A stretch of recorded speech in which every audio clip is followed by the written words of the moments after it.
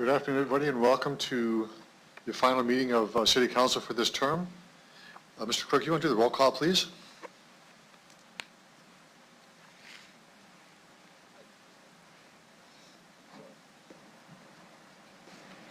Thank you. Councillor Young?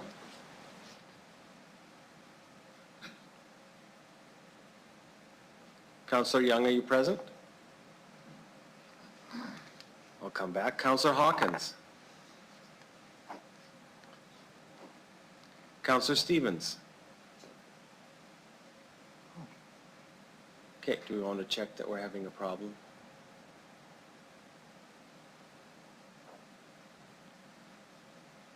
He's definitely, see his picture there, so he's connected. Councillor Stevens, are you here?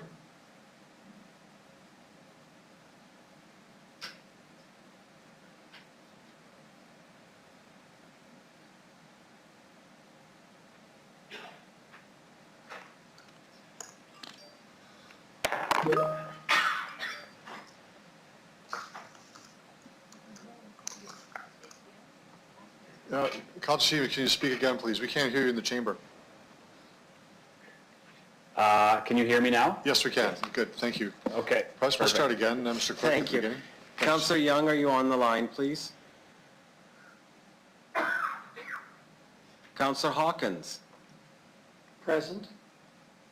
Councillor Bresciani? Present. Councillor Findura? Present. Councillor Murray? Present. Councillor Bryce? Present. Councillor O'Donnell? I'm here. Councillor Mancinelli's in the chambers. Councillor Flagel? Yes. Councillor Young, are you present? Mayor Fougere, you're in the chamber?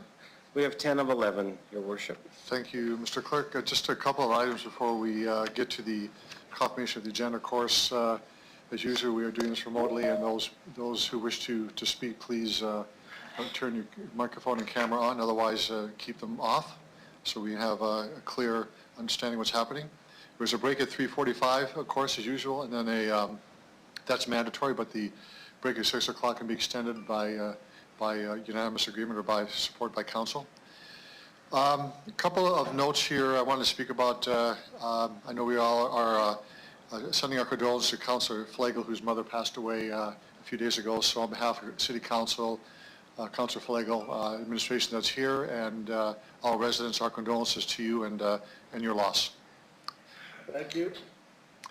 And while we may have time to speak after the meeting, I do want to highlight that there is one member of council who will definitely not be back, and that's Councillor O'Donnell. So I just have a few words about, I want to express on behalf of council and all Regina residents about Mike O'Donnell. And this is simply a snapshot of what he has accomplished over his 4 terms. He's been on council as a teacher, vice principal, and a coach over his 30-year career. He was very involved in the community as a commissioner of athletics for the Regina High School Athletic Association, and played a leading role in the Regina Soccer Association as its executive director and the creation of the Affinity Plex at Avarice Place.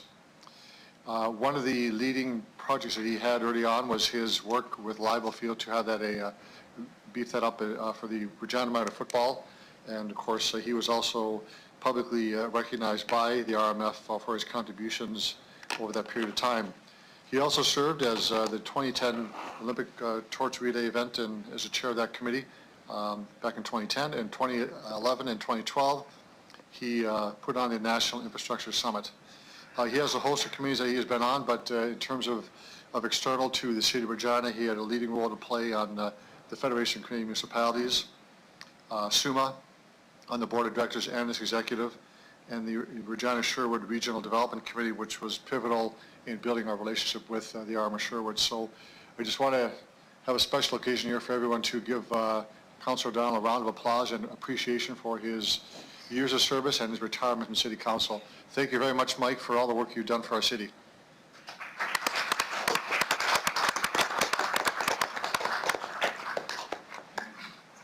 Mr. Mayor, and to everyone, thanks very much for your kind words. Thanks, Mike. So I have a motion to adopt the Mike? agenda as, A video of chamber, excuse me? or I don't, anyway. Say that again, Councilor Flego? I have no video of chamber. Oh, Madam Chair, I just joined, my iPad would not bring up the meeting. okay, you have the audio but not the video. Okay. Anybody else have that issue?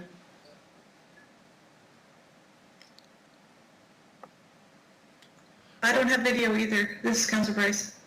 Okay, so maybe we can have some technician come and look at this as maybe we continue the meeting. I don't know if we have any slide presentation by the administration, so that is a limitation, but we're not missing information. So a motion to confirm the agenda with the additions from the clerk's office, please. So moved, So moved. Hawkins. Hawkins and seconded by Councilor Massanelli. Anyone opposed? That's carried. Thank you. So we have adoption of minutes of a special meeting held on September 2nd and the regular meeting held on September 30th and October 6th. Could I have a motion to adopt those minutes, please? Bresciani, so moved. Okay, Councilor Barshani, thank you. Councilor Massanelli again. Anyone opposed to the minutes being approved? Thank you very much, everyone. So we'll begin with delegation advertised and public notice bylaws and related reports and table reports. The first delegation is Mr. Stu Niebergall from the Regina Region Home Builders Association. Mr. Niebergall, are you there?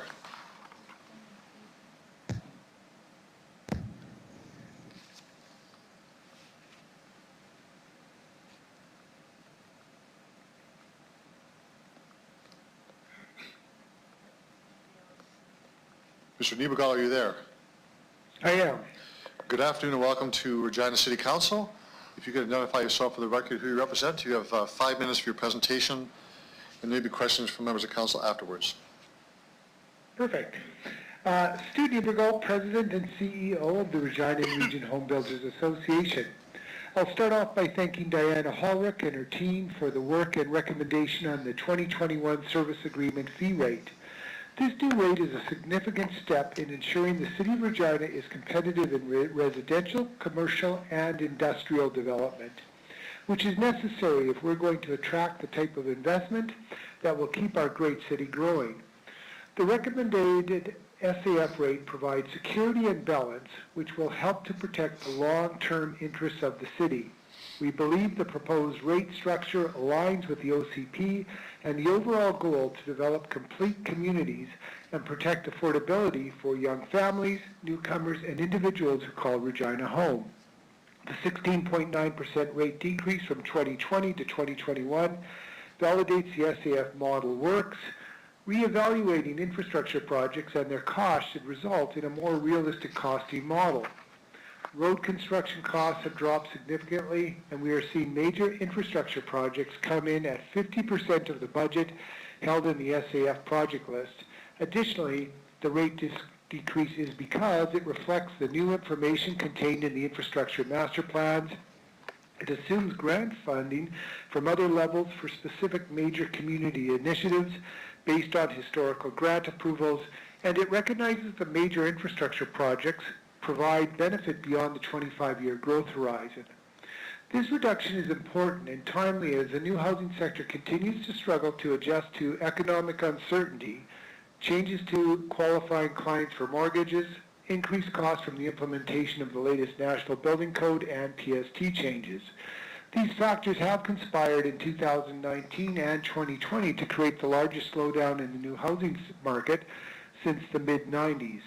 In addition, we have seen the loss of a few thousand direct and indirect jobs in the residential sector. Economic Development Regina describes Regina as a city where you are free to be whoever you want to be, where you can be inspired to pursue your dreams and to find success in every aspect of your life. A significant component in achieving this has been the growth of our city over the last decade. We are now at a point where growth in our community and in our sector can no longer be taken for granted. We require development that encourages smarter growth in a transparent manner and promotes investment in our great city. We look forward to the completion of the SAF policy review and the opportunity to continue to improve the SAF model.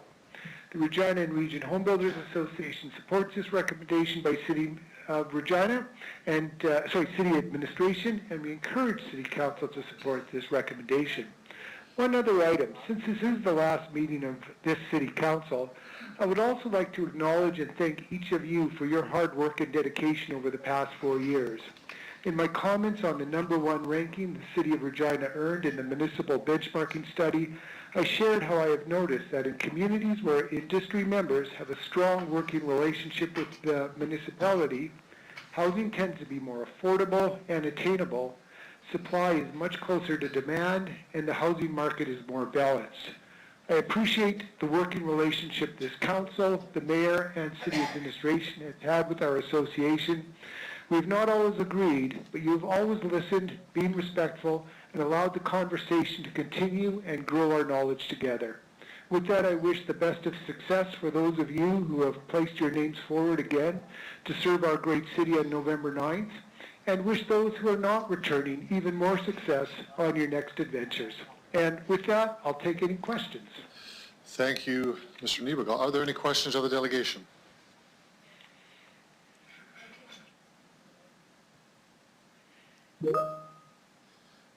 Councilor Fendura.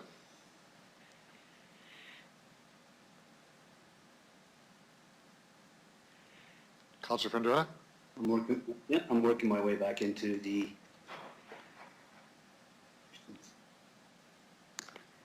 There we go. Thank you, Mr. Niebergall, for presenting. I've got one question with the servicing agreement fees. The function is to support the growth of the city. If by chance, let's say you eliminate those fees, I need to ask a question of your association. Is that a deterrent? The fees, or is it SAF deterrents in the growth of the city? Will removing them will be the benefit? What would your answer be, sir? Mr. Niebergall. Well, yes, it's not. That's a very difficult question. In that, if the fees were removed completely, obviously that would have a pretty positive effect, on the affordability of housing, because it would be one cost that would appear to have disappeared. The challenge becomes is how do we fund the future infrastructure that's required to grow in this example, the OCP, and in this SAF rate to a population of 300,000 people. So, I mean, the SAF model is actually an important model for the industry, because it does create a funding mechanism that does support growth.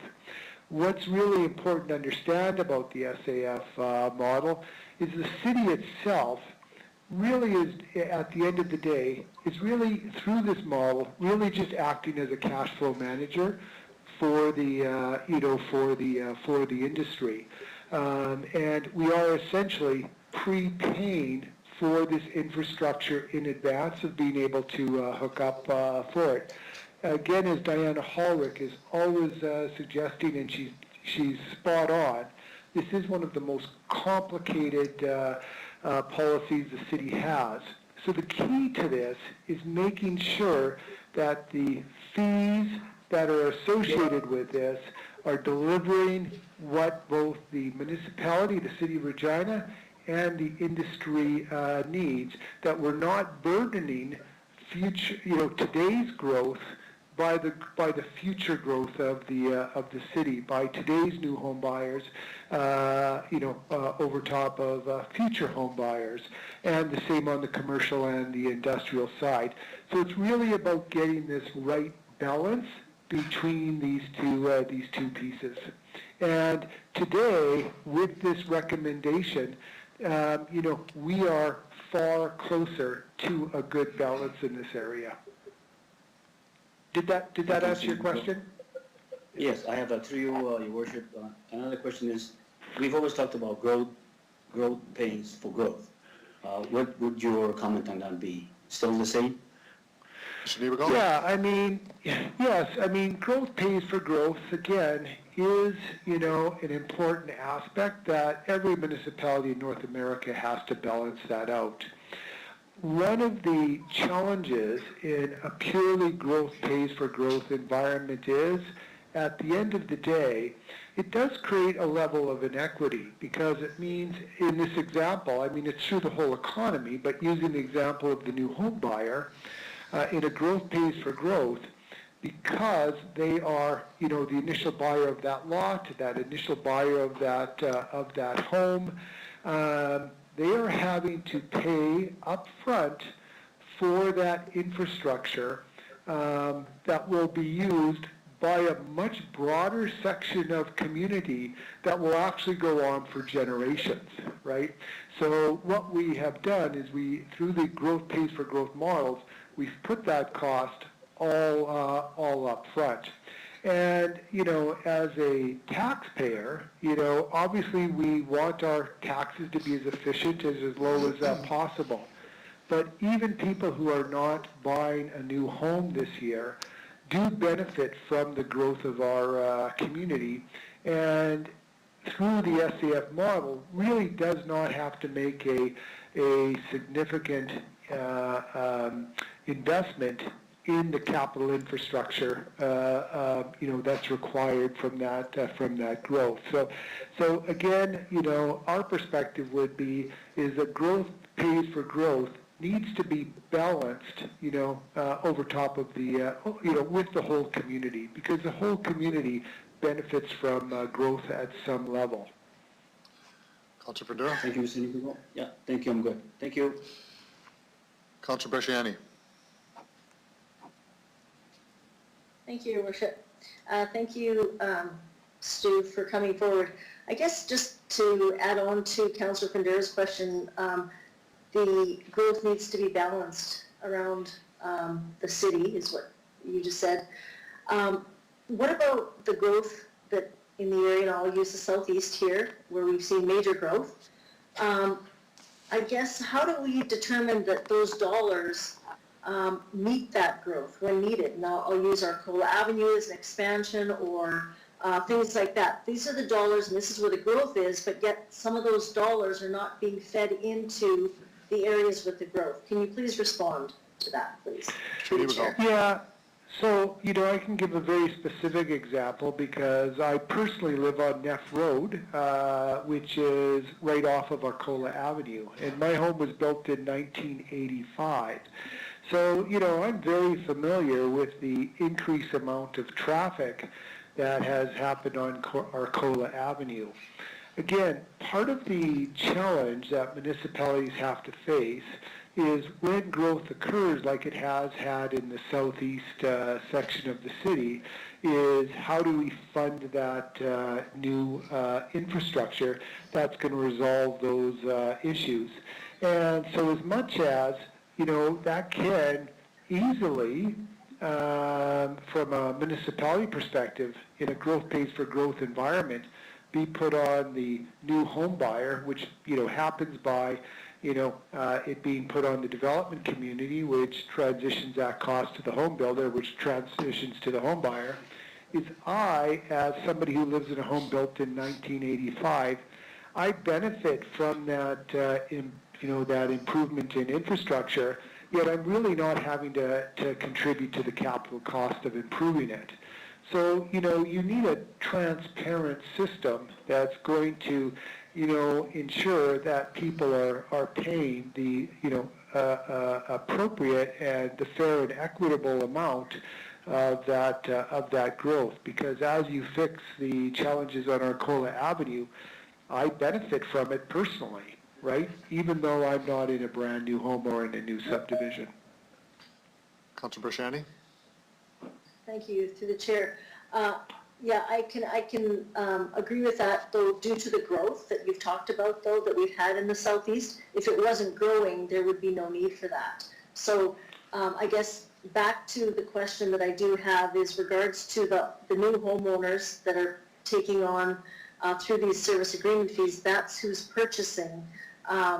That's the purpose of these service agreement fees. But I guess the question is, because now we're going to see a reduction in this, are there going to be some projects that are going to be compromised?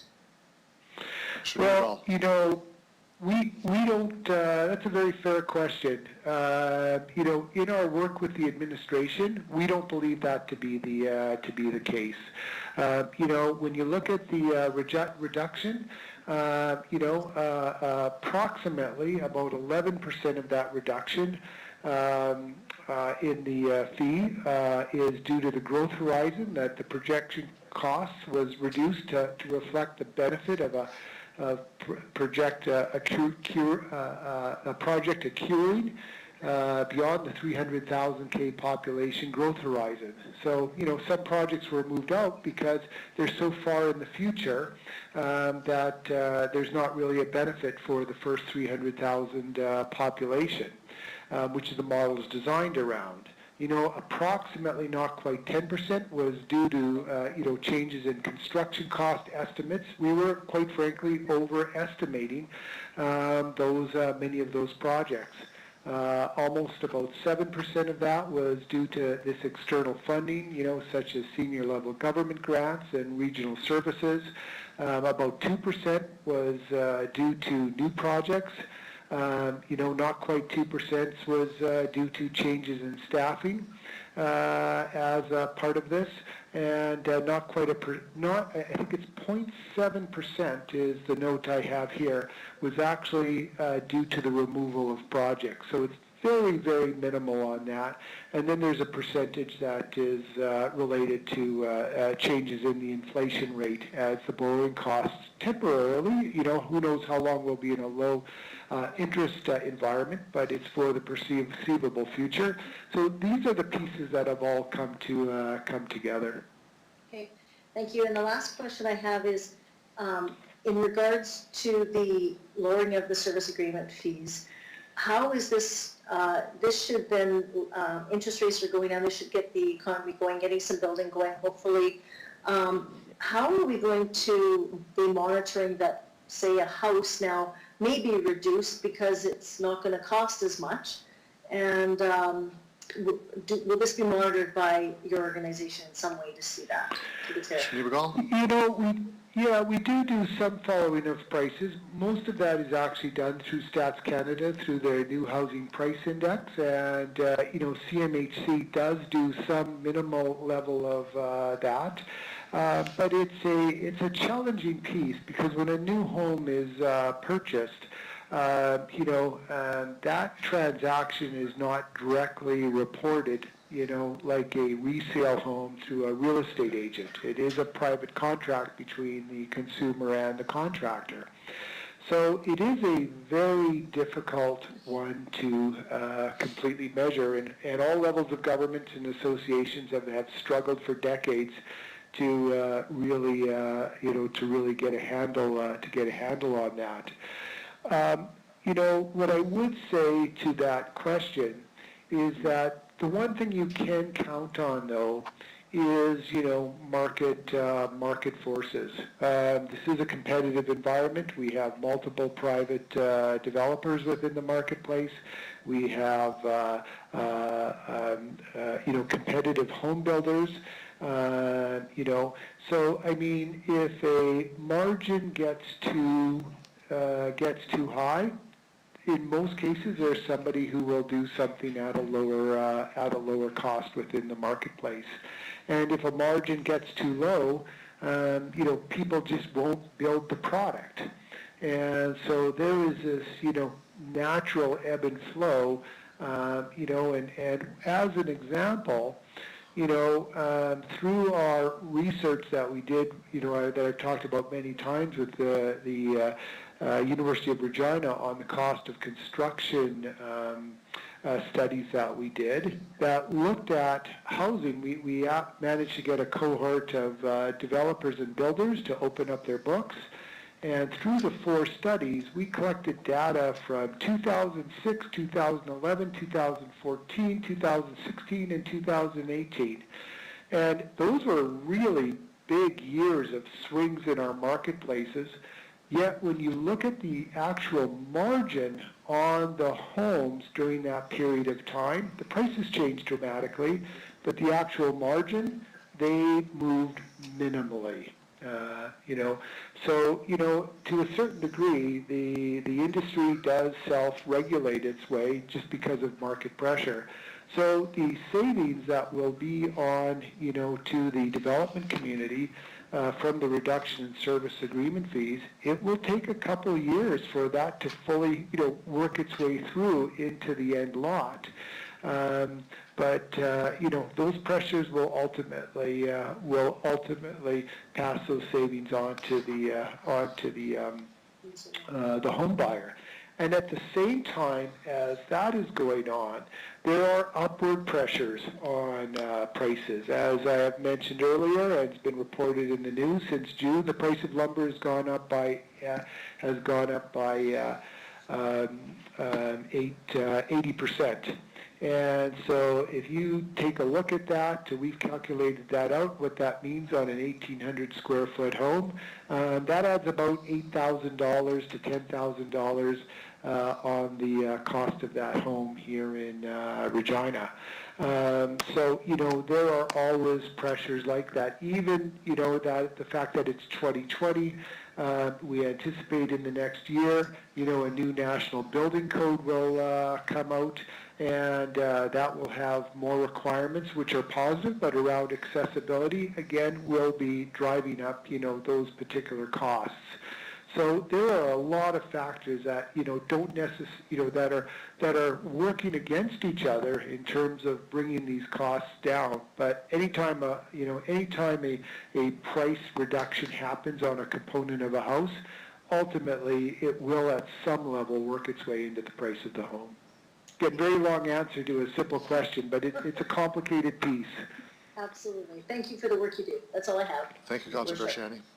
Other questions? I have one, Mr. Niebergall. Could you just let us know who does the RHBA represent? Who are your members? Yeah. So, we've got a very large group of members, and before, I just directly answer that question, I just kind of want to explain a little bit how, we do get in front of you at council and why. And the work we do. Because as you know, as all people or groups that, come before City Council, they do have a self-interest, in the outcome in mind. So what we do at the RHBA is work through our community developer individual viewpoints to find consistency in perspective and often compromise as we do in as a collaborative manner as possible. And this is a great service to the City of Regina and the administration, as you do not need to go through all the work of, meeting with all the individual stakeholders on each item. So as an example of who our community developers consist of, it's Dream, Forrester Harvard, Carina Developments, City of Regina Land Development Branch, which by the way also holds a current seat on our board of directors, Terra Developments, Northridge Developments, Jaeger Developments, Geiger Developments, Evan Developments, Link Developments, Heidemann Developments, North Prairie Developments, Ferrante's, the Town of White City, Habitat for Regina, plus all the major consulting engineers to do the work for the City of Regina and the residential construction sector, like Stantec, Associated Engineers, and AECOM. So what we ultimately do, we bring the majority of these community developers together to bring insight to public policy decision makers on matters that affect our industry and new home buyers, all through that lens as a partner with the City of Regina. And that's why we are often in front of this City Council, working very diligently with the City Administration, all in an effort to build a better Regina, and again, asking you to support this recommendation. Thank you, Mr. Niebergall. There are no more questions. You can retire now. Thank you very much. And Great, thank you. Thank you. I'll ask for a motion to accept communication 20-44 from Jason Carlson from Dream. Motion to accept So that. moved, Councilor Price. Councilor Price, and seconded by Councilor Massanelli. Anyone opposed to that? Thank you very much. So we'll move on to our main report, which is from Executive Committee, City of Regina Servicing Agreement Fee, Development Levy, Intensification Levy, Annual Rate Review. Councilor Massanelli, do you want to introduce that, please?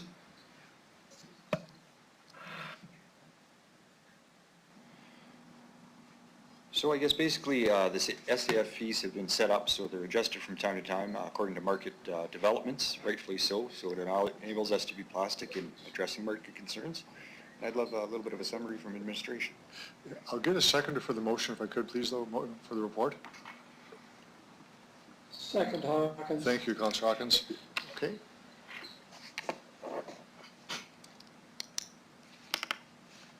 Ms. Howard, do you want to give us an overview, please? Sure, through you, Mr. Chairman. So the city is governed by the Province's Planning and Development Act, which dictates what kind of costs can be charged to the servicing agreement fees. The policy was approved by council in 2015, and we conduct an annual rate review. So just a quick reminder, with the policy, projects that only directly benefit a single area are required to be paid by developers of that area directly and not by SAFs. SAFs are collected to fund the major infrastructure investments that are required due to growth that serve more than one development area. So for example, the widening of Victoria Avenue or SAS Drive expansions, wastewater treatment plant, etc. So these investments are required to support a 300,000 population growth horizon. And so those capital costs are allocated appropriately between the greenfield development, existing areas, so existing taxpayers, and then the intensification area. So each year we review the detailed project information that feeds into the model, and it's updated. As Mr. Niebergel said, there's many factors that we look at, and that's why we look at the model every year to look at different factors that are coming into the projects and new information that can come in from new studies, et cetera. And then as Mr. Niebergel indicated, we did take into consideration some things like timing, grant funding, and things like that. So those all came into play when we reviewed the model. The model is funded and nets out at zero at the end of the growth horizon. So that's how the model is put together. And then the model's the model, and then the projects that make up the model make up our capital program. And so that's approved by council every year, our 5-year capital plan, and projects move around depending on the needs of the community, et cetera. The one thing to note, it is governed by the Act, and so that's very restrictive on what can and cannot be in the model. And so we need to follow the rules very closely with respect to the legislation. So I'd be happy to answer any questions that council may have. Councilor Massanelli, you have a few minutes left on your time. Go ahead. Thank you. I would like a little bit of clarification around the financial impacts on page 206 of the report. It talks about the SAF reserve going into a deficit position for some time, and about debt solutions in there as well. I'm just wondering if there's any comment. Ms. Harlech? Through you, Mr. Chairman. So it does go into a deficit. As I said, the model, it'll come into positives where we'll be have surpluses, and then it'll go into deficits. When the policy was approved, council did approve that the deficit could go down to 50 million because it is the life of the model, but at the end of the model, everything will zero out. So we collect the fees over the lifetime of the growth horizon, and we get those fees and they feed into the model. So you will see ebbs and flows within the model where it will go into surpluses and deficits. Okay. I guess follow up on that. I thought that municipal government couldn't run a deficit. So in these deficit situations, what actually happens? Ms. Harlech? Through you, Mr. Chairman. So it's when we say a deficit, we mean within the model it's showing, but we do borrowing and other things to balance it. So I'm not sure if Mr. Lacey wants to go into more details with respect to that, but in the end, it is the model. It's not a deficit like our budgeting. It's different. Mr. Lacey, do you want to add to that?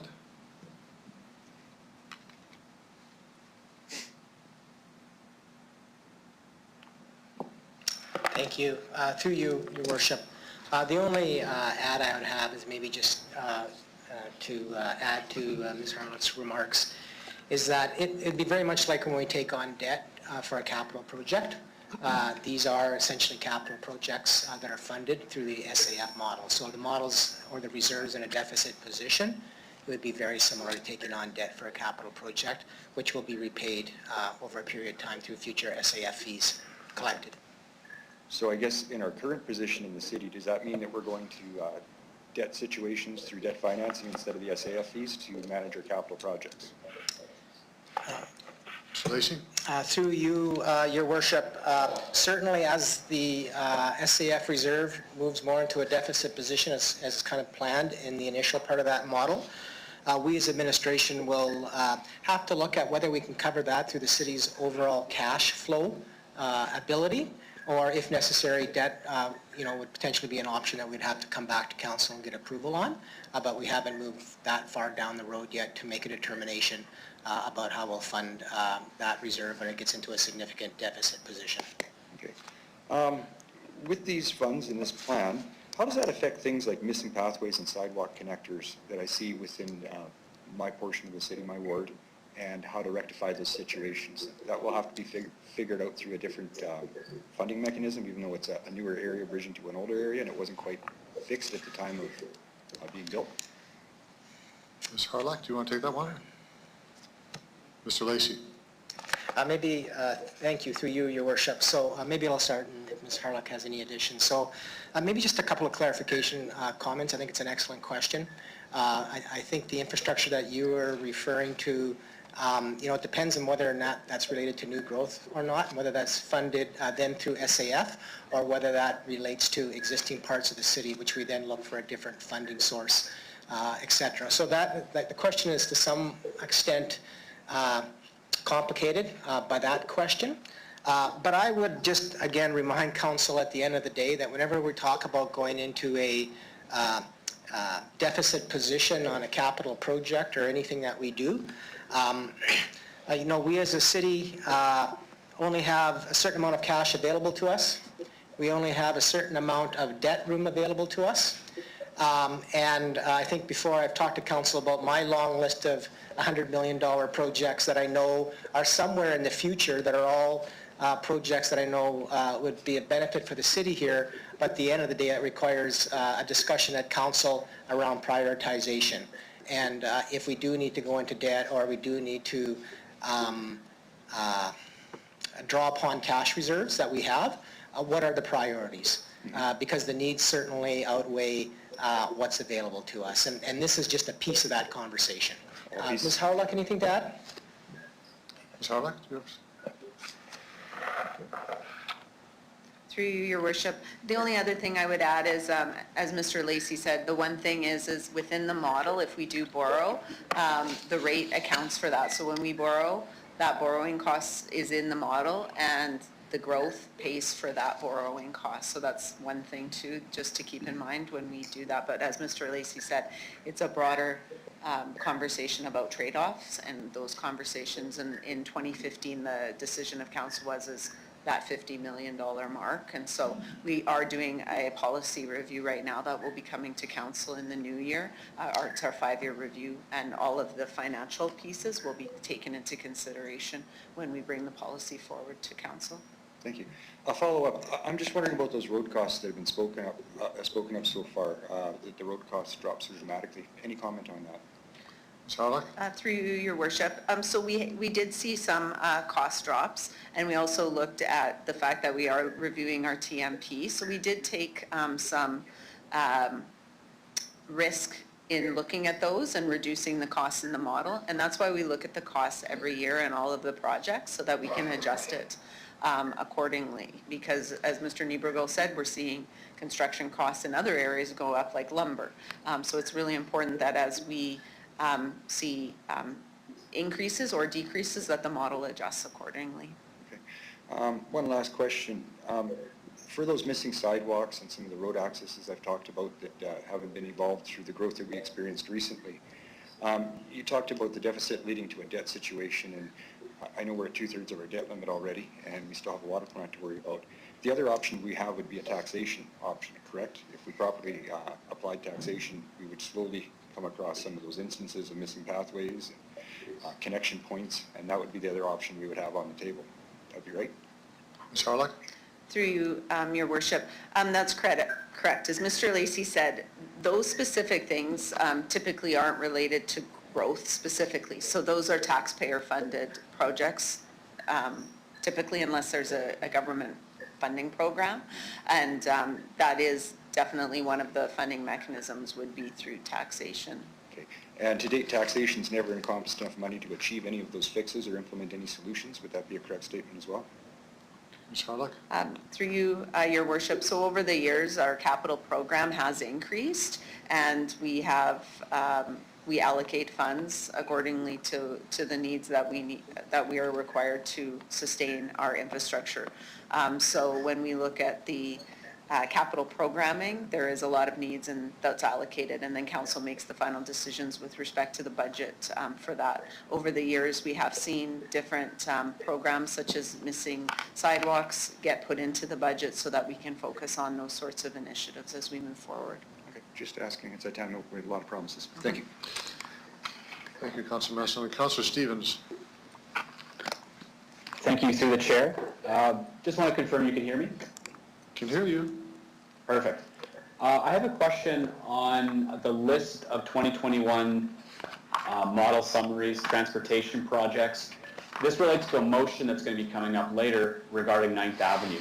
Do any of these projects listed in the SAF itinerary here, would they address the concerns that Councilor Mancinelli and residents of Ward 9 are concerned about? Through you, Ms. Harlock? through you, Your Worship. So I might ask Ms. Lugner if she knows specifically a project on the list. The list is looking for growth projects that would look for expansion and things of that nature. So with Coopertown expanding, 9th Avenue would have improvements. Ms. Lugner?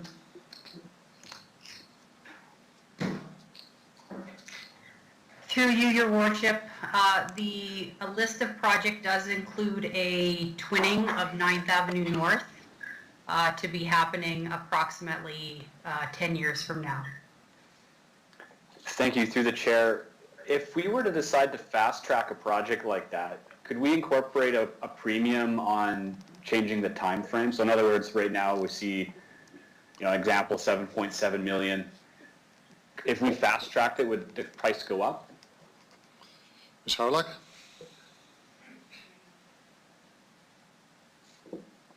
Through you, Your Worship. So council has those decisions to move projects up or down in the model. What happens is no, we cannot charge a premium for it. What it is when the costs come in, that's what is charged. What it does, though, is it affects our capital programming and just allocation of funds. And then depending on the cost of the project, it would draw, depending on the trade-offs, it would just draw more monies out of the SAF at a different point in time, which would adjust the overall financial model. But we continually move things in and around the model for various reasons. Like if this is deemed to be a priority, then we would bring it up in the program timing, and then we would just adjust the model accordingly. Councilor Stevens? Okay. Thank you. That's all I had. Thank you. Thank you. Other speakers to the report? Your Worship, I've got a question. I didn't have a chance to get on the chat. You got to put your name in the chat, Councilor Fundura. I'll go to Councilor Brashani, then you're next. Okay. Councilor Brashani. Thank you, Your Worship. Just in regards to looking at the project list, the transportation list, which is provided, page 2, page 3. In regards to the Southeast Region roadway capacity solution, and there's combined different options in there, 17 number, and that's Assiniboine Avenue, Wascana Parkway, Prince of Wales, and Arcola Avenue, the extension of a 2-lane roadway construction. That says, 2020, but there hasn't been anything there as of 2020. So what's the plan? You know, we've got it in there for 2020, but can you just elaborate on that, where that is on the list? Ms. Harlock? Through you, your worship. So that 2020 is the cost estimate. So it's the dollar value in 2020. That's what you're reading in that Okay. column.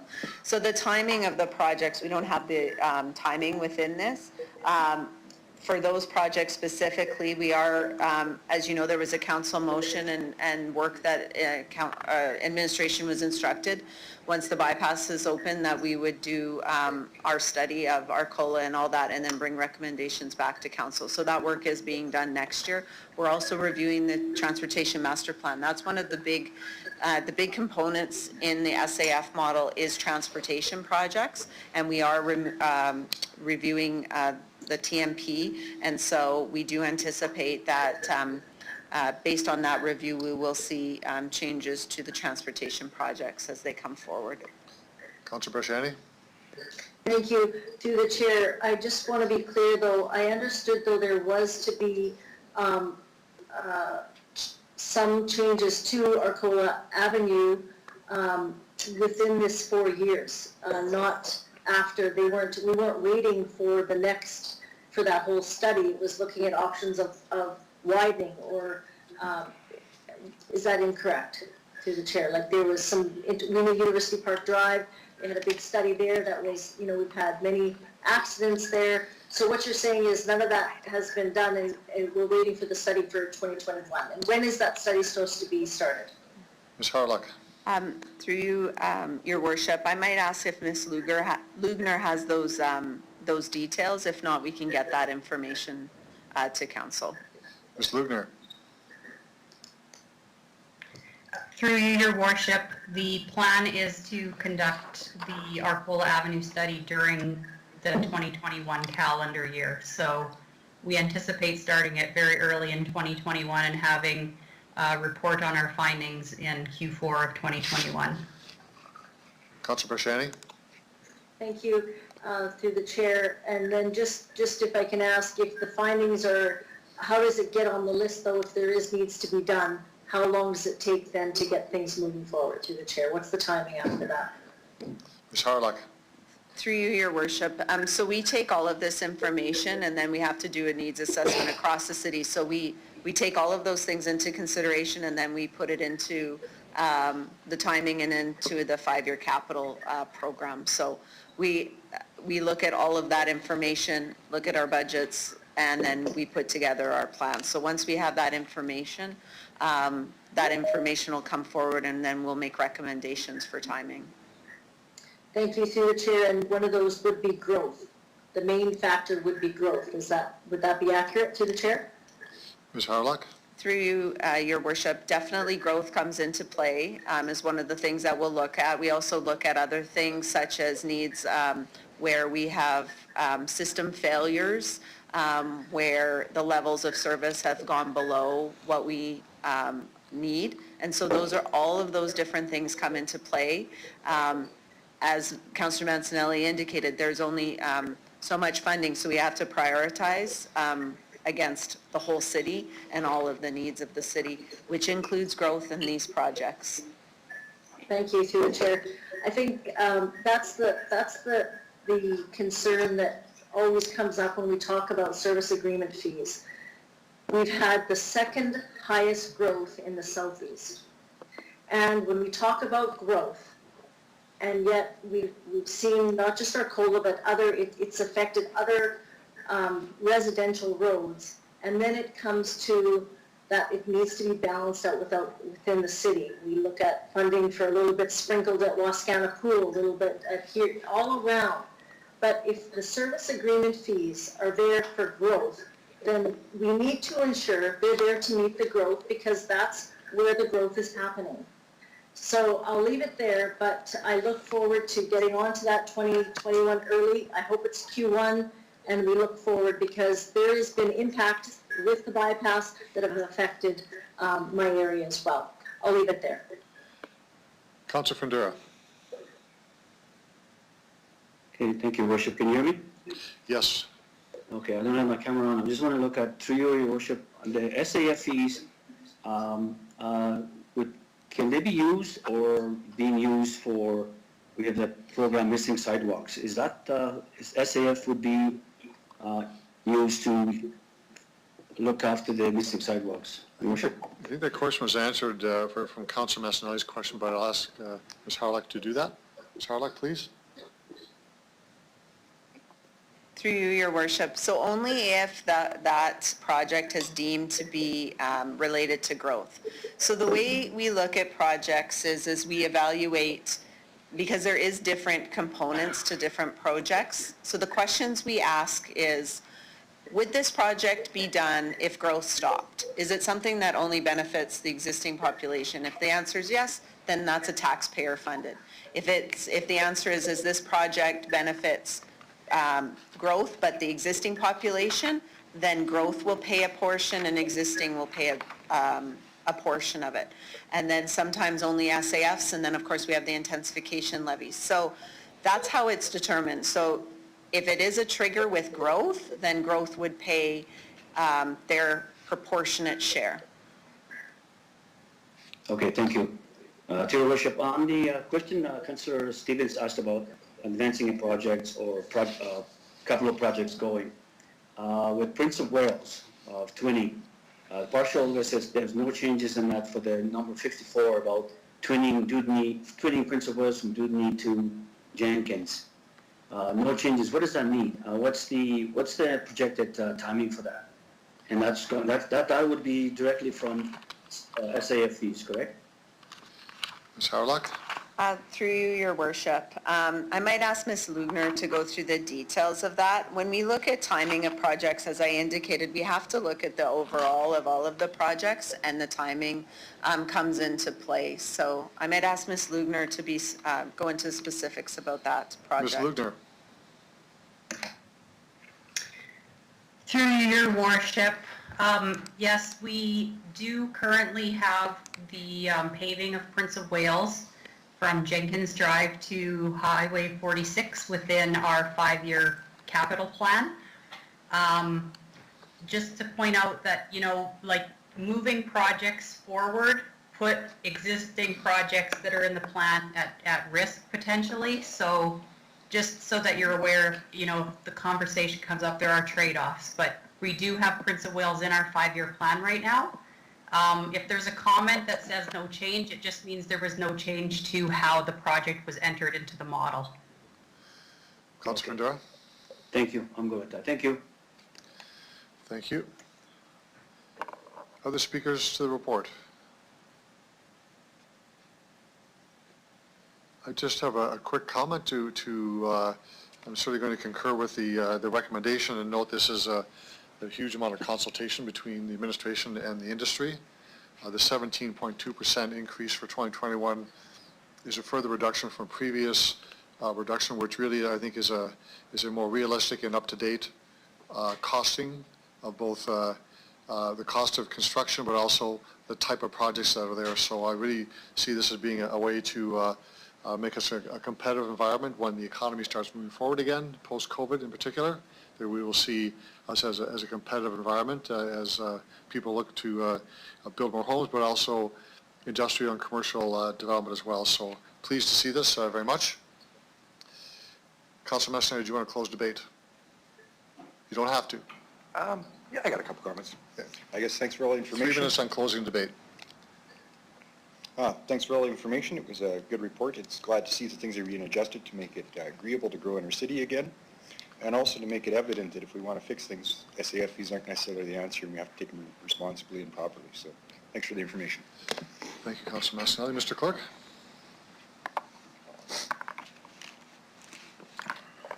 Thank you, Your Worship. I'll begin with you, Councillor Mancinelli, please. In favor.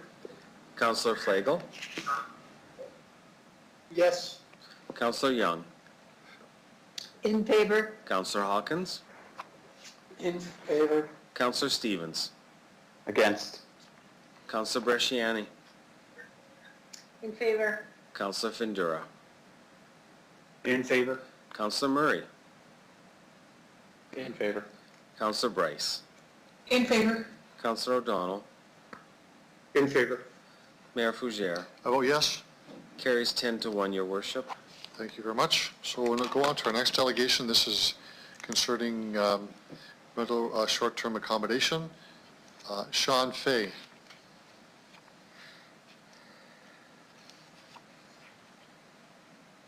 Sean Fay, are you there? Yes, I am. Good afternoon and welcome to Regina City Council. If you could state your name, who you represent, you have 5 minutes for your presentation.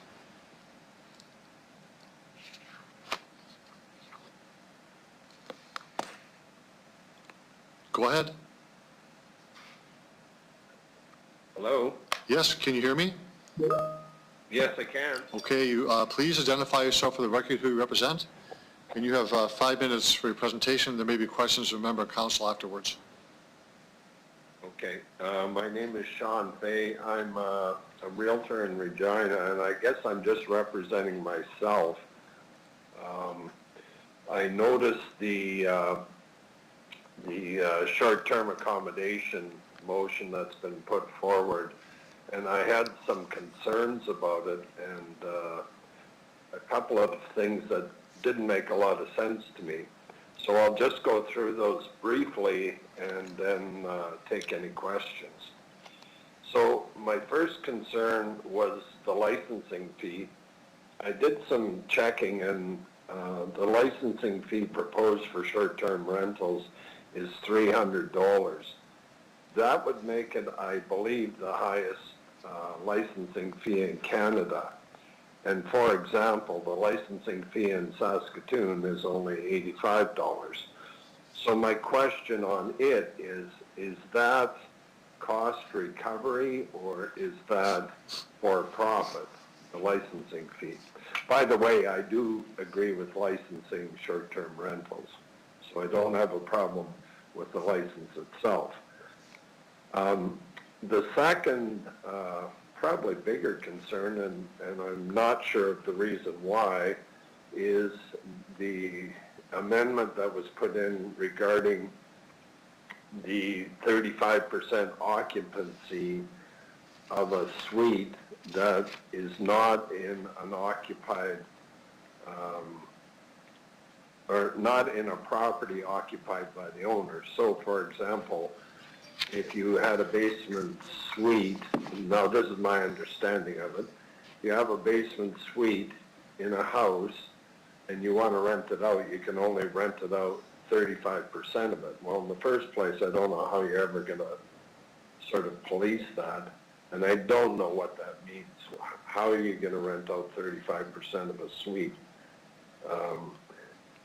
I do believe that this amendment to the motion was brought in to stem a problem that we had in Regina, and the problem was with some properties, they had been divided up into a series of many, many bedrooms, and they were rented out individually. Now this caused some concerns in the neighborhood because all of a sudden you had 10 different people not from the same family living in a house, and therefore the traffic was increased, et cetera, et cetera.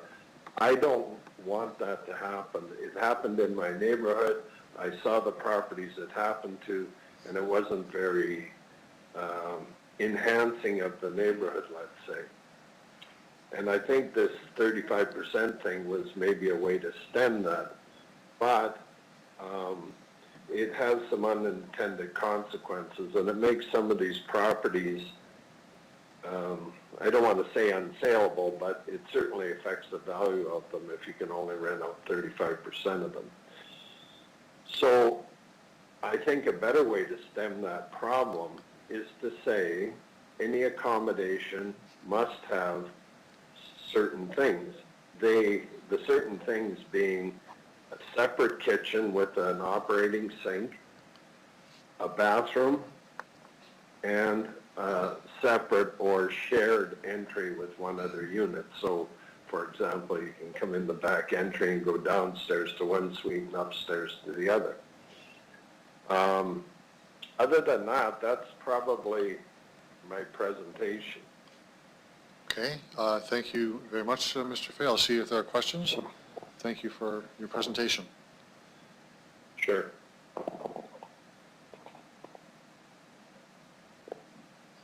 I guess you made yourself very clear. Thank you very much. You can retire now, and we'll move on to our next delegation. Your Worship, I put my name in that chat. Did you? Okay. I didn't see that, Councillor Fernera. Go ahead. Okay. Go ahead, Councillor Fernera. Thank you. Yeah, thank you, Your Worship. Mr. Fay, I just have one question. You mentioned about the fees. That's self-explanatory that you feel that the fees are high. But I've got a question on the 35%. You were talking about how you're going to rationalize and how you're going to police the 35%. Now, in your opinion, would eliminating or not even having 35% in the rule, would that, and then you mentioned about a separate entrance, separate bedroom, bathroom, if you say, kitchen, eliminating the 35, in your opinion, would that be a better way of going about this, Your Worship? Absolutely would be. It absolutely would be. And you know, what comes to mind is, and I sell real estate, so I've sort of been involved with this stuff. I don't own any short-term accommodations, by the way. You know, what happens if I sell somebody a duplex, meaning the main floor is one suite and the basement's one suite? All of a sudden, they can only rent out a small portion of the basement, and that doesn't make any sense to me.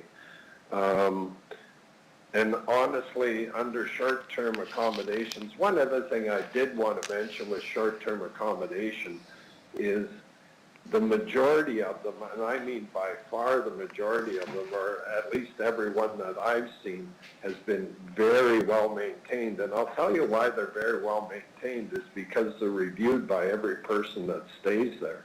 It's not like a regular rental property where somebody moves in and may stay, who knows, they may stay 5 years, 10 years, and the house becomes dilapidated, and it creates lots of issues for the city. Where short-term rentals, if you let it run down, your reviews will show that. People will comment that I rented this place and it's really run down, and guess what? All of a sudden they're not renting it anymore. So the 35%, I think, is just a real barrier for anybody to look at those properties. And they all pay taxes, whether they live in the house or whether they rent it out. So I think there's some demand for short-term rentals. Okay, thank you, Mr. Fay. Thank you for your response. I hope that answers. Thank you, Councillor. That's good. Thank you very much. Yes, it does. Yeah, thank you. Other questions of the delegation?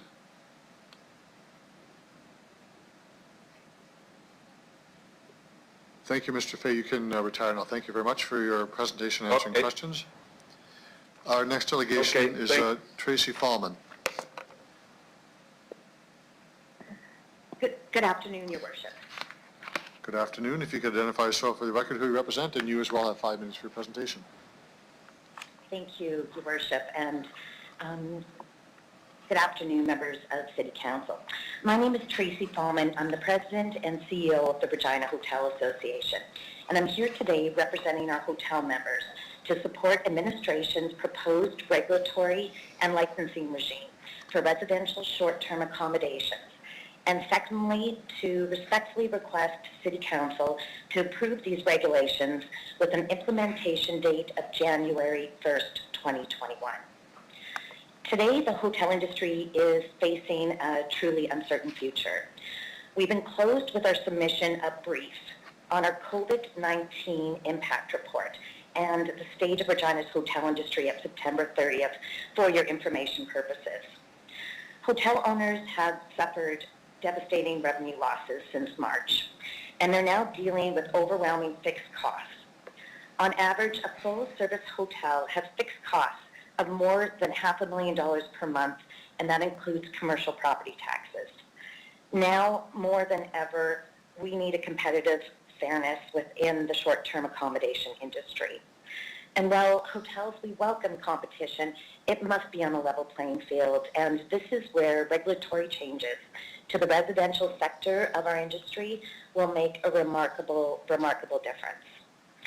To be clear, the RHA has never been opposed to true home sharing, where a homeowner rents out a room occasionally in their principal residence to generate some extra income. We believe that city administration has proposed a fair and reasonable licensing regime for this segment. However, what started as true home sharing has shifted to entire homes operating as commercial accommodation businesses in our neighborhoods. Our data today shows that 72% of the 257 active listings in Regina on popular online platforms like Airbnb are entire home rentals, and only a handful have been permitted by the city. So that's almost 200 accommodation businesses that have completely disregarded the current discretionary use process and are operating illegally today. The short-term residential accommodation sector should not be exempt from the rules and regulations designed to build strong local economies and successful communities. And as such, we support the regulations being proposed by administration, also especially on the commercial operations side. And this is defined in the report as secondary properties. It's a welcome first step to creating fairness within the industry. We fully support administration's recommendation to also require online platforms to comply with city regulations and the amendments that were presented most recently by Executive Committee. The regulations and implications of the growing short-term residential rental sector it's relatively new to every city across Canada. And we expect that once this licensing is in place, the city will have the data it needs to better assess impact and risk in our community. And as such, we really appreciated Executive Committee's recent support to our request for a 12-month review from implementation. And at this review, we ask that additional regulatory mechanisms are considered, and most specifically on secondary properties. They should not be afforded tax preferences that give them an unfair competitive advantage to hotels, and should be subject to commercial assessment. And we completely understand that this would require amendments to provincial legislation and encourage the city to pursue this option. In closing, the RHA wants to extend its appreciation to City Council, Mr. Wary and Ms. Shakowski, for engaging our industry and for the considerable amount of work and research and very thorough reports over the past 2 years on this file. We respectfully request City Council to approve these regulations and that they take effect on the original proposed date of January 1st, 2021. Our industry just simply can't afford any delay on this implementation. Thank you, Your Worship, and I'd be pleased to answer any questions you might have. Thank you, Ms. Fallon, for your presentation, and there are questions. Councillor Hawkins. Thank you, Tracy, for coming forward and for your helpful presentation. I want to be very clear on one point by asking this question. You're supporting a licensing regime as opposed to a discretionary use approval by council regime, both for primary home residences and for secondary residences. Is that correct, and why is that your position? Ms. Fallon? Through you, Your Worship, thank you for the question, Councillor Hawkins. That is correct. Today we are supporting a modern regulatory framework for the entire residential accommodation industry. What we've seen in the past few years is that the discretionary use model just hasn't been working. From our understanding, there's only been one operator that has come forward in the last 2 years under the discretionary use process, and we believe that the licensing and the regulatory regime will create the fair playing field that we're looking for.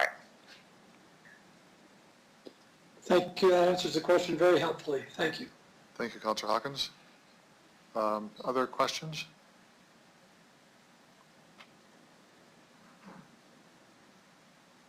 Ms. Fallon, I have a question for you then, just related to the effective date. The original proposal by the administration was for January 1st. It has now been proposed to be changed to July 1st. What is your understanding as to why that change has taken place? Thank you, Your Worship. From our understanding, part of the proposed delay that we're asking City Council not to support and to uphold the original implementation date of January 1st is primarily because of COVID. This report was to be brought forward in April. It is 6 months been delayed. We completely understand that. However, we believe it's absolutely reasonable with a January 1st implementation date. To be clear, we've never been opposed to individuals using their home sharing platform to rent out a room in their homes to make ends meet. But what we've been against is the continued allowance of almost 200 commercial operators that are acting like hotels without the same responsibilities to laws and regulations. And these should be this should really be upheld by anyone running a commercial operation. It's our understanding there's only been 1 in 2 years that is currently operating legally, and they should be provided with preferential treatment through this transition. So that's one applicant that we know of that should receive this preferential treatment. And as for other ones, they're operating illegally right now and should not be provided with the luxury to continue operating as ghost hotels in our neighborhoods. Okay, thank you very much for that, Ms. Fallman. There are no other questions from members of council, so thank you very much for your presentation and answering questions, and we'll now move on to the report. Thank you very much. Thank you very much. Okay. So if I could have a motion on report 26, please. This is a supplemental report on the short-term accommodation.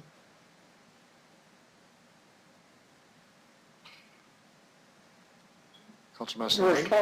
I'll move the motion. Okay, and for the purposes of discussion, can we assume that this information will go into the main report? And this could be receive and file and move it into the main report? I'm happy with that. Okay, so I'll take speakers on the main report, which is 79. Any speakers to the report? Yeah. Thank you, Your Worship. I'll simply introduce it by saying that we have a situation where we have SDAs, unregulated, whatever rules there are largely disregarded. This is a regulatory regime that has been carefully set out by the city administration. It involves licensing. I have one question for the administration. What is the process? What would be the process for obtaining a license? How long would it take? Who would adjudicate whether or not a license was awarded? What would be the criteria? Ms. Harlock?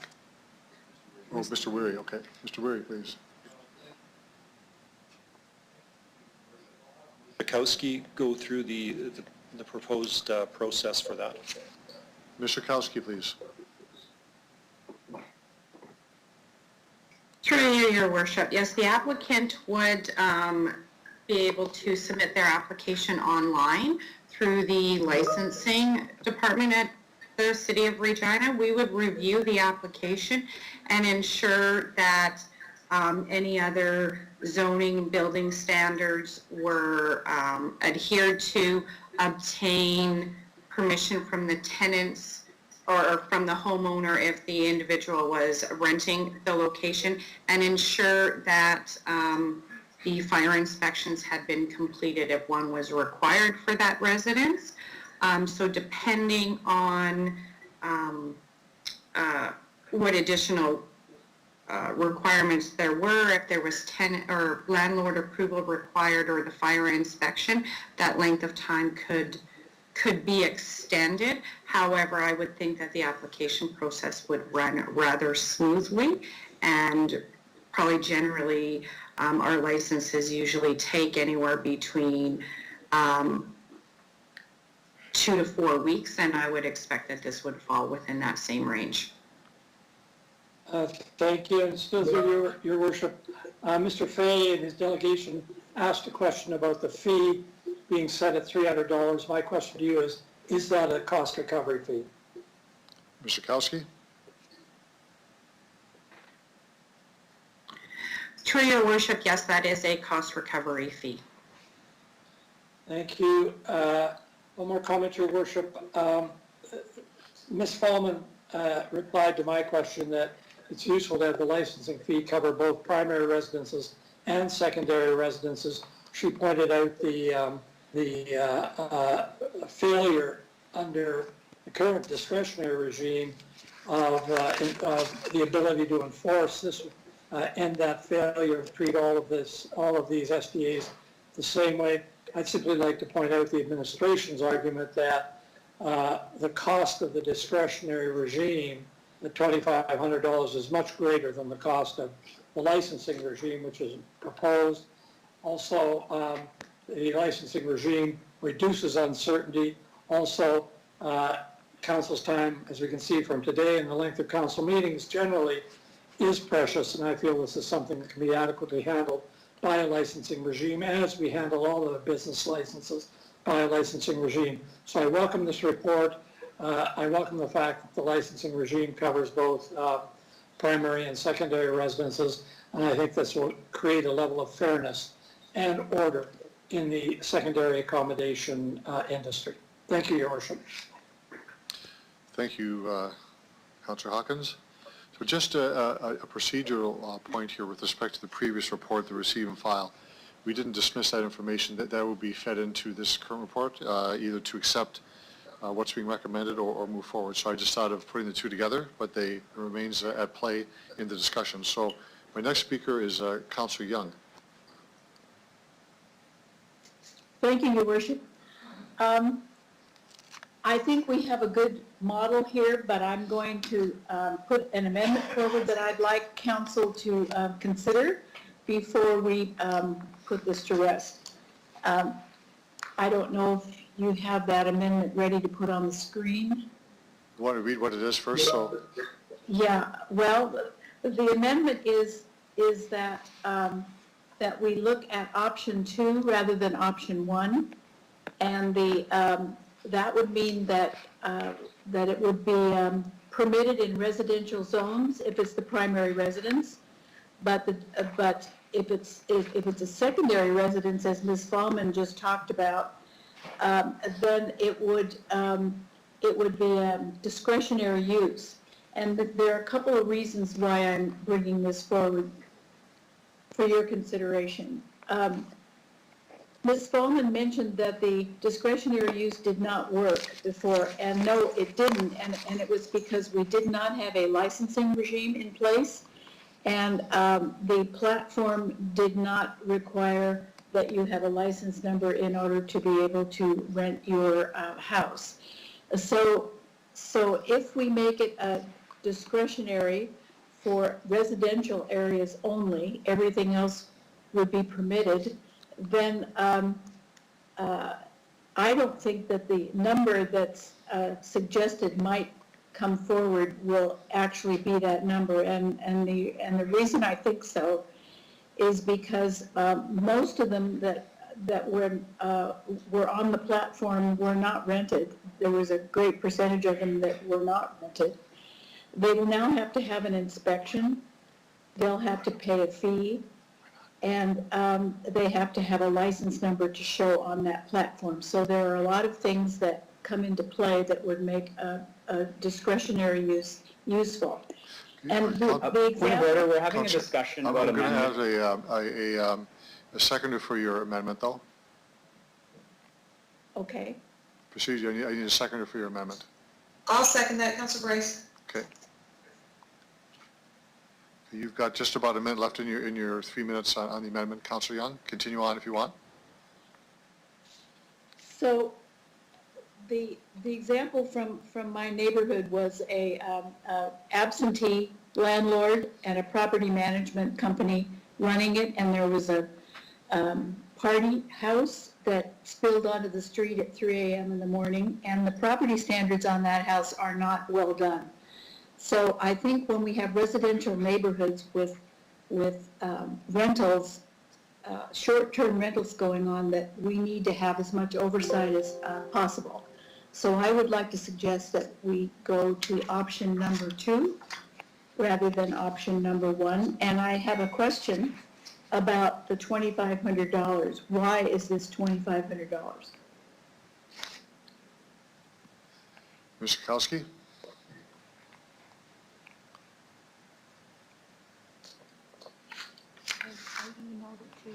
I emailed the amendment to you. Through your worship, if we could have possibly Diana Howerlock answer that question. I think it's related to more the discretionary use application than anything else. Ms. Harlock? Through you, your worship, that is correct. It is the cost of a discretionary use application and the time and effort for the staff to put the applications forward. Okay. Councilor, Could you I- almost finished your time. Go ahead.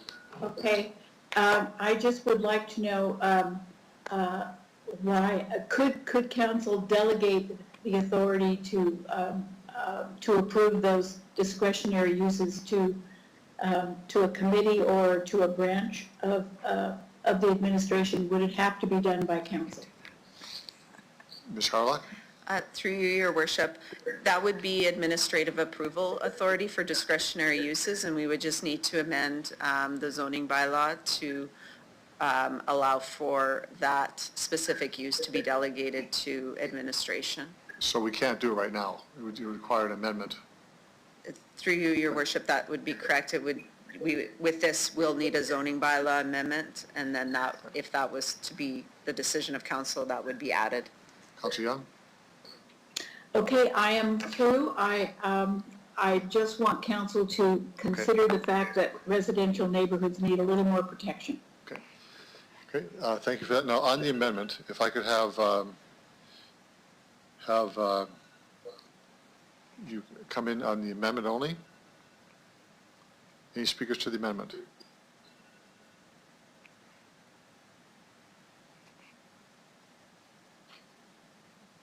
Your worship, John here. Councilor Fedora, go ahead. Yes, Amendment. So what? Can you put your name, make sure you put your name on the chat line, please, okay? I did on the main. Yeah, but you're on the amendment now, not on the main motion. Okay. So what would Councilor Young mention about protecting the residential by leaving the fees at 2,500? My question would be, what are we looking to achieve with option 2 with the fee of 2,500? Is that going to take a lot of the short stays or out of the residential? What is the intent of option 2 with the 2,500? Worship. Ms. Harlock? Through you, your worship. So if it becomes a discretionary use, then it goes through the discretionary use process. What that process is it gets circulated to the adjacent landowners within a certain distance, typically it's 75 meters. For comments, it gets advertised as per our notice bylaw. And then comments come in, and then we prepare a report, and it comes to Planning Commission, and then ultimately to Council. That's how discretionary use applications go through the process. And as you know, our fees are cost recovery, so if that's why it's 2,500. So if we were to do what Councillor Young was inquiring about, that could be delegated to administration. However, as we've talked to Council before, if there is a lot of opposition, then we would want to most likely bring the applications forward to RPC and Council if there's a lot of concerns. Councilor Fedora, go ahead. Okay, so I'm just trying to picture the comments or the motion comments made by Councilor Young about protecting the neighborhood. Would this kind of because when we looked at this first, to say to allow residents of their little extra income and all that, would this interfere with that, or is it something different? Maybe I'm not understanding. Can I get a little bit of clearing on that? Who would take that one, Mr. Kowski? Or Mr. Weir, either one?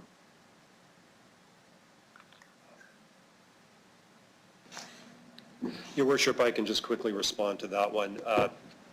The authority to charge for discretionary use is coming out of the Planning and Development Act. The licensing authority is coming out of the Cities Act. So two separate regimes, and I think it's perhaps obvious that the higher the cost of applying for the discretionary use, which is a one-time cost for the property owner, so it is different from the licensing, which would be an annual fee. So that there's a significant difference between the two of them. But as Ms. Harlock has indicated, these are both designed to be cost recovery process fees that are set. So. Councilor Pandura? Okay. I mean, it's, I understand the intent, Your Worship, but I'm still having difficulties, because we do want to encourage that there are some homestays happen. So my question is, would this fee stand in the way of residents? I understand that we need to protect the neighborhoods and all that, but would this stand, this process, this fee, would it stand in the way of someone that's, willing to put up a home for short stay? Is that going to prevent them from applying or going or using it, or? That's my question, Your Worship. Ms. Harlock? Through you, Your Worship, the fee may deter some people. It is the process, though, where we would circulate it and would go, as you saw, we had the application on Albert Street. It would notify all of the neighbors, and they would have that opportunity to put in their concerns, and then if it were to remain a discretionary use under our current process, it would come to RPC and council. So at the end of the day, the fee may deter, but it does take it down a different process path. Okay, that's clear. Thank you. Okay. Next speaker on the amendment is Councilor Bresciani. 3 minutes on the amendment, everyone. Councilor Bresciani. Thank you, Your Worship. So just, can I ask administration, I researched a little bit what Saskatoon was doing, and the juice, I think it says in there that they've used this discretionary use for the short-term rental properties in low and medium density neighborhoods. Is this what Councillor Young is saying, the same thing through the chair? I'll direct that maybe to Councilor Young for her intent. Sure. Councilor Young, you want to answer that? Yeah, it's just for residences in residential areas and not ones that are owned by the owner where the owner is renting out their house. This is for people who own the house but are putting it up full-time for rentals in the neighborhood. If you own a house and you want someone to stay with you, or you want to go away for a month and have someone stay there, that would not be part of the discretionary use. All right. Councilor Bresciani? Thank you for that. Thank you for that. So would this also be this similar to if it was in a condo, there would have to be the similar thing if that was the secondary residence, it'd be the same. That's accurate. I think I've answered that question. I just want to ask administration, is that how they read Saskatoon's as well? Hi. Mr. Wurry? I think Crystal's on, okay. Thank you, Your Worship. Yes, we're aware of Saskatoon's approach. We've reviewed that, and I'll ask Ms. Atchison to comment on the differences. Please. Thank you. Yes, through you, Your Worship. Saskatoon, just prior to our meeting on this, I believe last month, approved using a discretionary use approval in certain zones when it's not the primary residence. We did address that in our initial report, and this option was not recommended. Right now, we use a discretionary use process. We've had a non-compliance problem. It's prohibitive for people who want to make this use just because of the time and the cost, and that's why we did recommend moving to a licensing regime instead. In our research, Saskatoon is the only place pursuing this option. Councilor Bresciani? Thank you, through the chair. Are the neighbors, with the other option, are the neighbors notified through the chair? Mr. Wurry? Through you, Your Worship, in terms of efficiency, I'll answer that. No, through the licensing process, it'd be the same as if you applied for a residential home-based business. You apply for your license through the city and provide us with the information required, and the license is issued if you meet the requirements. Okay, thank The you. discretionary use process is more of a planning process. Okay. Councilor Bashani? Thank you. And then in a year, we're supposed to get a report back. Is that accurate? We are, yes. Okay, so I would support this motion just in the fact that this gives us a little bit of time to not let all of the reins go at one time.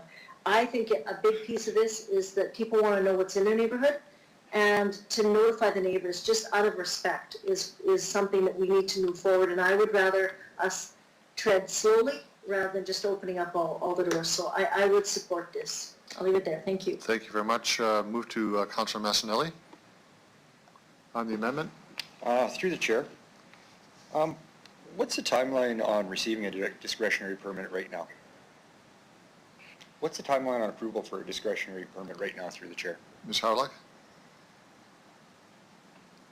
Through you, your worship, it depends on the complexity of the application, but typically 4 to 6 months. 4 to 6 months, and the permit process is 2 to 4 weeks? Pardon me? And the permit process would be 2 to 4 weeks, correct? Ms. Harlock? Through you, your I'll worship, just do you mean clarify the? one time. Yeah. So the permit that you guys recommended is a 2 to 4 week The process, licensing. and discretionary permit is 4 to 6 months. Is that correct? Ms. Harlock? Through you, your worship, so the discretionary, if it was a discretionary use process, could take upwards of 4 to 6 months, depending on the complexity, and then the licensing permit, I would defer to Mr. Weary on that timeline. Mr. Weary? Yes, your worship. I think Ms. Schakowsky already commented on the timeline for permits. I think it would be 2 to 4 weeks. Again, this is still depending on the volume, and also just that it is a new process for us. So, but that's what we are estimating as the proposed timeline. But we do, at least with the initial license, we do remind council that there are other agencies that potentially are involved, so there would be the potential for a fire inspection of any of these units. And so that is, we would be somewhat at the mercy of the timeline for those being completed. So, sorry, just to clarify, for secondary properties only. Thank you. Councilor Massanelli? What else do we require discretionary permits for besides this one endeavor? You use them throughout our city. Are they all on that 4 to 6 month timeline as well? Ms. Harlock? Through you, your worship, so there's a multitude of discretionary use, depends on the zone that you're in, and as I said, it depends on the complexity of the application. Some applications can take longer just because the public consultation process, but typically it would take that long because we need to circulate it, do the advertising, then prepare all of the reports that need to go to RPC, and then on to council. So that's why the timelines are that long. What's Saskatoon's discretionary permit process? Is it similar to ours? Ms. Harlock? Through you, your worship, I don't have the specifics, but it would be because the discretionary uses are outlined, in the Planning Development Act, so most municipalities follow a similar process where they will circulate it, advertise it, and then go through that process. I do know that Saskatoon does have some delegated authority for some discretionary use applications and land use types, so that does speed up the process because you bypass the committee and council process. Okay, and if we were to tag this on to what we go through with discretionary permits already in council, would we be impeding other businesses who already have problems achieving discretionary permits because of the amount of houses affected by this? If we weren't to change the approval process to administration being able to make decisions? Ms. Harlock? Through you, your worship, as I had indicated, if there was a larger outcry from the community, like if it was a delegated authority, I think that's what you're asking. Correct. What we've recommended to council, we still owe council a report on that about that issue, but our recommendation was that if it was controversial and we got a lot of pushback from the community about that use, we would put it through the full process, which would be RPC and council. Okay. Do you track your track record for recommendations with discretionary permits and council's adoption of those recommendations? Do you have any idea of how often we agree or disagree, or if they kind of follow a status quo? We are straying away from the issue here, which is discretionary use on this application, Councilman Nassali. We've had that information shared with us before. Yeah, So I just want to just narrow it down, please, back to the issue what we have before us, please. Okay, Just go a ahead. clarification question. If we agree to the amendment, do we not also have to follow through the discretionary permit avenue of it for the implications it might have? I think we follow the regular discretionary use process unless we delegate it to the administration, which means we have to amend another act to do that. Okay, so my worry is if with the amount of applications, if we don't modify what's going on, we're going to have unwanted effects happen to discretionary permits, and businesses kind of depend on those. So I'm just making sure that we're not adjusting our timelines or moving in a way that might catch us by surprise. Okay. Ms. Harlech, do you want to comment on that? Yes, through you, Your Worship. So when we did zone forward, there was about a 98% agreeance rate. But what it does is if it does go that, it increases the time and agenda items. But we are, as I indicated, bringing a report back to council in the new year about this very thing, about delegated authority. And I guess just more to my point, to clear up, I don't mind the amendment as put forward, but I'm very tepid about the effects on discretionary permits, the timelines to do business in our city, and the cost of the discretionary permits. So without one adjustment for the other, we would only forego longer timelines for people trying to do business on other projects. So I guess I don't want to go any further. I got my thoughts out. Thank you. Thank you for that. Councillor Hawkins, on the amendment. Thank you, through your worship. I have a question for the administration. Under the licensing regime, are the licenses renewed annually, and if a house proved problematic, would that be taken into consideration on the renewal of the license? Mr. Wurry? Yes, thank you, Your Worship. I can start, and then I'll ask Ms. Atchison to elaborate further. By problematic, I will take Councillor Hawkins to mean not following rules, regulations, laws of the city, and that would be a consideration in terms of whether a license would be renewed. But I will ask Ms. Atchison, who has drafted the proposed bylaw, to comment further. Ms. Atchison. Through you, Your Worship, there's a number of reasons. First of all, yes, they would be renewed annually, and on reapplication, they'd be reviewed, and we've listed reasons that it could be denied, and one of them is if the unit is in violation of any city bylaws, or persons in the unit have violated a city bylaw. So it wouldn't be automatic if there was one bylaw infraction. You know, it would depend on the situation, but I mean, if there was a problem property like you're talking about, it would definitely qualify to not receive its license or even revoke its license. Councillor Hawkins? That's the point, thank you, that's the point at which I think the neighborhood protection, which is important, should kick in. I want to ask one other question. How are neighborhoods generally protected through the bylaws? Parking, noise, those kinds of things. Do our bylaws adequately protect neighborhoods in that regard? Mr. Wurry? Thank you, Your Worship. We don't propose any changes to those bylaws. Noise complaints would be covered under the existing bylaw, and so those would be reported. I mean, one of the most common ones that we receive that are often investigated by police are noisy parties. So we do have complaints of that nature, that where the charges are laid and they are prosecuted in our bylaw court. Parking regulations would continue as normal in terms of whatever the street parking requirements would be for residential neighborhoods, and as we know, most of them have a 24-hour parking limit in most residential zones, so that would be what would be planned there. And of course, we would rely on the neighbors to file complaints if there are problems with their property. And again, if they're not following the rules and regulations of the city, we would investigate them in the normal course. Councillor Hawkins? Thank you, Your Worship. The last question. My understanding is that the public was surveyed when these regulations were developed, and that the public's reaction was that a licensing regime was to be preferred, both in the case of primary residence and in the case of secondary residence use as SDAs. Is that correct? And does the administration have the numbers readily at hand indicating the public's favor of the licensing regime? Mr. Wurry? Your Worship, I'll ask Ms. Schakowsky to comment on the public consultation that we did in relation to this report. Ms. Schakowsky? Through you, Your Worship, yes, we did survey the public and had responses where 77% of the respondents agreed with licensing short-term residential properties. Thank you, Your Worship. I'll just say that I am not in favor of the amendment.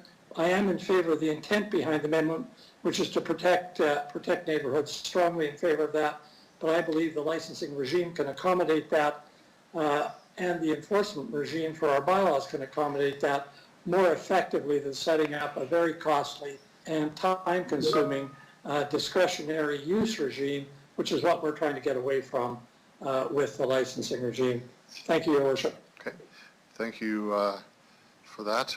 Councillor Stevens on the amendment.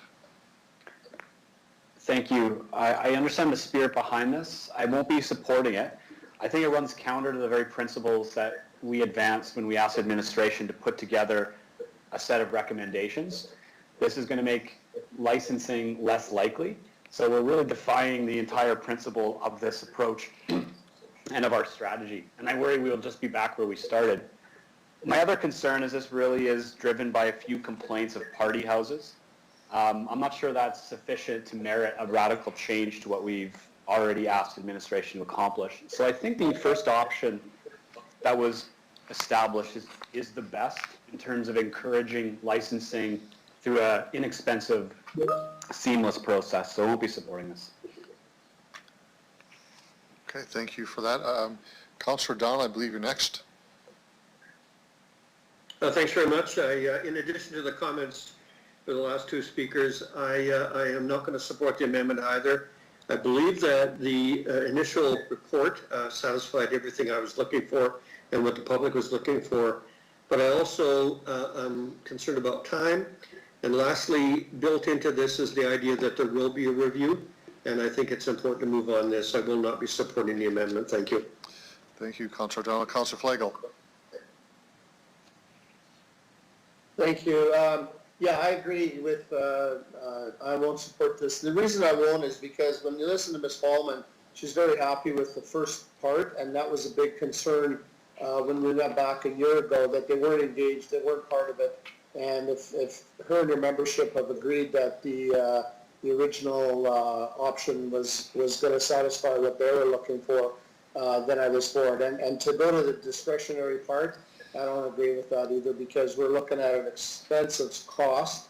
It's going to be prohibitive for a lot of people, and we don't need that. And I mean, we've bogged down administration enough with other reports and all that other kind of stuff, so I'd rather not see us throw another piece of stuff into the mix for them. So I get it, I see it, but I mean, even in option one, or no option at all, there's party houses all over the city. We've got them up in my area of town too, and unfortunately, we need to maybe do a better job of bylaws and all that other kind of stuff, that maybe we can deter a lot of this party housing stuff. But hey, parties are parties, and we don't know where they're going to be, and until they've happened or happened.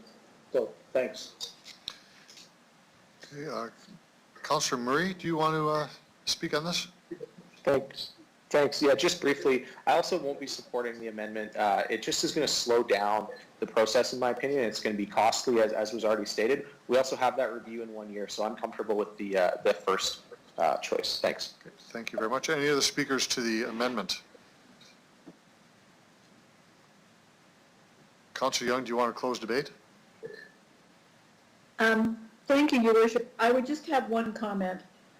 If if this were to go forward, if not now, perhaps in the future, if we think we need it, I think that we could add that we would delegate authority to approve discretionary use on secondary properties to the administration. It would cut down the time, it would cut down the cost as well. That's all, Your Worship. Okay, thank you very much for that. Mr. Clerk, on the amendment, please.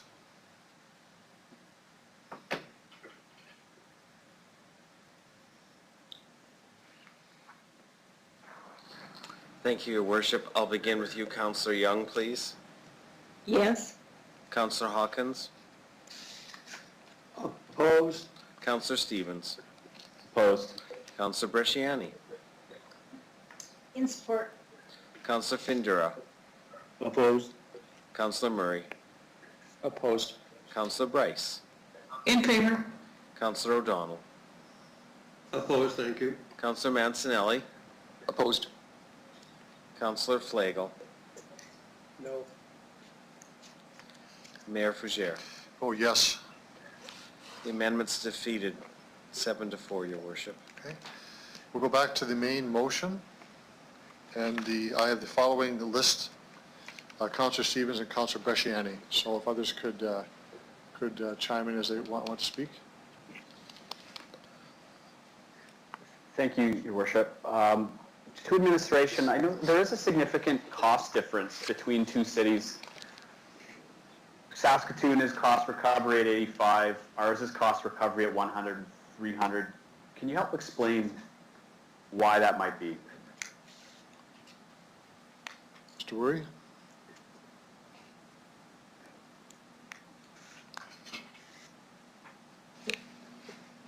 Thank you, Your Worship. I'd ask Ms. Schakowsky to respond to the costing analysis that was done to come up with these recommendations. We talked about this last time. Ms.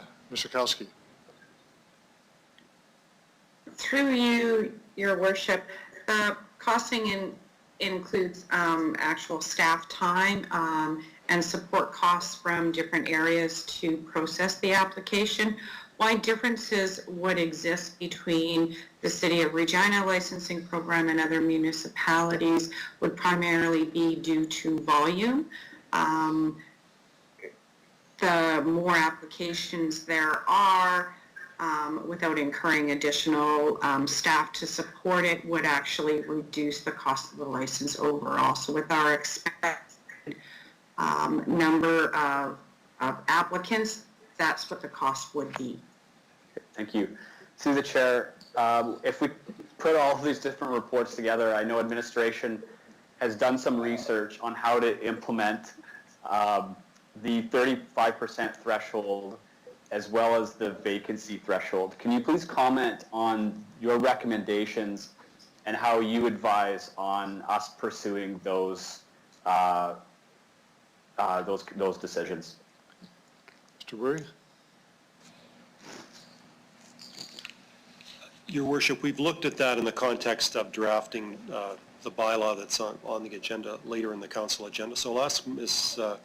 Atchison to provide the answer to that question. Ms. Atchison. Through you, Your Worship, with respect to the vacancy rate, the limit on this section, we're recommending that principal, like if it's your primary residence, is not applied. The reason for that is because these properties aren't going to lead into the vacancy rate numbers. They're someone's primary residence. So if we didn't allow those licenses, it wouldn't really have an impact on the rental market. Also, in Saskatoon, which is my understanding where these provisions were modeled after, they don't apply to the primary residence there either. With respect to that vacancy rate amount, we're recommending it only apply when it's a new license, so we wouldn't be shutting down existing ones. Once we reach the vacancy rate, we would just not issue any new ones.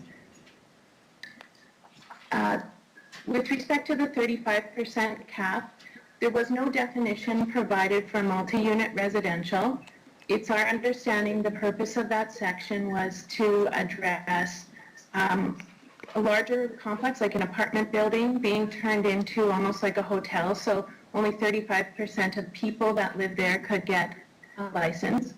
So with that in mind, and also, as Mr. Fay, the delegation pointed out, if you only have 2 units, a 35% cap, it's really only allowing you to have 1 unit. So at a certain amount of size, it's not really very useful. So we chose a minimum number of 4 units, and those units would be a stacked unit, so that would make it more like an apartment complex, which is a definition in the zoning bylaw we adopted, and also have a common entryway. And that's because the concerns that we heard were in apartments, you know, there's people in the hallways that are the tenants. If you all have a separate entrance, it's not the same impact. So the 35% cap would apply to multi-unit residential. It would not apply if it was your primary residence. And so once that unit got 35% of the units were being used as rentals, there would be no more licenses issued. Okay, thank you. Through the chair, the reports speak to our inability to properly track multi-unit dwellings. It compares us to Saskatoon that has a more sophisticated electronic database. Can you comment a little bit more on what that means in terms of enforcing these revisions to how we license? Through you, Your Worship, what we would do is, I think we would require the applicant to indicate if they live in a multi-unit residential dwelling and the total number of units in that dwelling. Of course, we could double check or whatever, but just by giving the address, I don't think we would have available to us the number of units right there. We'd have to do a bit of verification. I believe Ms. Schakowsky might have collected some additional information on how we could implement this in our efforts kind of leading up to this meeting, so she can share that information. Ms. Schakowsky.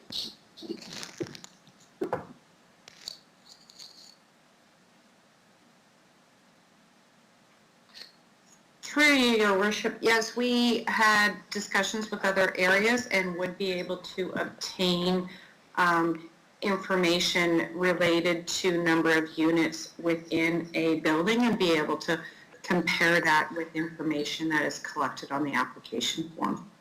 Okay, thank you. That's all I have. Thank you, Councillor Stevens. Next speaker is Councillor Bresciani. Thank you, Your Worship.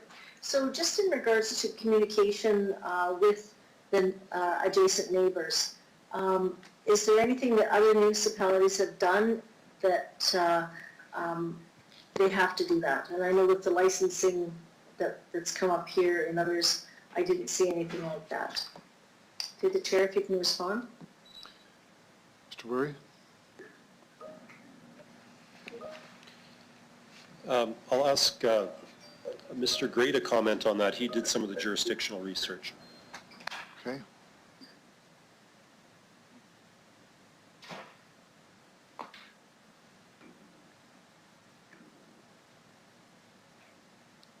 Thank you. Through the chair, no, in the research we weren't able to find anything or nothing suggested that notifications were given.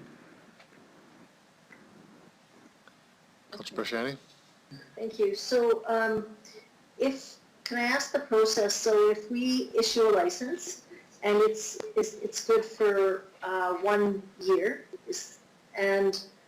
would that be then, if there's in 3 months we have calls to the city and to, of course, we become the enforcer, how will that be dealt with through the chair? If their license is still good for another 9 months, through the chair. Ms. Atchison? Through your worship, I believe actually Ms. Schakowsky is going to answer that. I was a little too quick on the video there. Okay. Ms. Schakowsky? Through you, Your Worship, we do have the ability to revoke a license during the the year and we would review for what the complaints were, whether they were violations of other bylaws, and determine whether or not a penalty or other enforcement or revocation would apply based on the magnitude of the infractions or complaints that we receive. Through the chair, it sounds like it can be very subjective. Are we going to have something in kind of black and white that gives us the proper, I guess, measures to go in and actually close them down if they are causing havoc in the community, if there's multiple parties, bed bugs? Like, if you research, there's some things that have gone on that have not been, and many residents said they really wish they would have been notified in their area just to have a heads up. I want to ensure, and I want to hear from our staff to know that if we're not going to use discretionary use, which I've heard, council say, no, that's going to come out after 1 year, but if it's happening within this year in 3 months, administration, we can go in and close them up. Through the chair. I think that was just answered already, Councilor Bershani. You're looking for what the objective analysis is, but we will shut them down. That's what was said. Mr. Kowski, do you have anything else you want to say on that? Sorry, Mayor, Mayor Fujar, I just want to ask, is that the city or is that police, or how does that work? Through the chair. Mr. Kowski. Through your worship, the licenses would be revoked through the city. If there were any other criminal charges, those would be enforced through Regina Police Service, but revoking a license would be done through city administration. Okay, through the chair. So revoking a license, meaning they get a letter, what's the turnaround time? Mr. Kowski. Like, is there an appeal process? Like, how does it work? Through your worship, yes, it would be through the city. We need to communicate with registered mail, and there is an appeal process through the Regina Appeals Board should the applicant want to contest the revocation. Okay. I guess I'm just wondering the time. Is it going to be immediate? Is it going to be? So if I'm the neighbor and I'm making a call, say they've had multiple parties, is it going to be a 3-month window, a 4-month window? Can it be handled quite quickly? Is what I'm trying to ask. Mr. Kowski. Through your worship, again, that would depend on the magnitude. We'll have to ensure that we are paying attention to procedural fairness and ensure that we investigate all complaints substantially to ensure that we are acting accordingly. Okay. When we talk about the year of after a 1-year review, will this documentation be in part of that review of complaint-based and violations, and how will the review and what information will be there for council through the chair? Mr. Kowski.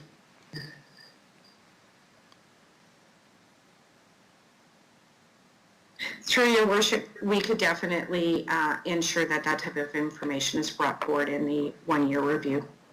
Okay. And through the chair, the last question I have is there an offense if they advertise without a license? And if there is, what is that? Through the chair. Mr. Kowski.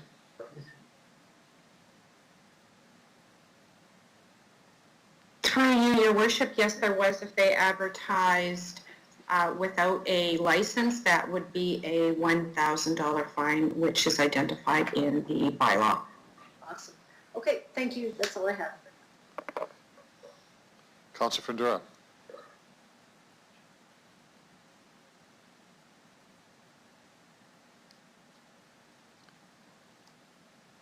Councilor Fundura. Yeah, I'm working my way in here. Okay, going back and forth from things. Your worship, to you, to the administration, Ms. Atchison commented about Mr. Fay presenting and comments were made about the 35% will apply to stack units of 4, and I didn't quite understand the comment about the multi-unit dwelling up and down building bungalow with two up and down. With the 35, is that 35%?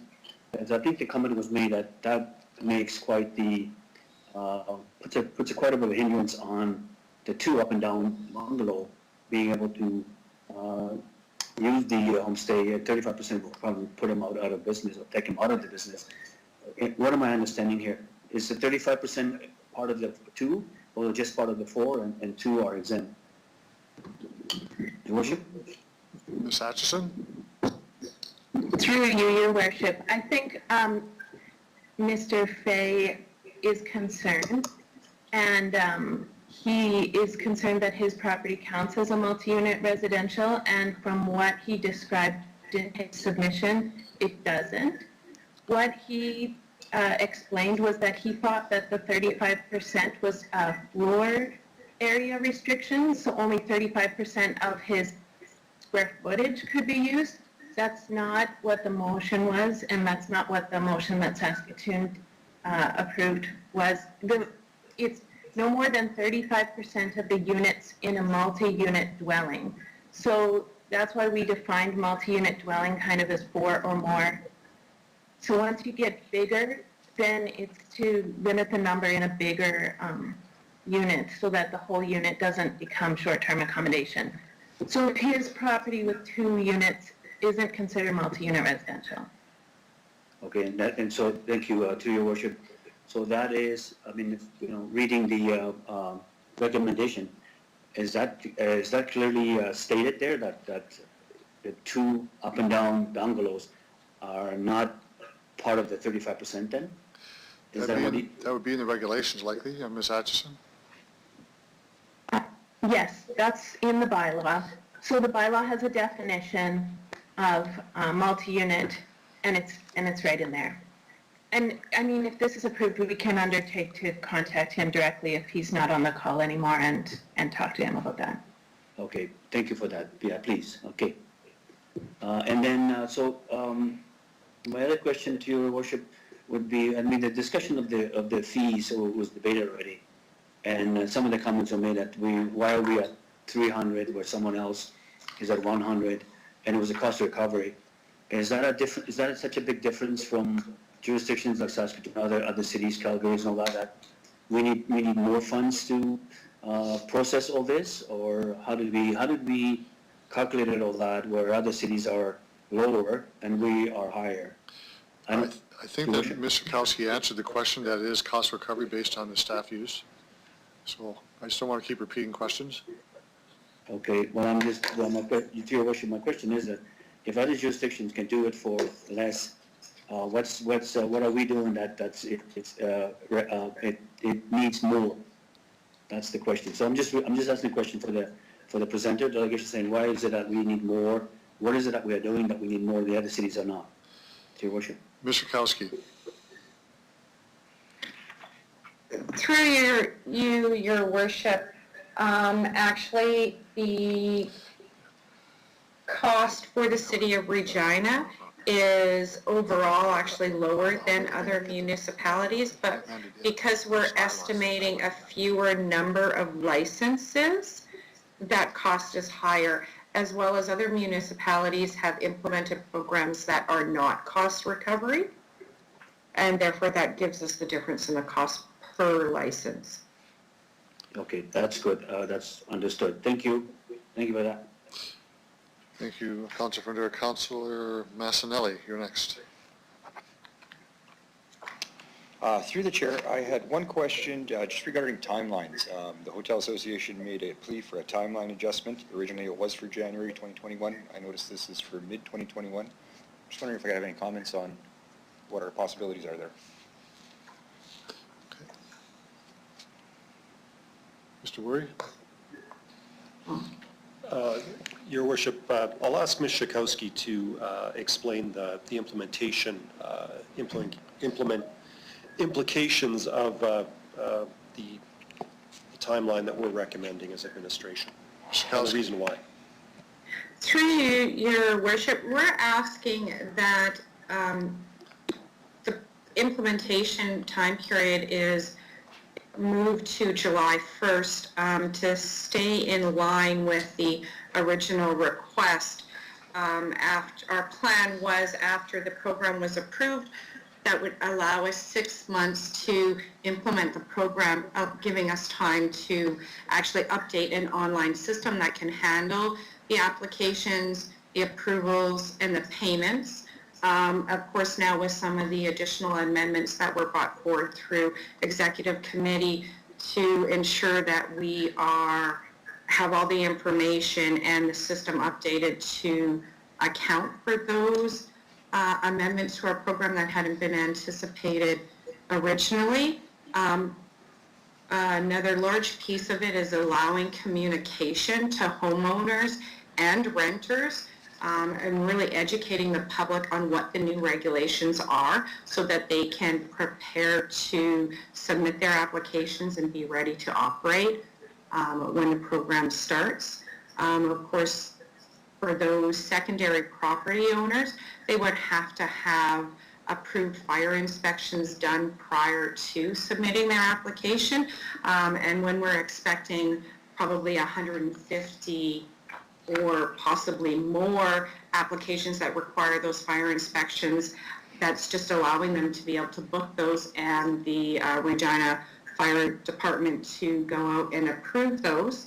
As well, we would need to work with the platforms such as Airbnb or VRBO to ensure that their platforms are adjusted to meet our requirements, such as ensuring that those renters that are offering their properties up for renting are required to have their license number on that platform. And we require all of those things in order to have a program that can ensure compliance, and moving to only a 2-month time frame with the program being approved, it would be a struggle for us to be able to offer those implementation to begin on January 1. The 6 months is really required in order to have a successful program. Thank you for the comments. Totally understand the 6 months. We're in a unique situation in our society, of course, with the pandemic. Is the absolute 6 months absolutely necessary, or is there any room for a partial move forward to try to give the Hotels Association some type of hope or satisfaction in their predicament? Without affecting staffing or costing of programs or additional staff that would drive prices up, I guess would be the final statement of that. Mr. Kowski?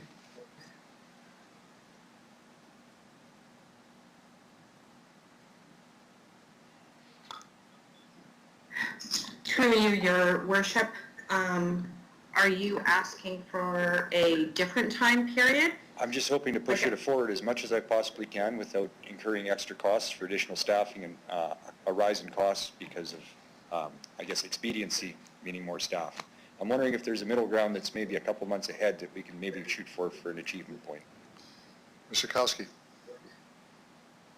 Through you, Your Worship, I believe,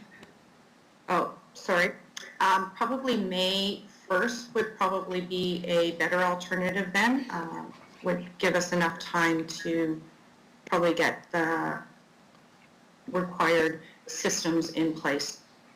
Okay, I'd like to move an amendment for the date to be May 1st then, if I could have a seconder. May 1st as an amendment? Do I have a seconder? I'll second that, Councillor Young. Okay. Okay, so let me just get things set up here for the amendment. And really, I think it's... Just one moment, 1 second, as I get the timer working here. Okay, 3 minutes on the amendment. Thanks. I think it's evident of why I'm asking for it. We've talked about this already, and I know administration has a lot of work to do. I appreciate that I'm putting a bit of extra pressure on, but because of the uniqueness of the situation we're in as a city right now, I think it's really important to help protect the sector of the hotels. So that's all I have to say. Okay. Speakers to the amendment.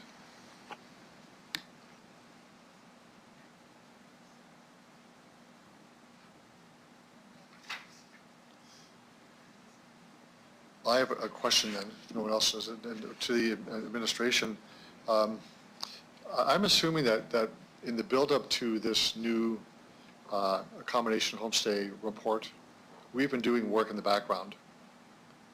And I'm sensitive to the issue of the Tracy Fallman speaking to the concern they have of a level playing field. And I would think that we should be able to tighten this up even more than May 1st. I'm concerned about the damage that's been done to the Hotel Association, not as a consequence of this amendment, obviously, but just because of COVID, that we're not moving fast enough to give them a level playing field. I would prefer that it be January 1st, but I'm going to press the administration to ask, is there a way we can move this up even further than this? February 1st? I'm being a bit arbitrary when I say that. I'm just very concerned that we not put additional pressure on the hotel industry, not of our consequence, but just helping as much as we can, given that we should have been working on these things behind the scenes in any case. Mr. Holden. Through your worship, so yes, administration has been working in the background. That said, the decision of council has not been made. There's been a discussion about potentially a tabling, and that did get defeated. So the administration is cognizant and considerate of the concerns of the Hotel Association. Obviously, we are in COVID. There is less travel. I appreciate Ms. Falsman's comments about making sure there's a level playing field.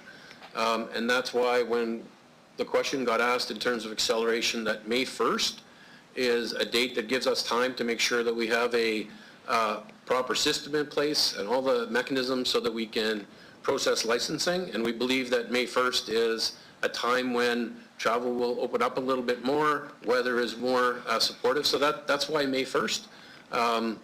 If we go earlier than May 1st, it puts a lot of pressure on the administration with all the other responsibilities that we have, body rub establishment, licensing, etc. So we're trying to balance, obviously, the interests of council to accelerate the interests of the Hotel Association, but also the capacity of our staff to deliver a very solid program. I'll only say I think that we ought to have been dealing with this in a more substantive way, given we know this is coming down the path for several months. It's been 2 years we've been looking at this, and I'm not saying everything's done all at once, but I'd want to see this earlier than May 1st, because I think I know it puts pressure on the administration. I won't support May 1st, but I would look at March 1st. I'm wondering if the mover would consider March 1st. I want to go as early as possible, but I thought I asked the question of administration, and I don't want to push them back on their capacity. So I believe in administration when they give me their answers, and I think that's the answer they've given me. Is March 1st possible to the administration?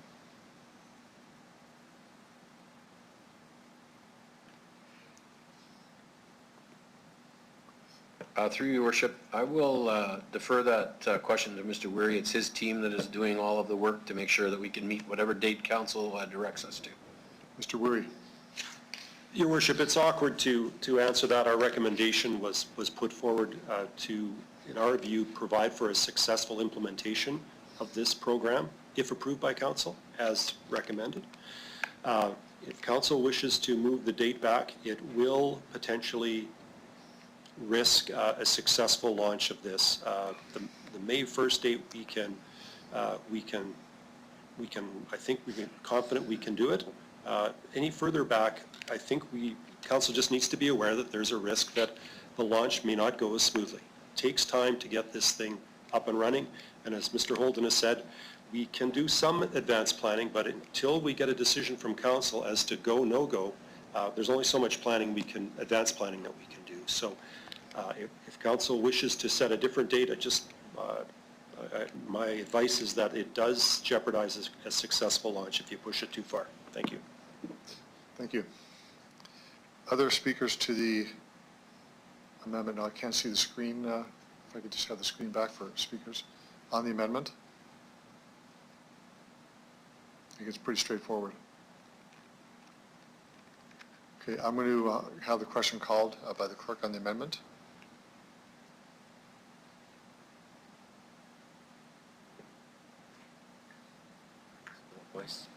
Thank you. I will start with you, Councillor Mancinelli, on the amendment, please. I approve. Councillor O'Donnell, In favor?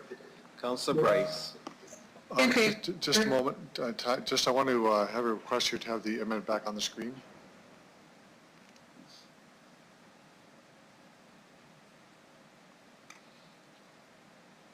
Sorry, Mr. Clerk, I just want to make sure we get that up there.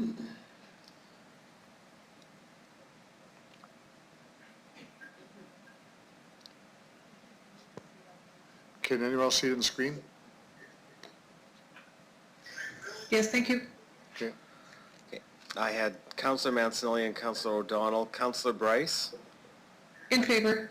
Councillor Murray, In favor. Councillor Findura, Opposed? Councillor Bresciani, In favor. Councillor Stevens, Opposed. Councillor Hawkins, Opposed? Councillor Young, In favor. Councillor Flagel, Opposed? Mayor Fougere. Vote in favor. Passes 7-4, Your Worship. Thank you. Any other speakers on the main motion as amended? Your Worship, I didn't have a chance to jump into the chat room. I'm going to try to. But you've spoken on the main motion already. So we're on the main motion, we're back on the main motion again? And the main motion, I just want to have a clarifying question, doesn't it? Go ahead, Councilor Federa. You give me the floor? You have the floor, but it's not to debate, you've already debated. Are you asking just a procedural question? Yeah, just a question on, because we have not asked any questions on how the, like a 40-unit condominium will be handling this homestay stuff if it happens, so. Okay. I can't give you the floor to speak on that, Councilor Federa. You had your time to speak, okay? So we're going to need a break. We have gone past our mandatory break at 3:45, so I'm going to call the mandatory break now and come back at 5 after the hour.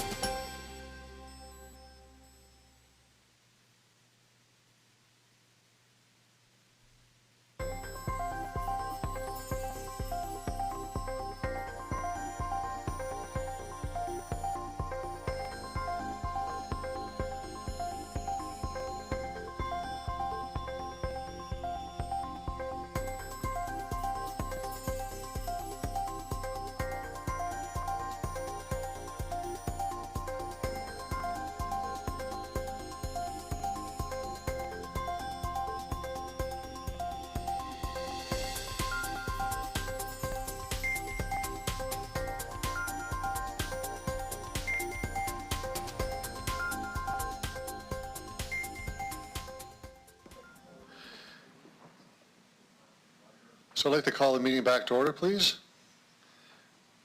And I believe we are at the end of our speakers list. Councillor Hawkins, I believe you opened debate. Sorry, Mr. Mayor, I've got a question as well that I've added to the chat room. Okay, go ahead, Councillor Bryce. Thank you. I just wanted to know what kind of an impact this would have on the condo buildings, or if it was a 4-unit condo versus a building with 40 units in it. What kind of impact does licensing have on the condos? Is it individual to just each unit? Mr. Woory? Thank you, Your Worship. I'll ask Ms. Atchison to respond to that because it is something that's in the draft bylaw. Ms. Atchison? Through you, Your Worship, the 35% limit is per unit, so each unit gets a license. So it would just count how many licenses there are in that building for secondary properties. Thank you. And what about if it was a condo association and the condo association said we don't want any short-term rentals in the building? Would this overrule this, or is it the association's membership that overrules it? Ms. Atchison? Through Your Worship, this doesn't have any impact on the condo association's bylaws. The city wouldn't be involved in enforcing their bylaws. And there is provincial legislation that regulates what condo associations can do with their bylaws, and we wouldn't be intending to touch on that area. Thank you. That's everything. Thank you, Councillor Bryce. Councillor Hawkins, do you want to close debate? Yes, very little to add. These are a robust set of regulations which will lead to a healthy short-term accommodation industry. They're approved by the hotel industry, which is an important piece, and I believe they'll protect neighborhoods. So I'd urge councillors to vote in favor of these regulations. So Councillor Hawkins, just you help me just on a procedural point on report number 26, that contains the amendments brought forward from Executive Committee. And Right. you move those are put into report 79? Right. Okay, that's good. So we're clear on what we're voting on then. That's good. Good. Mr. Thank Clerk? you.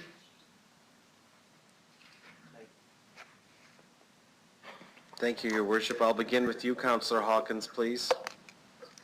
In favor. Councillor Stevens. In favor. Councillor Bresciani. In favor. Councillor Findura. In favor. Councillor Murray. In favor. Councillor Bryce.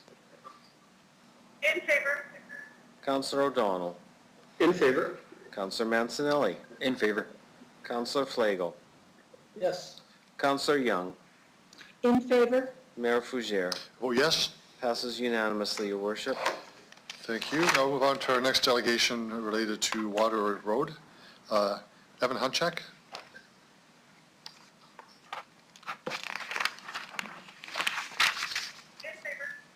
Councillor O'Donnell. Oh, In favor. Councillor Mancinelli. In favor. Councillor Flagel. we have an issue. Councillor Young. Does someone have their microphone on? Yes. Passes unanimously.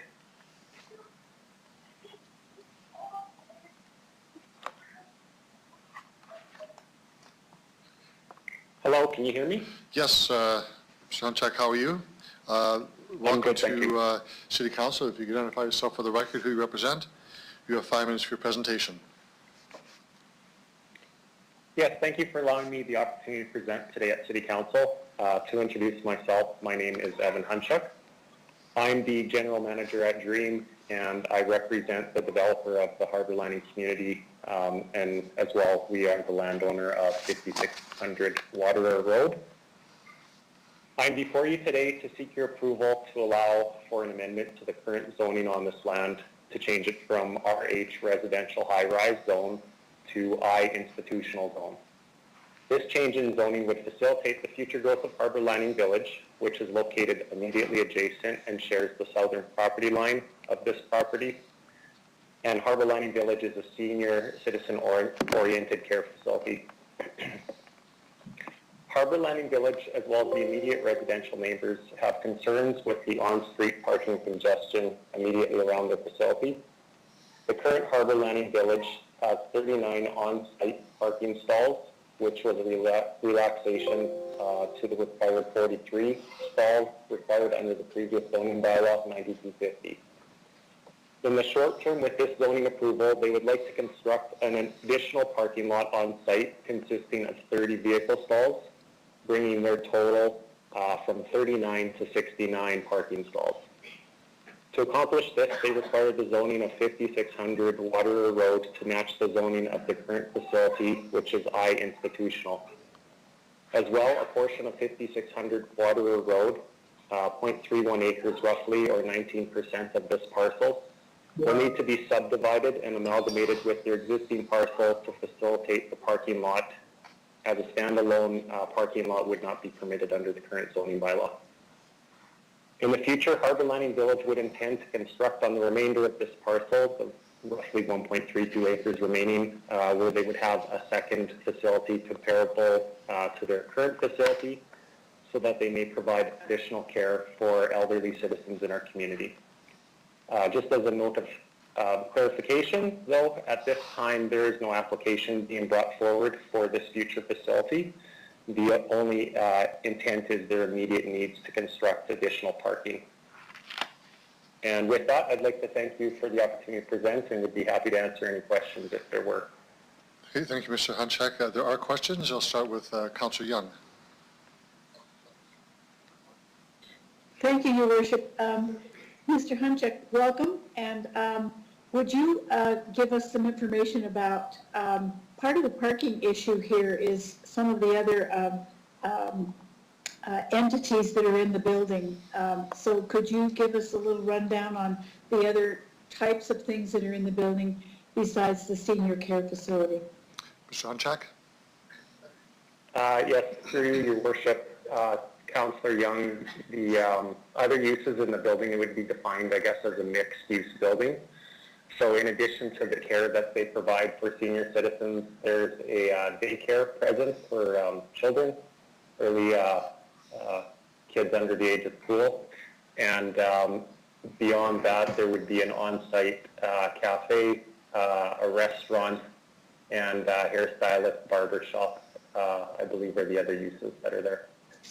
Thank you. Thank you, Councillor Young. Other questions of the delegation?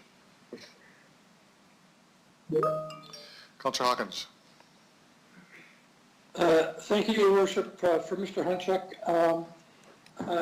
Can you tell me this? The parking is a parking lot, not a parking building. Is that correct? Mr. Hunchak? Yeah, through your worship, to answer Councillor Hawkins' question, this would be a standalone parking lot situated in such a location that it would be able to be used for their current facility, but it would be permanently located so that when they are ready to expand on the remaining remnant land there, it would be located for use with that second facility as well. Thank you. Also, through you, Your Worship, who owns the land? Mr. Hunchak? Yeah, through your worship, Dream Development owns the land presently, but we have a purchase agreement in place with the owner-operators of Harbour Landing Village, and subject to the zoning being approved, they would proceed to purchase this land here before the end of the year. So that was my next question, Your Worship. When do you anticipate the further development of Harbour Landing Village to start? Mr. Hunchak? Through your worship, the working with the owner-operator of Harbour Landing Village, we presently have a subdivision application right now that's concurrently being processed by City Admin, and if this zoning is approved, that subdivision application would be approved, and as well the development permit for the parking lot is in circulation right now with City Admin as well, and that would be approved concurrently with the zoning bylaw. Again, assuming that this is all approved, and their intent would be to proceed with the construction for the parking, I would believe as early as practical, which would be next spring. Thank you very much, Mr. Hunchak. Your Worship, when the time comes, I'm prepared to move this motion. Thank you, Councillor Hawkins. Councillor Fundura? Okay, thank you to Your Worship, Mr. Hunchak. One comment on the, in the comment sent to City about looking at not having entrance or entrance into the parking lot from Water Road, or how would the exits and entrance into the parking lot? What are the plans? Which are you coming off of James Hill, I think it is, or from Water? Which one are you going to be proposing? Mr. Hunchak? Your Worship? Yeah, through your worship, Councillor Fundura, the access for this second parking lot would be off of Water Road. And in the future, when the applicant would be looking to develop the remainder of the site, they may look to try to have an access off of Tudor or James Hill Road as well. But as of present, the development application in which city administration would have the access off Water. Okay, thank you for that explanation. Thank you. Thank you, Councillor Fundura. Just to add, that would be consistent with your current parking is off of Water as well. That's good, thank you. There appears to be no other questions. Mr. Hunchak, thank you very much for answering questions and presenting on the report. Thank you very much. You can retire now. Thank you. And Councillor Young? Compliance Yes, Commission Your report? Worship. I'm bringing forward 2087 for 5600 Water Road, and I need a seconder, please. Seconder, please. I'll second that, Your Worship. Councillor Hawkins, thank you. Thank you, Councillor Hawkins. I think this has been well well supported by Mr. Hunchak's letter and by his answers to questions. But just to review, this would be changing the zoning bylaw, and by changing it, two other things would be able to happen. There would be able to be a parking lot behind the current Harbor Landing Village, and the rest of the property would be available to build other senior citizen facilities. So Planning Commission asks for concurrence. Thank you, Councillor Young. Further discussion on the report?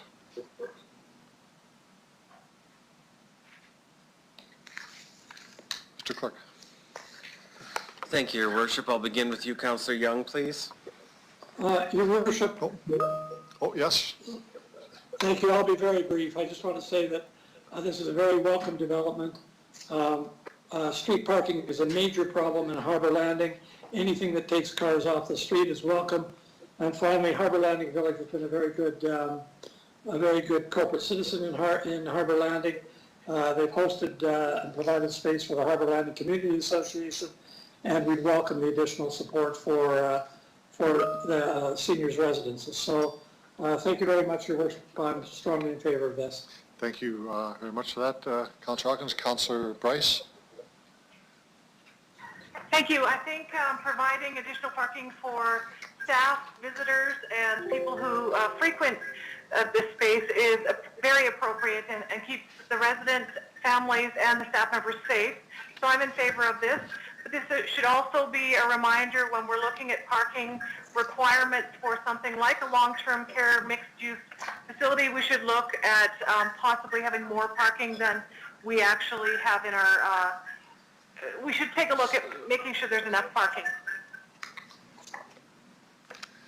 Thank you for that. Other speakers, one last chance. Mr. Clark. Thank you. I'll begin with you, Councillor Young, please. In favor. Councillor Hawkins. In favor. Councillor Stevens. In favor. Councillor Bresciani. In favor. Councillor Findura. In favor. Councillor Murray. In favor. Councillor Bryce. In favor. Councillor O'Donnell. In favor. Councillor Mancinelli. In favor. Councillor Flagel. Yes.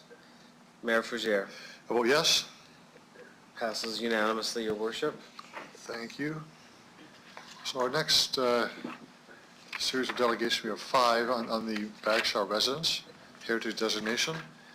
The first delegation is Amanda Schmeling.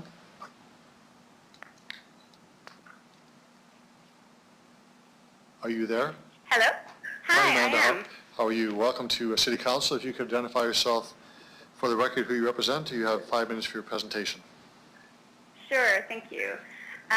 My name's Amanda Schmeling, and I'm representing myself, one of the neighbors to 56 Angus Crescent, as well as some of the fellow Lavender Lane neighbors. So I just want to take this opportunity to provide you with my perspective as a neighbor on why the proposed demolition of 56 Angus Crescent should be approved, and then allow you to ask any questions you have of me. So, as I outlined in my submission, we live in a really close-knit community. We have annual back alley barbecues, we often talk, and we look out for one another. And I'm sure you've recently driven by or walked by the house in question, just in preparation for this decision, I guess. But while you were here, I hope you noticed just how beautiful, tidy, and well-kept our neighborhood is, in particular Lavender Lane, which is the shared back alley that we have. I know, actually, just reading the submissions, I know that the Cathedral Area Community Association mentioned in their in that submission that 56 Angus Crescent enhances this community. However, from our perspective, the house currently does the opposite. So, as you would have noticed, like there are some superficial issues, like the torn screens and hanging eaves, and then there's more significant ones like the sagging roof and apparent structural issues. So I'm just talking from my perspective. I'm not an expert. But in addition, I just wanted to note that there's graffiti along the back fence, and I've also witnessed like trespasses on the property and some apparent potential squatters at the residence. And so its deterioration isn't recent. So those things I mentioned just aren't in the last few months or the last couple of years, but it's been years in the making. So I guess I'm here to help you gain some perspective from a neighbor and some fellow neighbors, and hope that you can understand why we feel that adding a new home won't take away from our neighborhood's existing character, but hopefully will enhance our community. And a big concern that we have is that if the building is not demolished, that it's going to remain vacant and further deteriorate. And I should mention, sorry, that the letter I submitted was approved by some of the neighbors, so I'm speaking on their behalf as well. But I'd also like to mention to council that anecdotally, there have been lots of support for demolition from community members, and that's because of its dilapidated state, and that it appears to be beyond repair. I'd also like to note that we appreciate the heritage homes. I live in a almost 100-year-old home, and I acknowledge the careful consideration needed in designating and preserving the heritage homes. But as a neighbor, and as neighbors, we'd like to submit that the circumstances in this particular case sufficiently support demolition. And that's really, I just wanted to provide my perspective. So if you have any questions from this neighbor, please let me know. Thank you, Ms. Schmeling. There may be questions from members of council. Just a moment. Sure. Any questions of the delegation?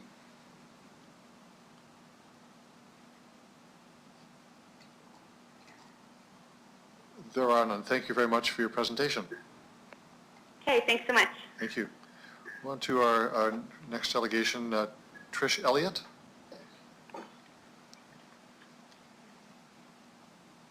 Ms. Elliott, are you there? Hi, Ms. Elliott, how are you? I'm fine. You can hear me? Yes, I can. Welcome to City Council. If you can identify yourself, who you represent, you have 5 minutes for your presentation, and maybe questions of council afterwards. Sure. I'm Patricia Elliott with the Planning Advisory Committee for the Cathedral Area Community Association. And I'd like to thank your worship and members of City Council.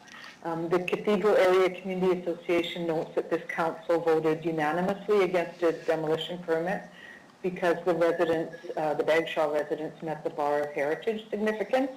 And we do agree that a 107-year-old historic home is a cultural asset that has potential to preserve and enhance our neighborhood's historic character. You have a copy of our submission in hand, and we do stand by our words that the residence fulfills the standards for preservation as described in your bylaw. However, I want to note that our letter was submitted before there was an objection registered. So very briefly, rather than reading the full letter, I just want to say that now that the objection has been registered, it's our understanding that the Heritage Property Act Section 13.3 is triggered, allowing this body to move forward to the Provincial Review Committee to more deeply examine the information brought forward by the property owner and to hopefully make arrangements for an independent structural assessment. The owner has offered some engineering assessments that conclude it would be uneconomical to make recommended repairs.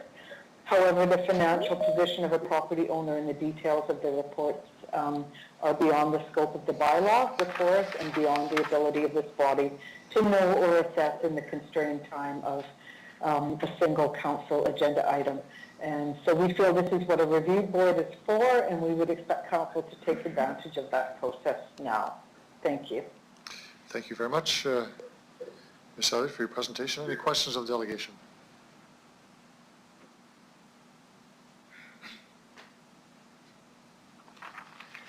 No, thank you very much. You can retire now. We'll go to our next delegation. Thank you. Jackie Schmidt.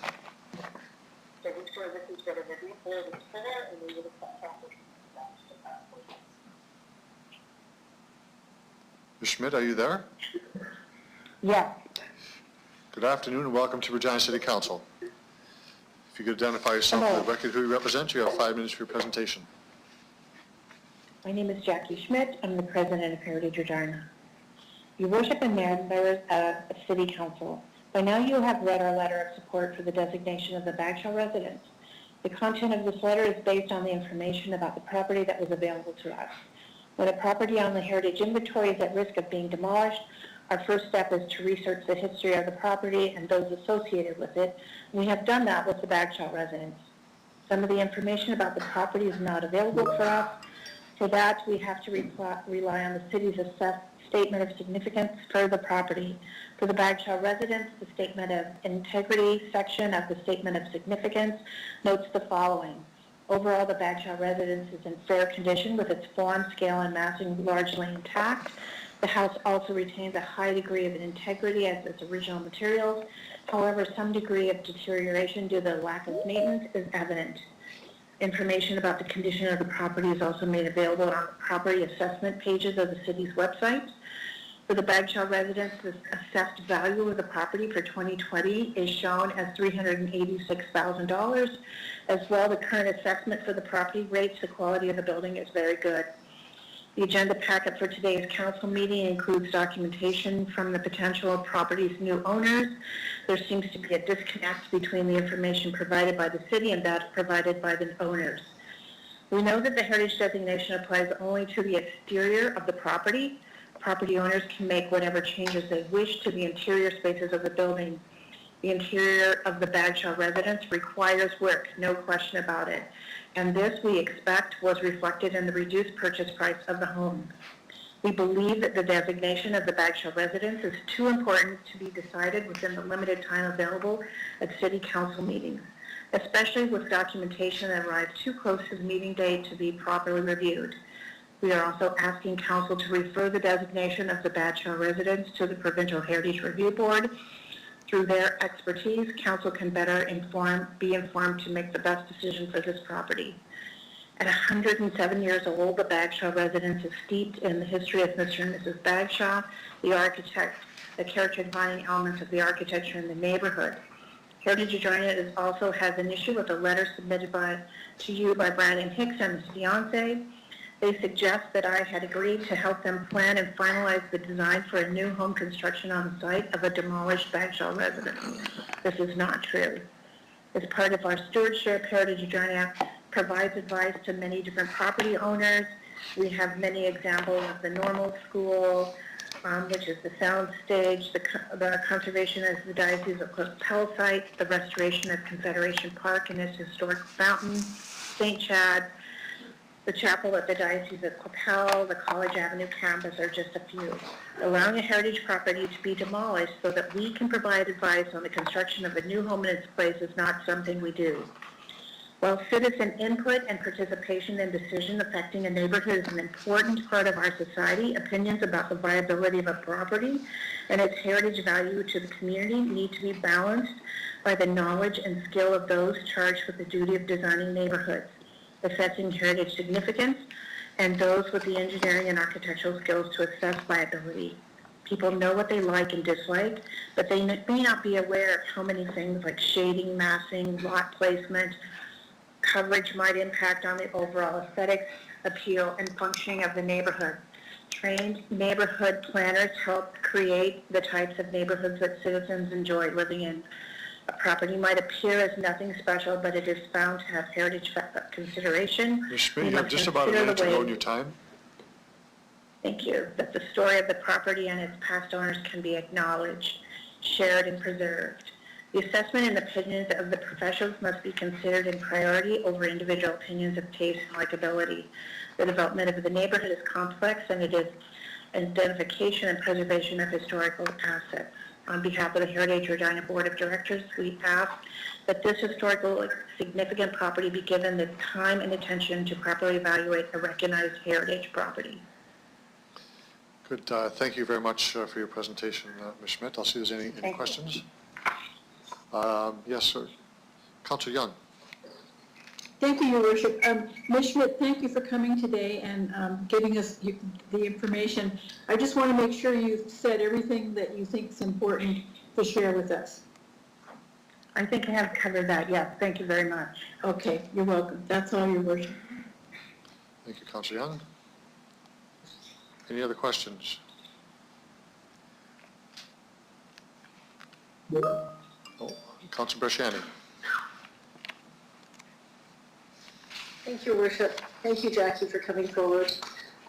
This is, since I've been on council now, this is the second or the third one that's come forward. How do we determine, how does Heritage, I guess, Regina and the board, how does the work go trying to engage residents to kind of keep up their property and have the conversations so they don't become dilapidated and vacant? Is there something that's coordinated with the city in order to look at these properties to ensure they're being kept up, or how does that work? What's Heritage Regina's role in this, through the chair? Ms. Schmidt? Through you, Your Worship. I think what happens is that there are not enough people to go around and enforce different bylaws, and it is based on a complaint-based system, which actually pits neighbors against neighbors.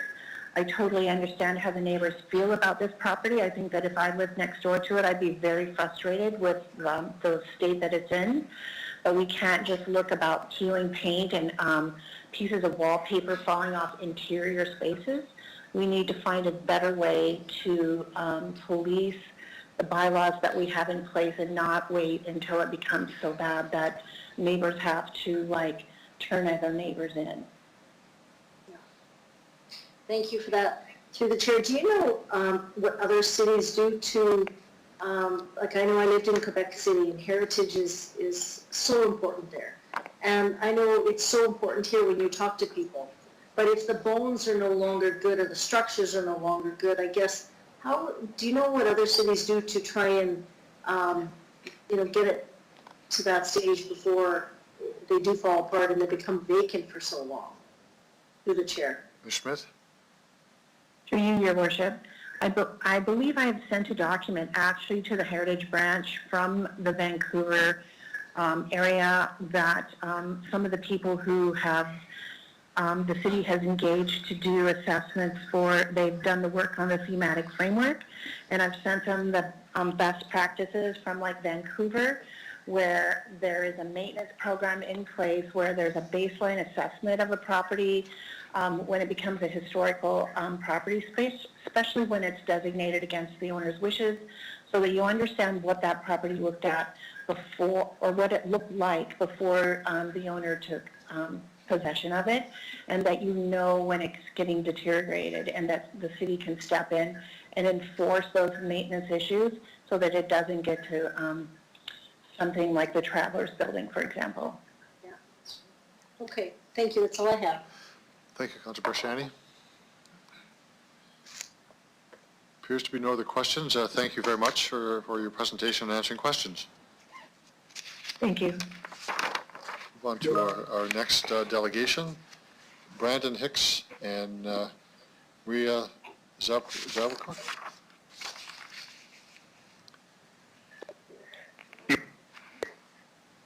You there? Hello?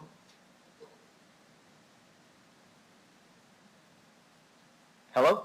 Hi, is this Mr. Hicks? Yes, it is. Sorry about that. Okay. Identify yourself for the record who you represent. You have 5 minutes for your presentation as well. Thank you. Your Worship and members of City Council, our names are Maria Zaberko and Brandon Hicks. We are the family that has been working with Crawford Homes to bring life back to 56 Angus Crescent. Since Council last considered the heritage aspects of this property, we have made significant efforts to ensure that Council has all of the relevant facts. As such, we asked Council to approach the motion before it with fresh eyes. We believe that you too will see the opportunity to bring life back to 56 Angus Crescent. We want you to know that we're not against heritage. Both of us believe in the importance of understanding and preserving our past, and that the understanding of what has transpired will help us to inform the future. It's not our intention to destroy and erase what was. It's our intention to build upon what came before us and to improve 56 Angus Crescent and the surrounding neighborhood. The story that we wish to continue is one of renewal and community. In an ideal world, the Bagshaw residents would never have arrived at its present state. It should have remained a strong landmark of the Bagshaw name and the architecture of the period. Unfortunately, through neglect and inaction, it has become a dilapidated and unsafe structure. The report and documentation that accompanies Crawford Homes submission depicts a house that has been left for too long. We are providing the council with the solution to this problem, a solution that is rooted in historical principles and a solution that will create new heritage. We intend to use the architectural principles and lessons learned post-war to bring a new heritage property to the Bagshaw lands. This is something that we want to be made very clear. Our goal for 56 Angus Crescent is to create a home which will be an anchor in the community and eventually become worthy and appropriate for designation as a municipal heritage property. We have a long-term goal of coming back to this council in 30 years and revisiting this process. We take our inspiration in this dream from the Case Study House program, which looked back to the first part of the 20th century when there was a significant housing problem in the world. Soldiers were returning from battle and the world's economy had been devastated by years of fighting. How our nations would have provide shelter and meet the community needs for additional post-war housing was an unanswered problem. It's worth noting that Mr. Bagshaw, as a member of the military, would likely have been acutely aware of these issues and the lack of a concrete solution. The Case Study House program sought to provide answers to this problem. The principles of the program were simple. Get the best minds in architecture to design replicable, cost-effective houses. There were supposed to be no showpieces. The solutions were to be practical. We believe that it is important to convey our commitment that the heritage aspects of the property need not be entirely lost. We would like to determine an appropriate way to honor the legacy of the Bagshaw name. Of course, it would be improper for us to do this alone. Meeting with key people, whether it be the family or interested local historians, will be part of this project. To that end, we are pleased to advise Council that we have met with Heritage Regina and discussed our proposals for 56 Angus Crescent with Jackie Schmidt. From that meeting, we were able to secure a commitment from Heritage Regina to act in an advisory or consulting role for planning and finalizing the design for new construction. It's our understanding that this is a first for Heritage Regina. We are pleased to have their agreement to be part of this project. The last thing we want to address is community. Many evenings and weekends over the past 18 months, we have walked through the Crescent neighborhood. We love and appreciate the homes, the people, and the character. Both of us were excited and humbled to see a letter of support from our direct Lavender Lane neighbors. Knowing that these people, who clearly take so much pride in their alley, are in favor of including us in their neighborhood is an amazing testament to the community. It shows that our neighbors are understanding of the state of the property and the need for redevelopment. It also shows that the Cathedral Area Community Association does not necessarily speak for all of its residents. In conclusion, what we ask of Council is an opportunity to bring renewed life and joy to 56 Angus Crescent. In doing so, we commit to being respectful of what was and what could have been. The legacy of the Bagshaw family can continue to be honored by an appropriate use of the Bagshaw property. This will be an excelling case study in the ability to honor the legacy of what should have been but could not be preserved. And with that, Council, I welcome your questions if you have any. Thank you very much for your presentation, and there are questions. Councillor Barshani. Thank you, Your Worship. Thank you for coming forward. So you've indicated that you want to bring back the life to the Bagshaw property and leave a legacy there. And you've been in conversation with Heritage Regina. So are you looking at building what was similar there, or what? If you can please elaborate on that through the chair. Through you, Your Worship, and thank you, Councillor, for the question. This is obviously an ongoing process, but you will have noted from the delegation in the papers that were submitted by Crawford Homes that we are working through a rendering of the property, and our proposed home that will be there will be a bungalow with a similar roof line to what is in existence, likely. And in terms of engaging with Heritage Regina, this is an ongoing project. So what we're looking to do and what we're hoping to get from Heritage Regina is we're looking to try and have them to help us to understand what is important about the current structure that is there, how we can incorporate some of those elements, and also to provide an understanding of what is going to be necessary on a go-forward basis so that we can come back in 30 years when this property has been standing and we can do what can't be done now, and that's to actually have this property be designated as a municipal heritage property on a go-forward basis. And it's going to take a lot of people in order to do that, and so we want to make sure that we get it right, and we're really happy to have Heritage Regina on board. Good, thank you. Through the chair, so it is very can be very expensive to build to a heritage standard. There are some standards that you have to get different types of materials and things like that that replicate.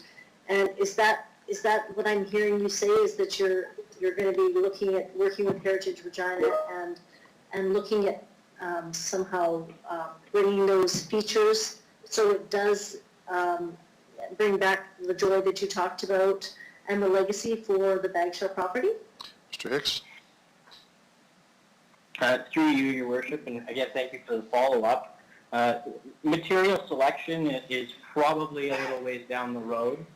We certainly understand that in terms of revitalizing existing heritage properties, you are looking for either equal or similar types of materials, and we're very familiar, and actually I've read all of the resources that have been put out by the Government of Canada in relation to the preservation of heritage properties in preparation for this.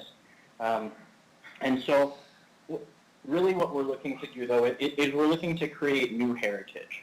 And the idea of new heritage is similar to what you could say about planting a forest. At some point in time, some of the trees have to get knocked down, and those are used and turned into other things, paper and whatnot, but new things grow up in their place. And so what we're looking to do is we're looking to plant a new tree, and we're looking for that tree to be there for the long run. Thank you. Councilor Shani? Okay. Councilor Stevens? Thank you, through the chair. Brandon and Maria, you've mentioned working with Heritage Regina. I'm a bit concerned about that statement. They deny agreeing to work with you on this project. They've acknowledged that they spoke with you, but I'm hearing a very different story, and Jackie actually just referenced that. Can you please clarify what Heritage Regina has actually agreed to, please? Mr. Hicks? Through you, Your Worship, and again, thank you for the question. This is the first that I'm hearing about this change.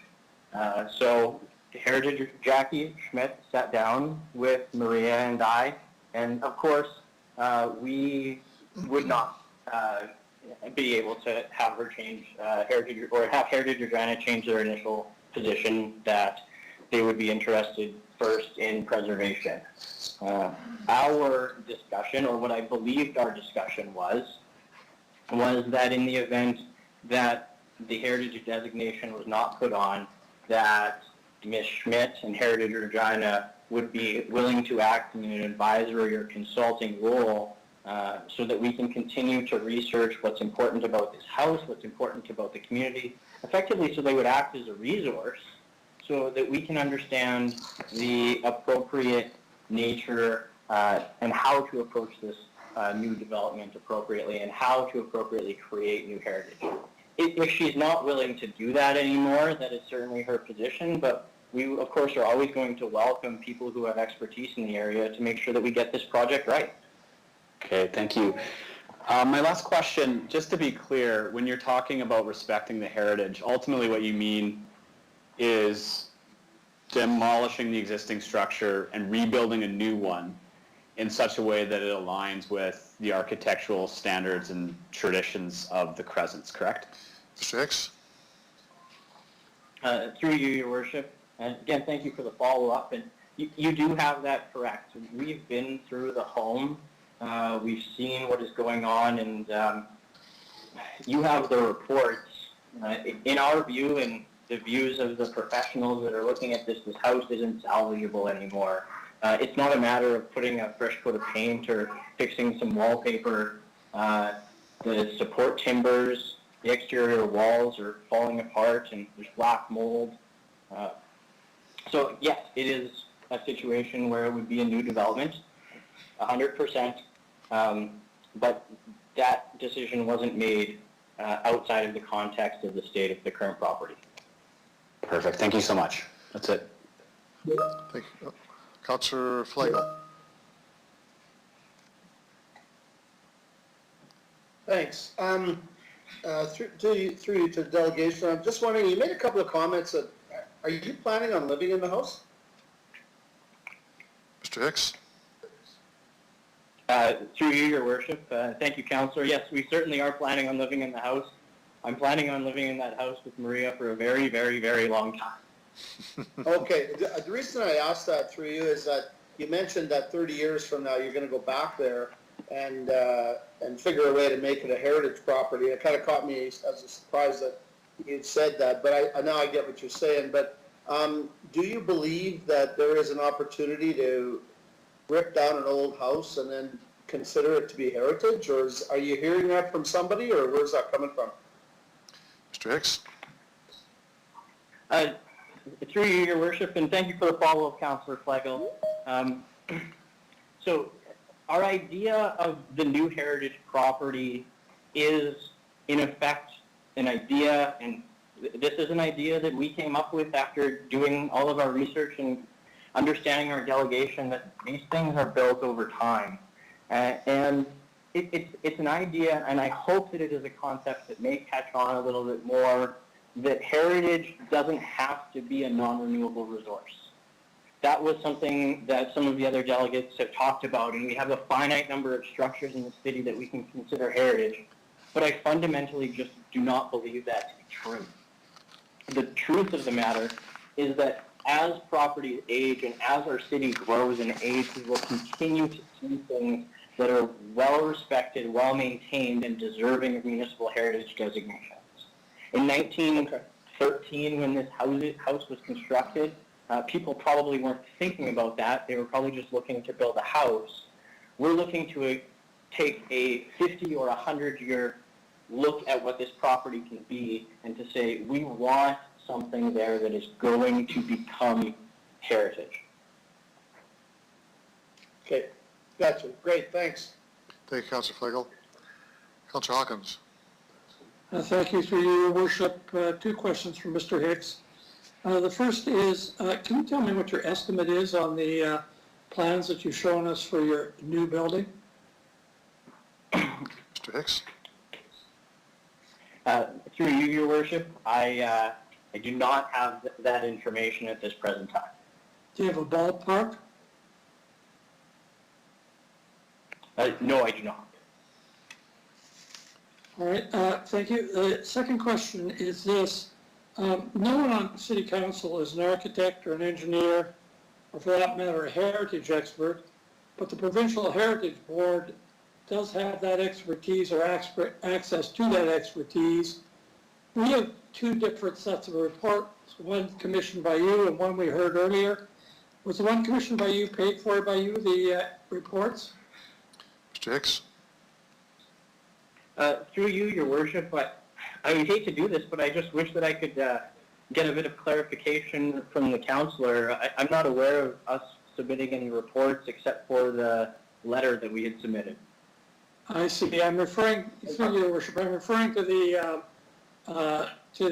engineering or the professional information that Crawford provided the councillors. Should I wait till they make their presentation, ask them this question? The question is, who paid for it? Mr. Hicks? Thank you, and through you, Your Worship, we did not pay for those reports. Okay, thank you. And lastly, the Provincial Heritage Review Board are the experts that are available to council to sort out what is and is not heritage, to go through reports. Do you have any objection to this going to the Provincial Heritage Review Board? Mr. Hicks? Sorry, I didn't catch part of that question. Sorry, I just said the Provincial Heritage Review Board are the experts in the heritage process who can make a recommendation to council, having reviewed all available evidence and heard from all interested parties. Do you have any objection to this matter going to the Provincial Heritage Review Board? Mr. Hicks? I don't suppose so. I'm not sure what their mandate is or how that plays into the situation, but having additional understandings from subject matter experts is generally good governance. Thank you very much, Your Worship. Thank you, Mr. Hicks. Thank you, Councillor Hawkins.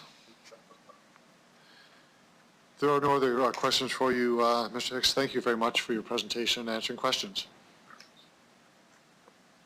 Thank you. You can retire now. Thank you. Our last delegation is Caitlin Buchewski. Hi, sorry. Good afternoon and welcome Hi, I'm to here. City Council. If you could identify yourself, who you represent, you have 5 minutes for your presentation. Yeah, my name is Caitlin Bashewski, and I'm here as a representative for Crawford Homes. Go ahead. Your worship, are you ready for me? Yes. Yeah, okay, sorry. Your worship and members of the City Council, Crawford Homes is a local, family-owned and operated company in our 42nd year of custom home building. We are also a 40-year member of the RRHBA. Our submission for council is in opposition to the proposed bylaw to designate the Bagshaw residence as a municipal heritage property. We are proposing a new heritage construction in its place. And as a heritage property owner myself, I have a keen knowledge of the commitment it takes to preserve historical architecture. 56 Angus Crescent has not been maintained for decades. As evidenced by third-party reports, the structure has degraded beyond repair. The house was last occupied just over a year ago. Since Crawford Homes took possession on February 4th, 2020, it has been vacant but winterized. Our reports were commissioned from qualified architectural technologists, engineers, and home inspectors. The issues noted in their reports existed far before the purchase of this house. In the summary of the home inspection report, over 40 items are considered potentially significant findings, classified as a safety hazard, a deficiency requiring major expense to correct. The comments repeated throughout are significant damage, extensive moisture, water intrusion, visible leaking, safety issue, health issue, unsafe, suspected asbestos, suspected lead paint, wood rot, mold-like blackened organic substance, mold-like stains present, excessive corrosion, show signs of failure, and considered end of life. These are the terms used to describe the present condition of the roofing and framing structures, the walls and ceilings, the plumbing, heating, and electrical components, the floors, beams, and supports, and the slab and foundation. Gilcheck Design determined that in their report that the existing conditions make this structure unfit and unsafe for occupancy. The report details that the foundations, wood framing, and port structures are in disrepair. This report is concluded with a recommendation that the owner demolish the building and rebuild a new structure, and that a new structure would accommodate better foundation stability into the future. Lastly, we commissioned the structural engineering firm Brownlee Beaton Creek for a structural assessment, to which they concluded, we believe the existing structural and foundational systems at the subject home are in very poor condition and in a state of disrepair in several locations. It is our opinion that although repairs can potentially be made to subject 56 Angus Crescent in the short term, we believe repairs will not effectively or economically prolong the overall remaining life of the home, and as such, we recommend that removal and replacement of the superstructure and foundation systems be seriously considered in order to ensure the structural and foundational systems safely perform well into the future. It should be noted, given the current condition of the south wall between the porch and house, we believe access into the home should not be granted. In new construction, we are held to a high standard to comply with ever-evolving national building and energy codes. Our desire is to improve this lot and the neighborhood by building a beautiful home that is energy efficient and structurally sound. If you can reference the attached rendering, the single-story home will match the approximate footprint of the existing structure. Our design is based on a mid-century style with arts and crafts elements. It will feature a low-sloped roof line with a wide overhang, exposed beams, and clerestory windows. The exterior is further enhanced by the added architectural features of the wood-clad column and charcoal steel veranda. We will use natural exterior finishes, a warm cherry-colored wood siding, and light-colored stone. We have reached out to each of the councilors to provide photo and video documentation of the property, along with invitations to visit the property. And even a few of the members had a personal tour. And unfortunately, our invitation had to be revoked when we received information from BBK. Ms. Bashewski, you have about 1 minute left in your time. Yep, sure, thank you. The enclosed reports provide the information to make an informed decision on this property. The discussion of heritage designation needs to occur before the integrity of the structure is compromised. To this point, through decades of neglect, 56 Angus Crescent has degraded beyond repair. We are presenting the best option for the property at this point. There's nothing left to fix but something to build. Thank you so much for your time. Thank you for your presentation. There are questions. I'll start with Councillor Hawkins. Yes. Thank you, Your Worship, through you. Ms. Mashutski, how much does Crawford Homes own the land? Yes, we do. How much did you acquire the property for? I would not like to disclose that. I believe you disclosed it to the executive council of this committee of this council for $165,000. Is that correct? That is not correct. How much did you pay for it? I did not pay it for it personally, but the owner of the company did, and he disclosed in the last meeting, but I prefer not to. All right, I'll take it at 165 then. That is not accurate. Did you, well, if it's not, Okay. through Your Worship, if it's not correct, could I get the answer? I think she doesn't want to answer the question, Councillor. I should respect her answer. Okay. Did you acquire the property, did Crawford Homes acquire the property as a knockdown property? Did you basically pay for the land itself? We Pashewski? investigated, yes, thank you for the question through your worship. We did investigate the property, and we came to a fair price with the former owners to purchase the property. And through Your Worship, the question was, did you acquire it with the intention of knocking it down? We acquired it with the intention of doing an investigation on whether or not it would be a viable project. Your Worship, I wish the delegation would quit fencing with me. I'll ask another question. You've shown us design renderings for a new home. Can you give us an estimate, even a ballpark estimate, of what it would cost to construct that new home? That would be up to, yeah, through your worship, and thank you for the question, Mr. Hawkins. That, I would not like to disclose that amount because that would be a personal, I feel that would be disrespecting the potential homeowners and their budget. Did Crawford Homes prepare the rendering of the new home? Yes, we did prepare the rendering of the new home. And did you pay for the rendering? Yes, we did. And I'll ask again, will you tell us how much you paid for it? Councillor Hawkins, I think she has answered the question the way she feels I comfortable. think she hasn't answered the question, that's the problem. Well, Move on. with respect, she answered the way she wanted to. I think we should just move on. I'll move on. Did you commission the reports, the other professional reports that were provided to councillors? Ms. Pashewski? I did. Yes, I did. And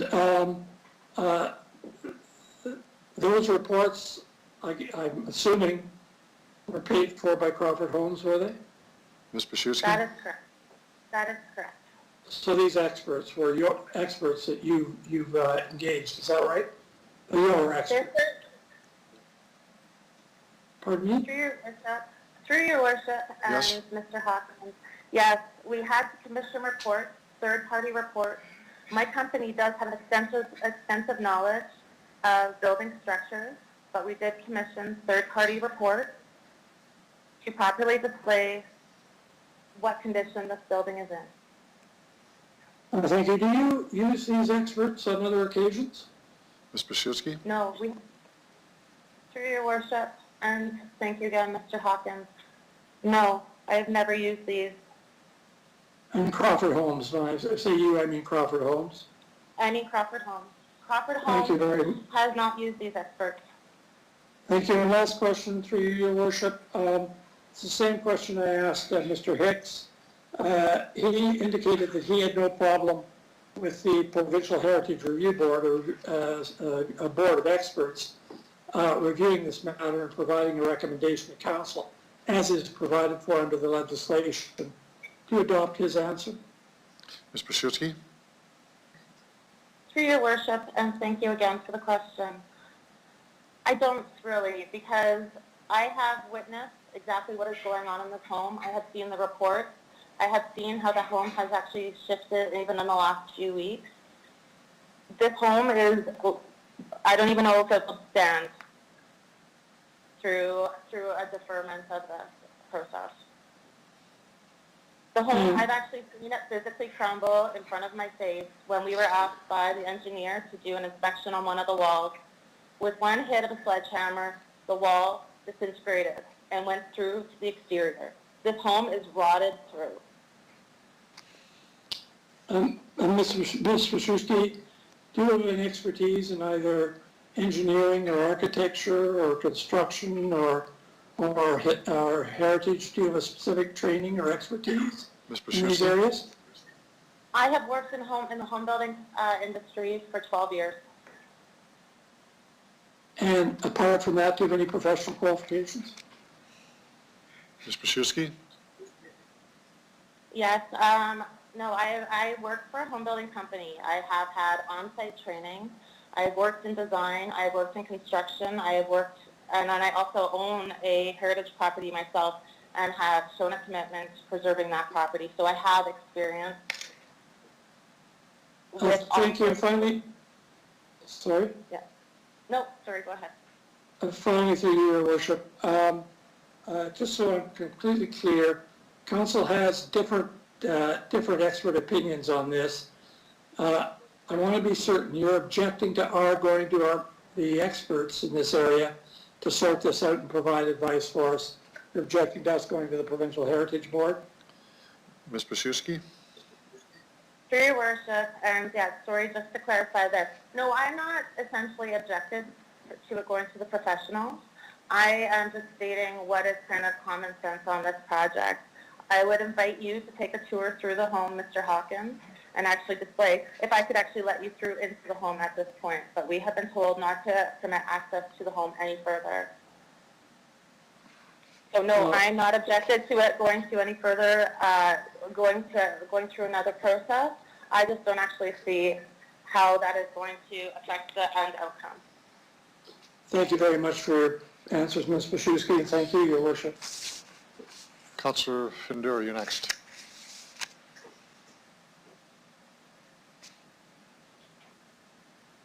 Again, I'm trying to go back into so I'm here. Okay. Thank you, Your Worship, to you. Brzezinski, I did take, and I accepted your invitation to go through the house. And I did see problems in it. When you researched and you looked at the property, the question was asked if your intent was to buy it and then to demolish it. You knew it was on heritage, and you knew that there's going to be a discussion on the heritage side of things, and you went with your decision. How difficult was that decision for you to make, knowing that you're going up against heritage and all that? Ms. Wachowski? Through your worship, and thank you for the question, Mr. Findura. When we were approached about this home, we had many discussions with the family and investigated the property. My company is a new home construction home builder, and we have never dealt with Heritage Regina. It was this home, we were made aware at that time that this home had no official designation and that it was only listed as having potential significance. When we purchased the home and I started an investigation on the property to see whether or not it would become a viable project. I was told by the city that I then had to apply for a demo permit in order for this designation process to proceed. Councillor Findura? Okay, so what you're saying is that does the city give you any indication that this house is on the heritage list or it's on the holding list? What kind of information did you get to your worship from the city on what this property is all about? Ms. Wachowski? Your worship? For your worship, in my dealings with the city, it was indicated to me that this home was rated on a grade 2 and there would be no issue with it moving forward as a demolition. So if I'm clear on it. That was my indication from working with the city on this project, is that they didn't really feel that there was going to be much of an issue with the condition of this home, that Heritage Regina wouldn't have as much opposition to it. It didn't actually see that it was going to become that much of an issue at the start of this project. Okay. Councillor To your worship, thank you, Your Worship, to you. Did you actually see the list provided by the city that this building is on a heritage designation, or is it a heritage holding list? So did you have information saying that this building is a designated heritage, period? Or was this as is someplace else? So my question is, did you know that this was heritage, or is it not heritage, or what was your communication with the city, Your Worship? Ms. Mashewski. Your Worship, no, at the time, it was not on a heritage list. When we did our investigation, it wasn't actually listed on the heritage designation list. Okay. Okay, thank you. Thank you. With the, to your worship, in your opinion, you're talking about putting this building into its, somewhat into an original state of what's there, as this going forward. What would this project look like going forward for, say, recognizing that this was a heritage? Is there some kind of designation that be put on, like a plaque or a stone or something? Is there anything in plans as if this happens to go forward, Your Worship? Ms. Mashewski. Your Worship, Maria and Brandon and I have had many discussions over, their openness to having some sort of placard or rock, I guess whatever was deemed appropriate. We would like to remember the heritage of this property and the Bagshaw residents, but we just don't believe that the structure is meant to be kept. Okay, and one more question, Your Worship, and then I'll be done. In your opinion, were you surprised, or were you not surprised the way this house didn't get its loving, tender care over these years that was left in that condition? Were you surprised to see that if this is a heritage, if this house is 107, it's got the heritage 10 to it? Were you surprised of this, or what was your opinion that this house was left in this repair, Your Worship? Ms. Mashewski. Your Worship, I was not surprised because I believe that there's been a very wide net cast on heritage homes in Regina, and there's not a lot of engagement with the homeowners to upkeep the properties.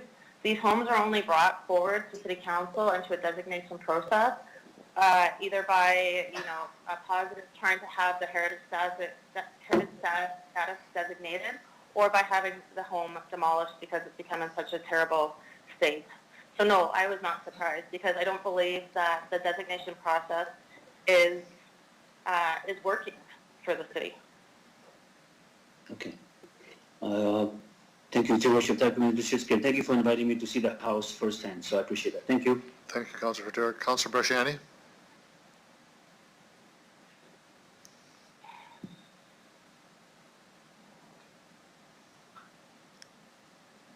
Thank you, Your Worship. Thank you.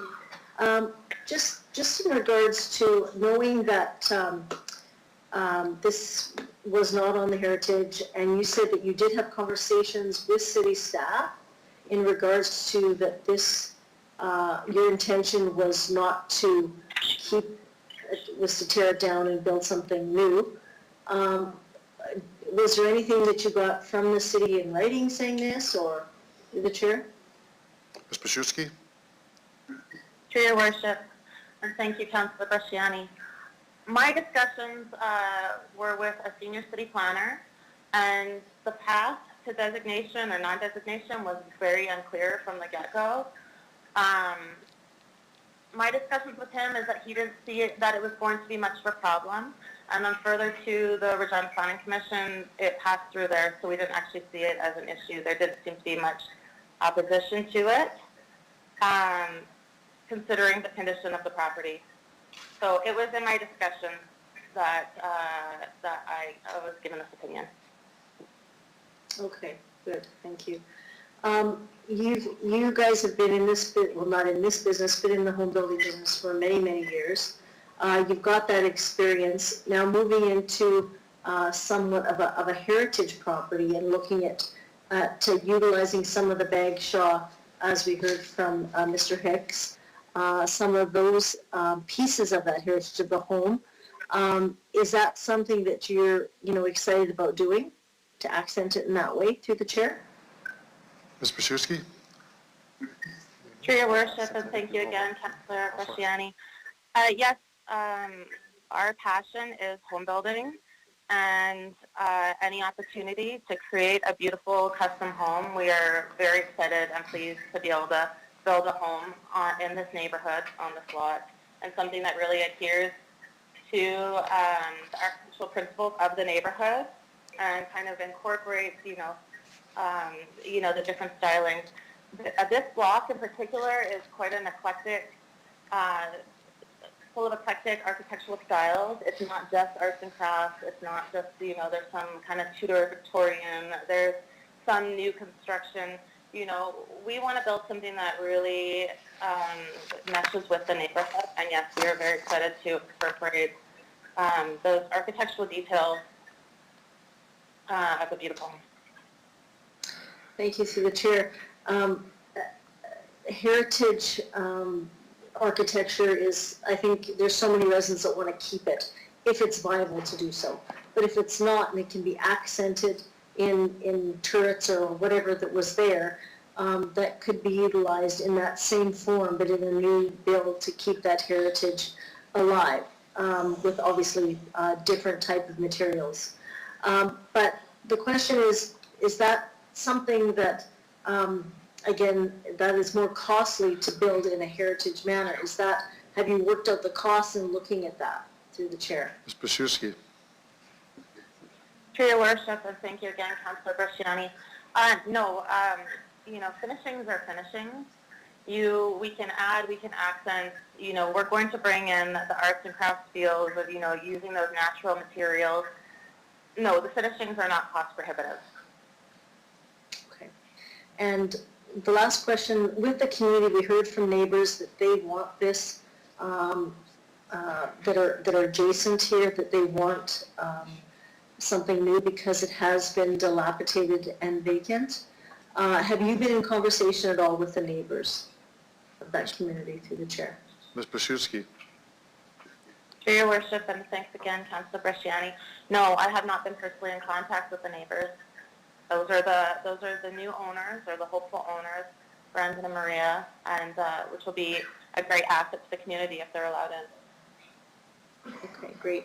And I apologize, I wanted to come in and see the tour, but of the building, but of course now that's not going to be possible. But again, thank you. I appreciate this. Thank you, Councilor Bresciani. Any other questions? I have one, Ms. Basiewski, just for my clarification.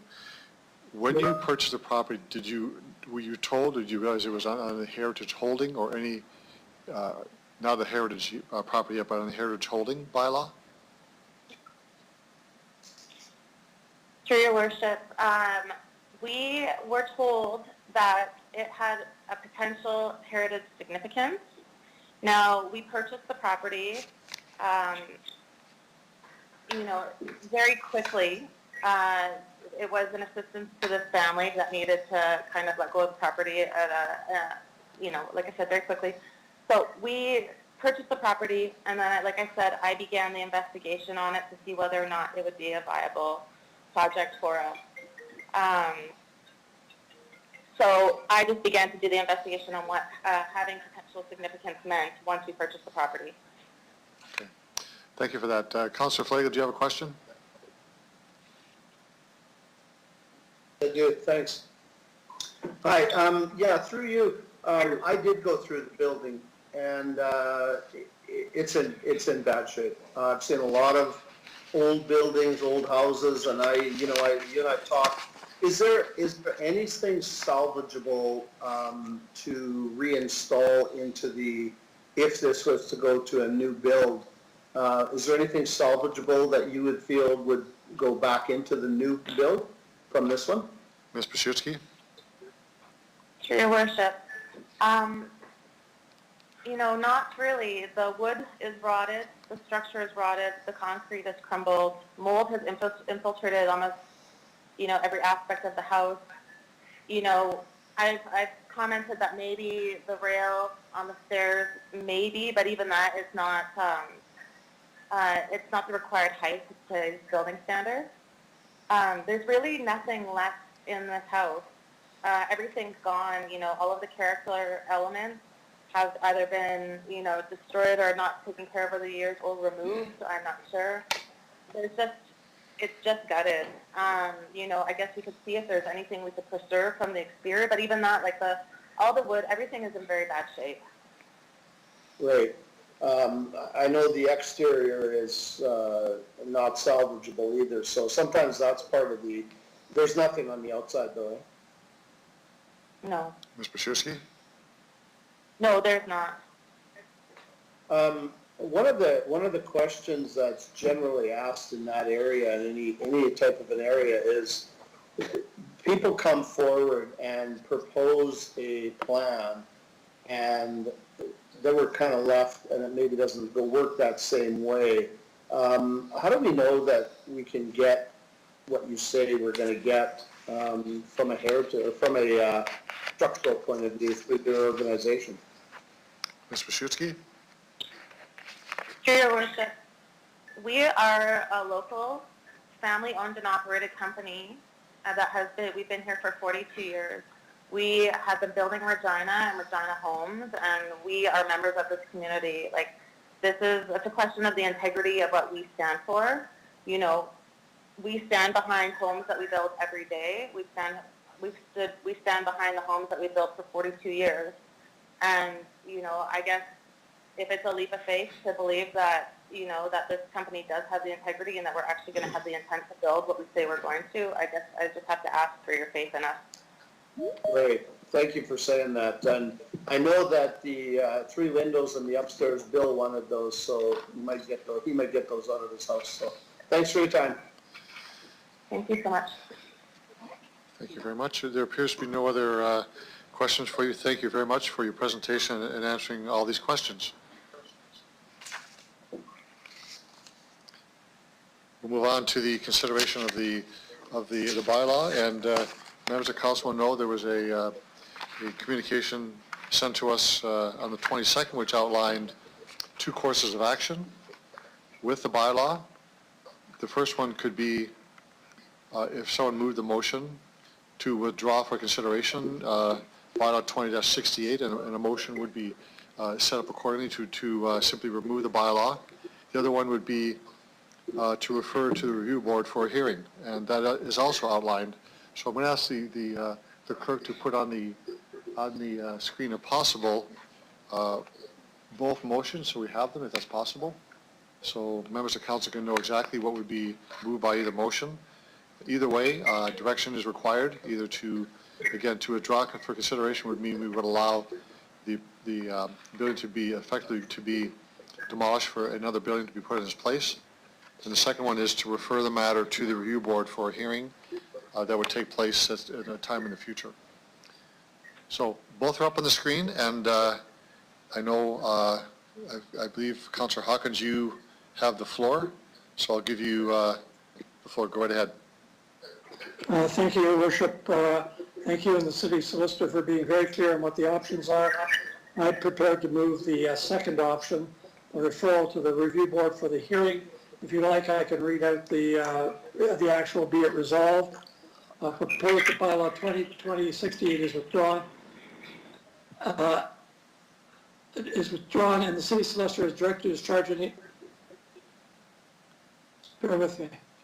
Sorry, it's reversed from the order in which the City Solicitor gave us it. And I'm moving the first one, being it resolved, proposed bylaw 2068, no related correspondence and notices of objection received in relation thereto shall be referred to the Provincial Heritage Review Board for a hearing and report, and the bylaw shall be brought back to Council's consideration on receipt of the Review Board's report on the matter, and that the City Solicitor be directed to notify all applicable parties of the referral in accordance with the Property Heritage Act.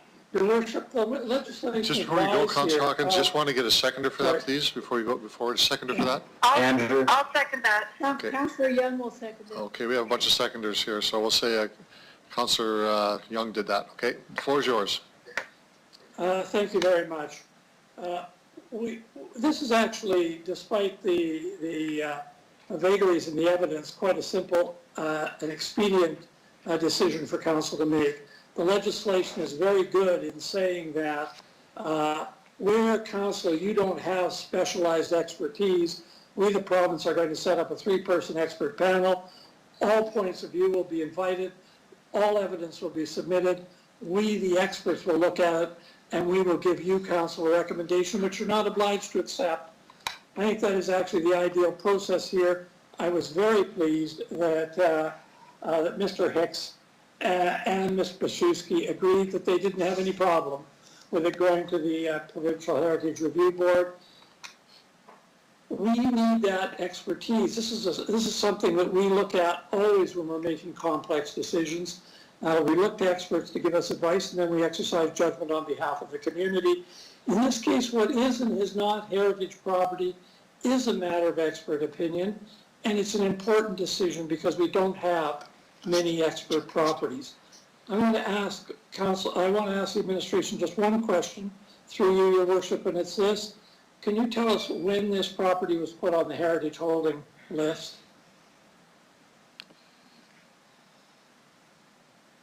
Ms. Harlock? Through you, your worship, I might defer that to Ms. Hill. I believe, though, it was in the 80s when we did the list. Ms. Hill?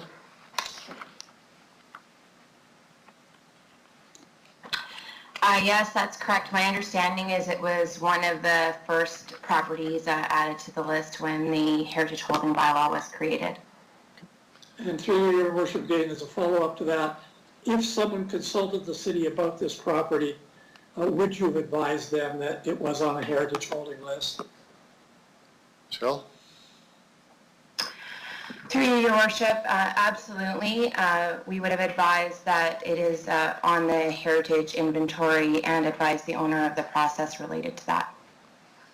Thank you very much. So just to conclude this, your worship, the city has designated this on the heritage holding list for some time. They had some reasons to do that. Council, executive committee unanimously looked at evidence and said this should be designated as a heritage property. We now have the developers experts giving a different opinion, which is fair enough. All I am suggesting to council is that all of this evidence, together with any other evidence that may be produced, particularly by Heritage Regina, that they all go to the experts, to the Provincial Heritage Property Review Board, so that we can get an expert opinion, so that we don't make a mistake and demolish what may or may not be a heritage property. We need the expert opinion of the Provincial Heritage Board. I'd ask council to accept this motion. Thank you. Councillor Young, you're next.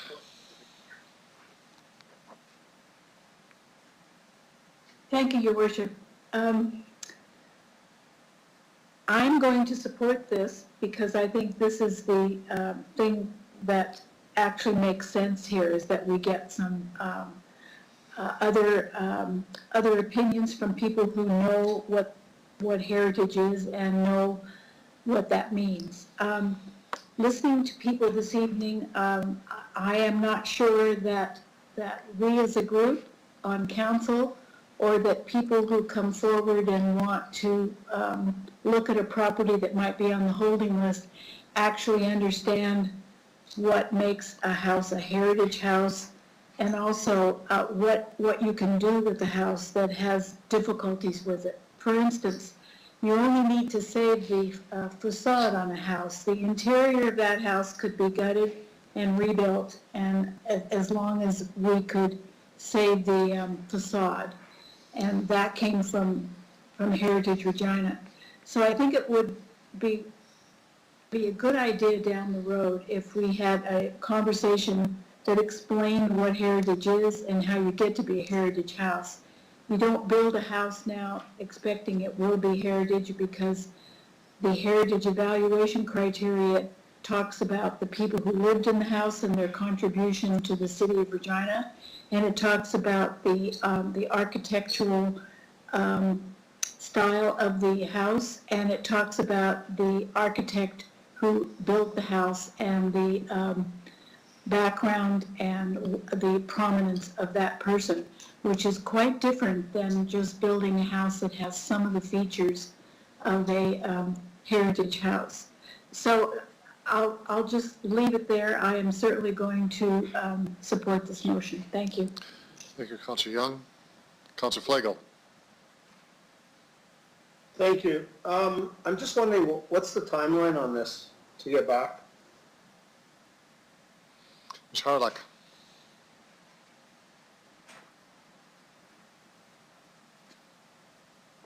Through you, your worship. So we can't give an exact timeline. We'll send it forward, but I would say it would probably be within the 6 months mark. 6 months? Okay. That's pretty long. Is that because of heritage, or is that we're just going to send it off then, right? Through you, your Charlotte? worship. Well, the process is it gets referred to the government, and then they have to get their board together and then have the meetings and then have the hearings. So I can't predict how quickly they can get a report, get the board together and then do the review and do the actual hearing, and then they need to write up the report and send it back to us, and then we need to prepare another report for council with all of the information that we get from the board. So it is a lengthier process. Right, yeah, thanks. Just on that timeline, and just a quick comment, I don't like the timeline. I think it's really long. I don't know how anxious these people are to get going if they do get the green light, or, you know, whatever they do at the building. But, so what happens if it comes back and the Heritage provincial government says, no, you're keeping it, that's it. Now they have to fix it aesthetically on the outside only, as you mentioned, or somebody mentioned? Ms. Harlock. Through you, your worship. So they'll make a recommendation to council. Council can take their recommendation under advisement, but at the end of the day, the decision falls to the purview of council. So you can take their advice or not. But they will make... And the same... Sorry. Go ahead. I was just going to say they will make recommendations based on the hearing and their evaluation. Right. And so through you, is that it would be the same way as if the provincial government said, yeah, knock her down and rebuild, and then it would still be up to council to override that, or not? Ms. Harlock. Through you, your worship, that is correct. It's a non-binding decision. Okay. That's correct. Yeah, I wanted to be clear so that the people out there knew exactly what could happen still, even if it goes one way or the other. So it ends up ultimately back in council's hands. Thank you. Thanks. Councillor Bresciani. Worship, I just need clarification. So this home was in 1980 sometime. It was deemed, it was put on the Heritage Holding list. But we just did, last year, we did the Heritage Inventory. Now that was, and we talked about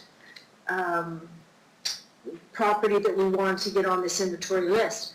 Why was this not one that would have been on this list then, to the chair? Ms. Harlock. Through you, your worship. So just to give some history, so it was 1989, I got the number, the date. So back then there was an evaluation done, and it was basically just a table talk exercise identifying properties that could have heritage significance. At that point in time, it went on to the Heritage Holding Bylaw.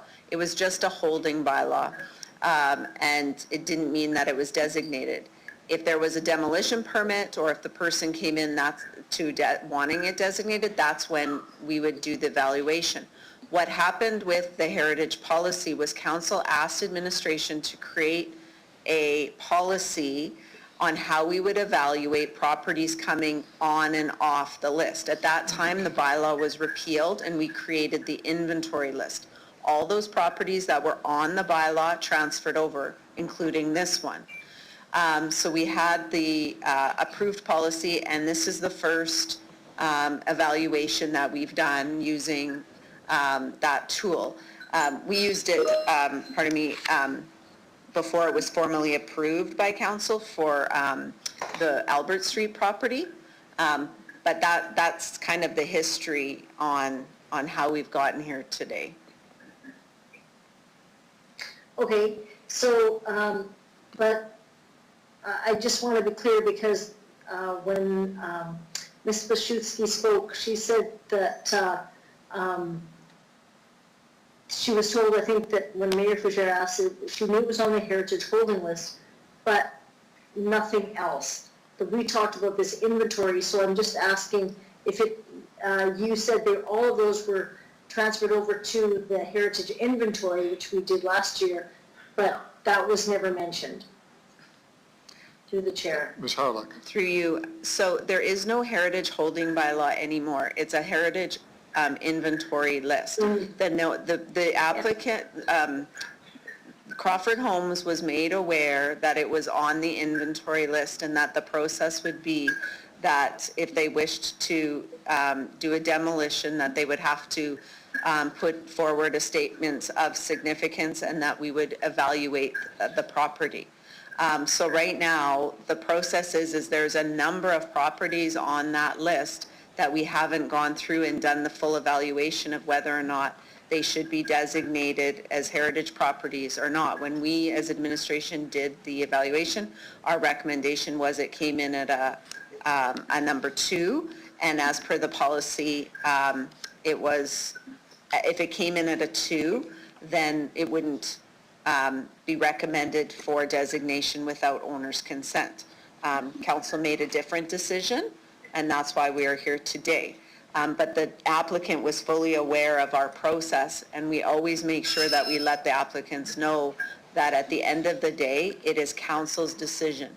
We took the policy, we did the evaluation, we gave you a recommendation, and in this case, council made a different decision that differed from our recommendation. Councilor Bershani? Okay, so thank you through the chair. So just to be clear though, an evaluation of number 2, the delegation spoke that would, that's almost a demolition. Is that not accurate? The way the policy is written is, the approved policy by council was written as, if it comes out as a 2, then we would not proceed with designation without owner's consent. That would be the criteria that we would make a recommendation to council. But at the end of the day, that's only a recommendation. Council can make a decision that differs from that.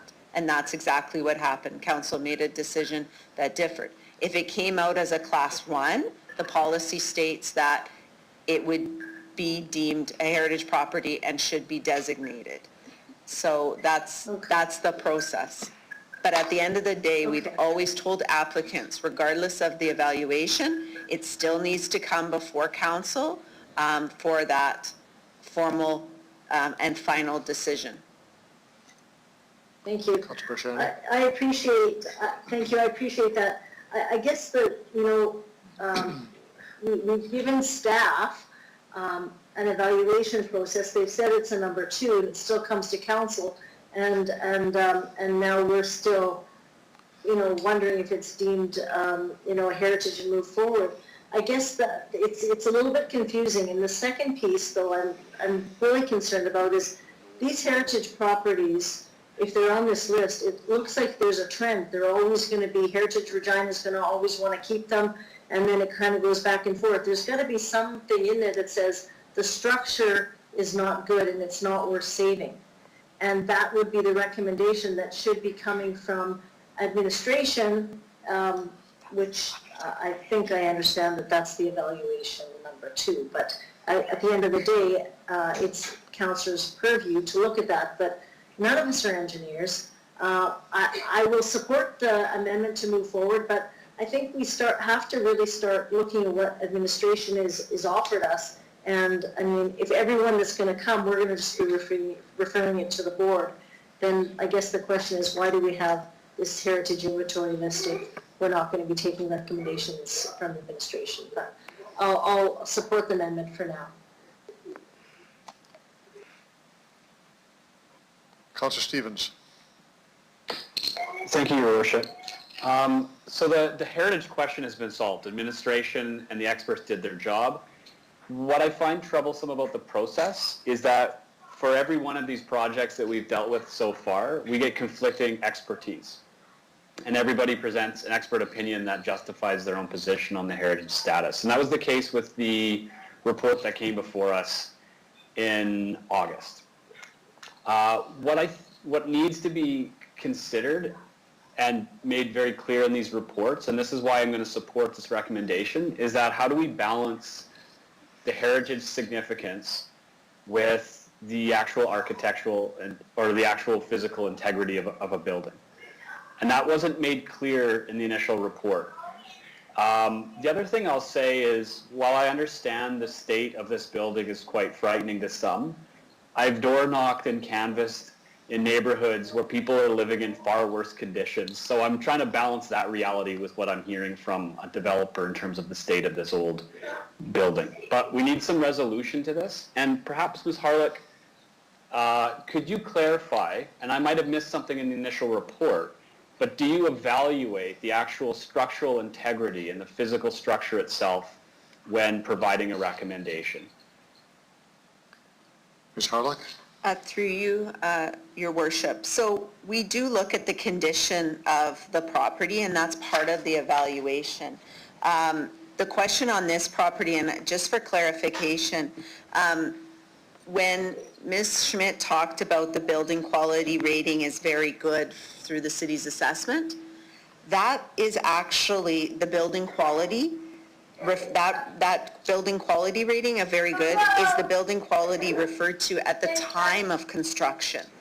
Yeah. If you looked further into actually the assessment, the condition rating is the factor that considers the overall condition, and the assessment's current rating is below average, indicating the property requires repairs beyond what one would normally expect, and a foundation adjustment has also been applied to reflect the condition of the basement. So we do take that into consideration, and we do use the information. What we've realized through this process is that we do need to change some of our processes, and one of them is, as you indicated, this discrepancy between engineering reports, and we are taking that away because there's been a couple things with respect to, we'd like to maybe get to more of a evaluation panel where more than just one person reviews and does the assessment, but also that perhaps a third party engineering report that's commissioned by the city so that we don't get into these situations, because the other application that came forward last year, we had conflicting engineering reports. So administration is taking this all back, and we're actually going to be bringing forward to council in the new year recommendations on how to improve this process so that when applications come forward, you'll have all of the information. Okay. Councilor Stevens, just a point of order, Stephen, just one moment. Somebody has their microphone on and there's people talking in the background. If you just check your microphone, if you're not speaking, of course, just make sure you turn it off. Sorry, Councilor Stevens, go ahead. Yeah, that was probably me. My kids are yelling in the background. Were they yelling at you? Bill, thank you. So I do want to conclude by saying administration did its job, and I'm pleased to hear that there's now a review of how that information comes before us. We shouldn't be consumed for hours watching different parties duke it out over this issue. So I think it is a matter of process. I'll be supporting this to get some clarification from the provincial board. That's all. Thank you. Councilor Massanelli. I think this was asked already, but I didn't get a real clear answer. The board it will go before the province. Are they going to assess it, and will it be based on the weight of the heritage significance measured against the current state of disrepair and the effect on the surrounding neighborhood? Or will it just be based on researching the history of the building and taking physical costs and structure out of reference? Ms. Harlech. Through you, Your Worship. So the board will take into consideration all of the different factors that people bring forward, and they'll assess it all. So they'll assess it against the act and take it on in all of the parameters. At the last hearing, they had all of the information from both the proponents and others that had interest in the property. So they'll take that all into consideration. Perfect. Can you use this to kind of affect how you measured it to start with when you gave it a 2 rating or a B rating? Will it reflect anything on your initial assessment on how you let it down the process before it came to here? Through you, Your Worship. So that would be part of the submissions, I believe, that we would ensure that the board has all of the information. When we did the report and the original assessment, we did get information back from the province in the initial report that you guys were able to review. So the board will have everything. Perfect. I think this will provide information for the future projects we run into too, so I'll approve this. Councillor Massanelli. Other speakers on the motion? Your Worship, I had my name in the... I don't see it on here, but go ahead. Same as Councillor Stevens, it didn't appear in here. Go ahead. Okay, you've got me next? Go ahead. Okay. Oh, there we go. Thank you, Your Worship. I just want to make a comment. I did visit the house, and I was very sort of disappointed to see that a house of that significant, and if it was put on that list in 1989, that was allowed to be left in this kind of condition for years. So somewhere, somehow, whoever looked like failed this house. If it was such a significance, and there was no support from, Heritage Canada, Heritage Saskatchewan, Heritage Regina, City of Regina, on the financial policy to help the owners to keep the upkeep, or like Councillor Stevens mentioned, knocking on doors as the houses out the worst. That worries me, that there is no oversight and then we get to this point, then we're talking about, demoing the house here. Visiting it, I was quite surprised to see the condition of it. It was scary to even go through it. I'll give another comment, Your Worship. When we were debating 13 Albert Street, the glass house, I stood on my forehead and voted to keep it on Heritage. And it didn't end up on Heritage. It ended up from council. It was demolished and new house was put up. So my question to the administration is, why was it that glass house didn't make it to the Provincial Heritage Commission for review on the status of what state of heritage that is? If it was on a holding list, it was on designated heritage. So why that house just had a fast track to demo? Can the administration give me some of the answers, please? Ms. Harlock. Through you, Your Worship. So I just to give some clarity, the heritage holding inventory that we have, they're not designated. So the city has no authority to go in to make people do things to their house. We can only do that when it becomes a heritage designated property.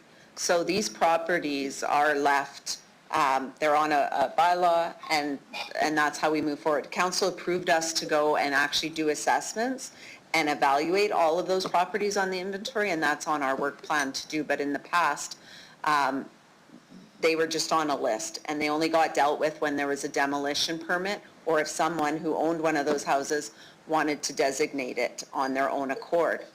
The past practice of the city was that if we did not have owner's consent, council would not designate against the owner's will. So if they objected, in the past, council didn't designate the property. In saying that, there was 2 properties previous to that previous councils did designate.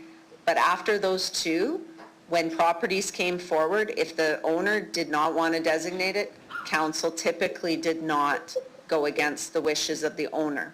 The glass house was a very controversial application, and there was a lot of debate, and council could have made the decision to send it and do this process, but council chose not to do that and allowed the demolition to go forward because the owner did not consent to the designation. From that meeting, administration was instructed to come up with a process to determine how properties go on and off the list. So when will we allow a property to be demolished and when won't we? And that was the policy that was approved by council over a year ago. And this is, again, like I said, we did the evaluation, and if it came out as a 2 as per the property, and the owner didn't want to designate it, then the policy said that it wouldn't get designated. But as I indicated when Councillor Bresciani asked the questions, it still is up to council. We just use the policy to give you our recommendations based on it, but at the end of the day, it is council's decision. Thank you. Yeah, thank you, Chair, Your Worship. So then my question, next question would be is that the owners are not in favor of designating. So what's the difference between us and you mentioned about, Ms. Harlan mentioned that council did not go against the wishes of the owner, and this one, the owner, if I understand this correctly, is not agreeing to designation.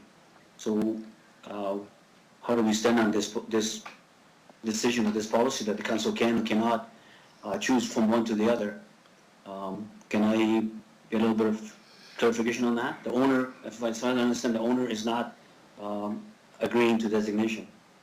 Your Worship? Ms. Harlock. Through you, Your Worship, that is correct. The owner is against us, against the city designating this property as a heritage.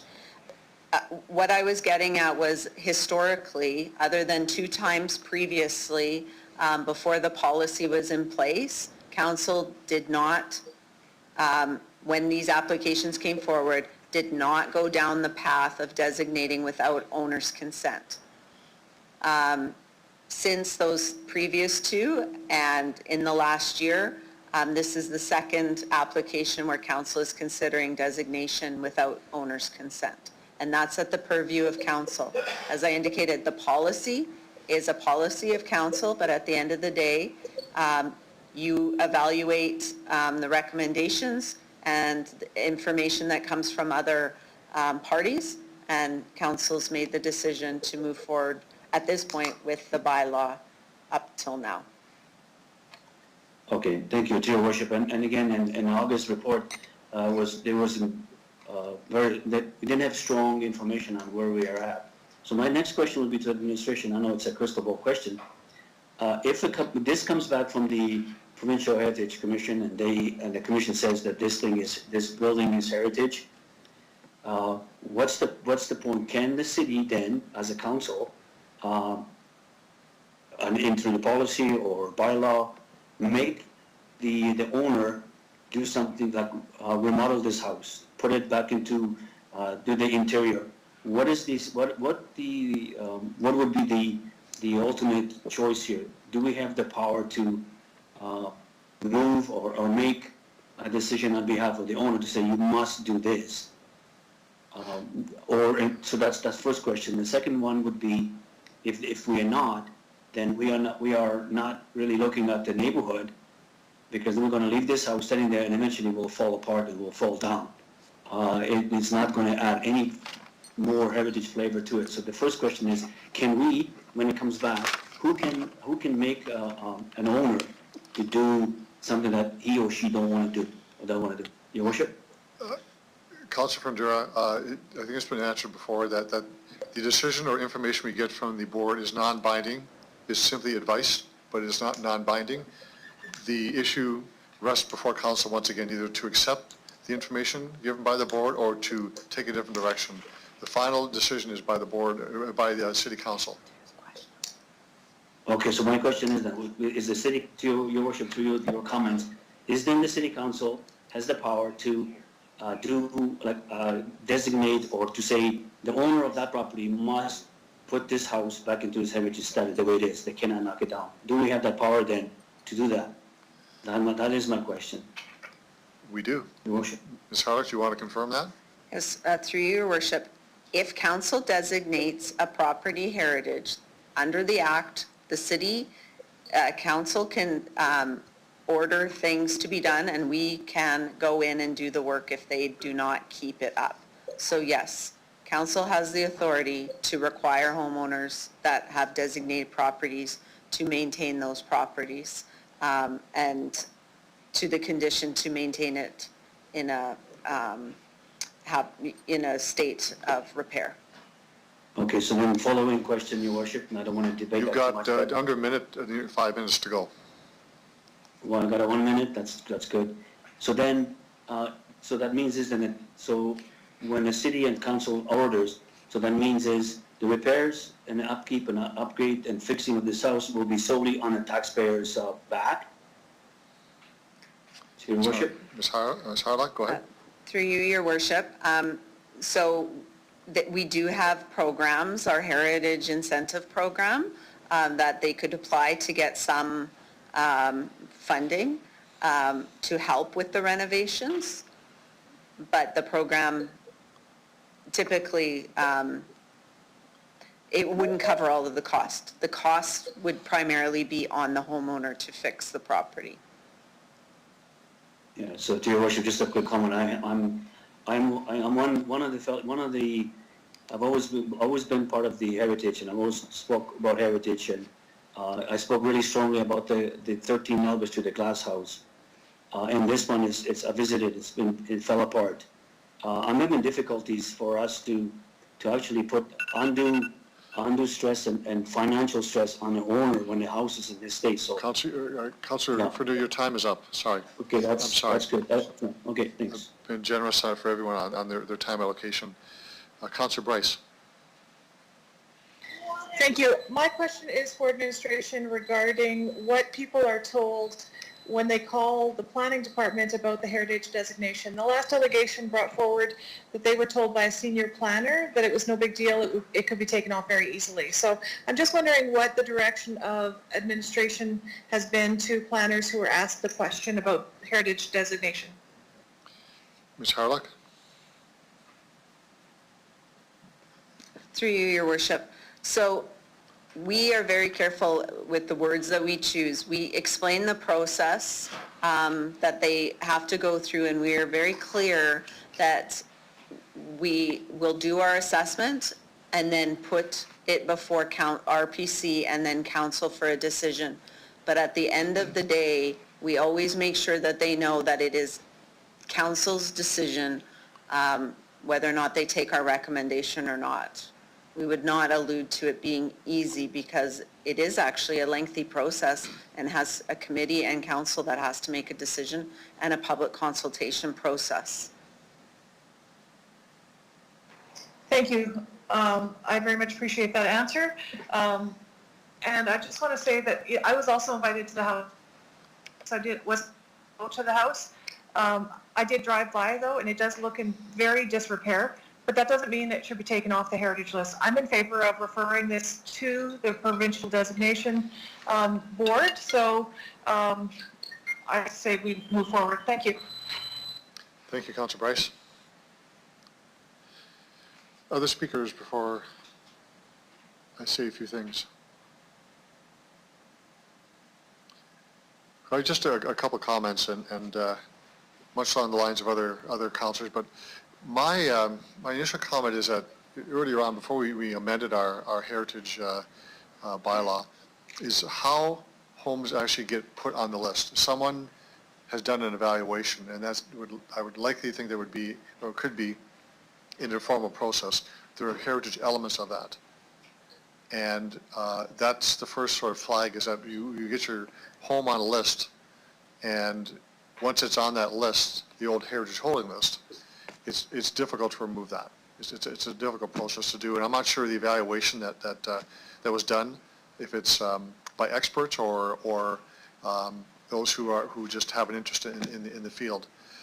When I look at this property, and I have not been into it, so I'm not speaking with full knowledge here, but for those who have gone in and seen it, I'm worried about heritage at all costs. If the building is literally falling down, and the outside shell is there, but it could fall over, it's difficult for me to accept that we would say, yes, heritage at all costs, at this cost. So I'm going to support the referral to the provincial agency to review that. I know we don't have to take their advice, but the delegations, the owner of the property, the ones who want to design a new home on the property, have both agreed that having experts look at this would be helpful. But we'll have a tough decision when this comes back to council because, again, is it heritage at all costs, no matter what, or what are we saving? If the building is uninhabitable and you can walk through the building and not touch any wall, it's very difficult. So I'll support the referral to the provincial organization, see what they say, but we just need to, I think, at some point look at our heritage property policies once again. I think what we're seeing in practice is showing some limitations, not by design, obviously, but just we're seeing this. And I think we just need to have a more fulsome discussion of who designates, how they designate that. And we have this list from 30, 40 years ago. We need to look at that, what that's really feasible, practical, or still applicable even today. So I will support the referral motion. Councillor Hawkins, you have 3 minutes to close the debate if you want to. Your Worship, I think the essential points have been made, and I agree with the points you've just made. So I can leave it there and ask for the vote. Okay. Mr. Clerk. Thank you, Your Worship. Councillor Hawkins? In favor. Councillor Stevens? In favor. Councillor Young? In favor? Councillor Bresciani? In favor? Councillor Findura? In favor. Councillor Murray? In favor. Councillor Bryce? In favor? Councillor O'Donnell? In favor. Councillor Mancinelli? In favor. Councillor Flagel? Yes. Mayor Fougere? In favor. Passes unanimously, Your Worship. Thank you, Mr. Clerk. So we have come to 6 o'clock and we have to make a decision. I'm hoping that council will finish off our agenda tonight. We have 8 delegations who have been waiting for some time, and we're getting very close to the election. And I think it would do us all sense and all good stead just to plow through this agenda for tonight. So I'm looking for direction from council, a motion to Councilor Massinelli. Motion to continue. Maybe a break would be in order for people who've been trapped for a while here. I've been wondering. We can break for dinner now and then continue. Okay. Have a seconder for that, please? I'll second. Councillor Murray. Councilor Murray, okay. I'll call the question, Mr. Clerk. This is to continue the meeting, have a break, and then continue the meeting into the evening. In favor. Councillor Young? In favor? Councillor Hawkins? In favor. Councillor Stevens? Opposed. Councillor Bresciani? In favor? Councillor Findura? In favor. Councillor Murray? In favor. Councillor Bryce? Opposed? Councillor O'Donnell? In favor. Councillor Flagel? Yes. Mayor Fougere? I vote yes. Passes 9-2, Your Worship. Thank you very much. So perhaps we could come back at 6:30. Would be okay for continuing the meeting? We're back at 6:30. Thanks, everyone.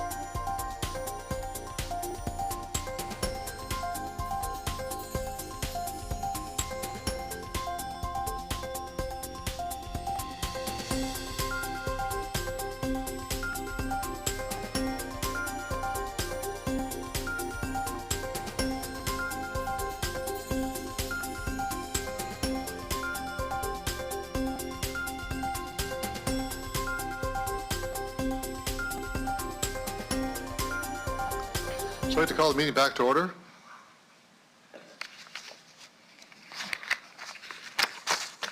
And I'd just make reference to the bylaw 2020-68. That bylaw is now set aside because of the referral we just did.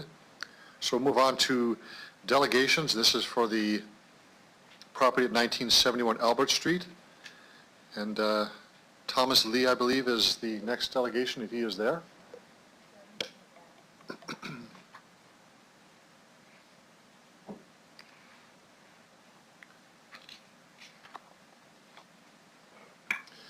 Mr. Lee, are you there? I'm here. So to call the meeting back to... Good evening and welcome to Regina City Council. If you could identify yourself, who you represent.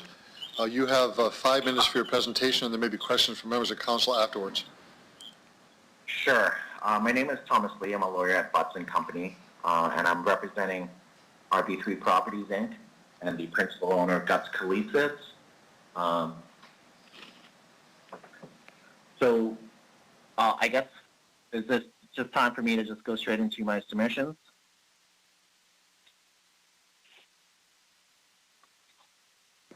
Yes, go ahead. Okay. So we understand that the development of 1971 Albert Street is something that would be great for our city. And it's a location that's faced significant challenges over the years. We want council to know that we're here speaking in opposition of the rezone, not because we're against the development of this property. In fact, we think it would be great for our city and for business. We're here in opposition because we don't think the rezoning is fair. And using previous words presented to council today, a level playing field. If my client was to apply to rezone any of his downtown properties, he would be categorically denied.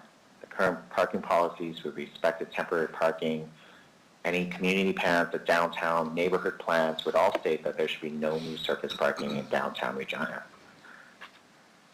I attached that Exhibit D of my materials, a letter from the city dated recently on October 15, 2 weeks ago, regarding temporary parking review.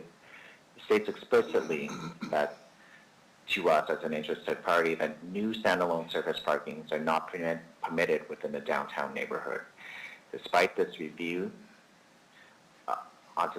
and the current policies on September 30th, council voted to approve the rezoning of 1971 for temporary parking. Prior to this motion proceeding to City Council, the Planning Commission recognized the policies and decided to table the rezoning until MM 20-19 was completed, and at such time, with more information, they could properly approve or deny this application before you. We submit that this was the fair and prudent thing that was done. As an interested party, we have to ask, in fairness, for what reason should Magnetic Capital receive an exemption and be allowed to rezone this lot for temporary parking?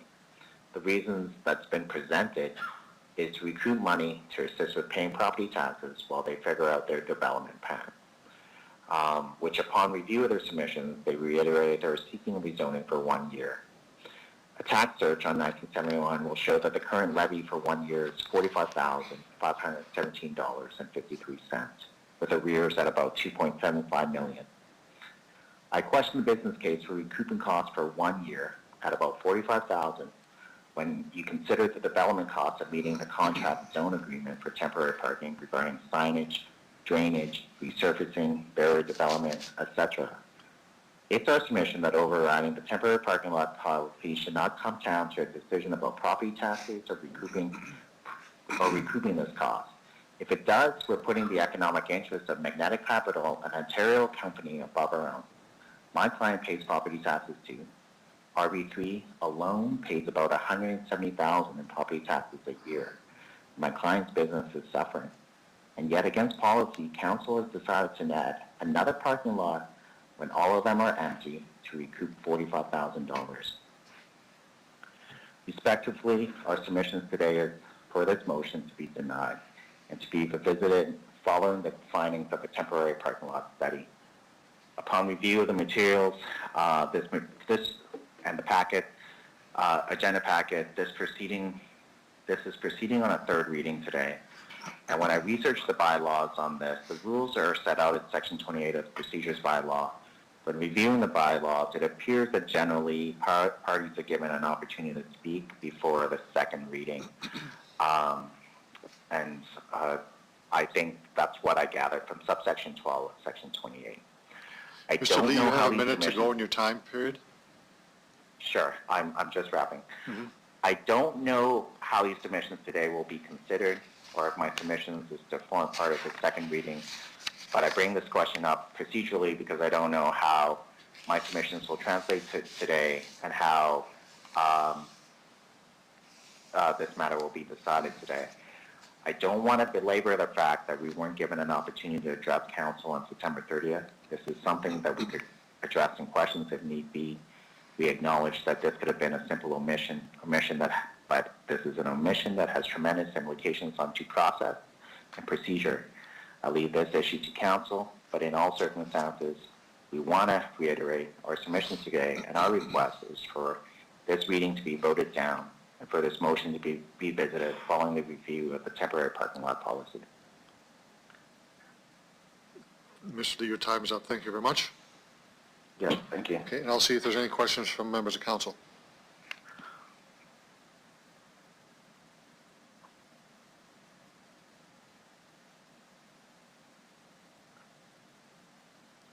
Apparently there are none. Thank you very much for your presentation, and we'll go on to our next delegation. Thank you very much, Mr. Lee. Okay, thank you.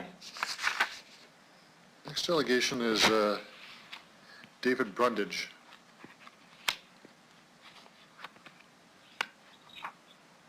Good evening, Your Brundage, Worship.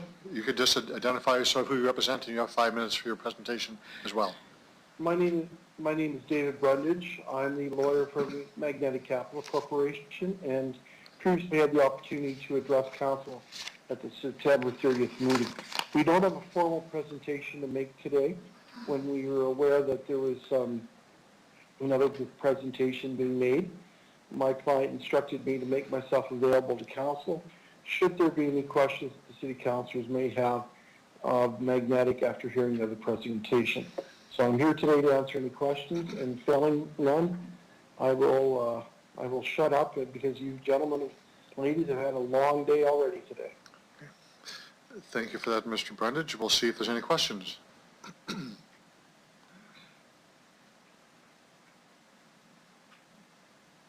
There are none. Thank you very much. You can step back, and we'll now look at the bylaw. Thank you, Your Worship. Thank you very much. Councilor Massanelli? This is 2020-67? Yes. Okay, bylaw 2020-67. I move, seconded by Councillor Findura, that bylaw 2020-67 be introduced and read a first time. Anyone opposed? Opposed. Okay. Opposed. Opposed? Mr. Clerk?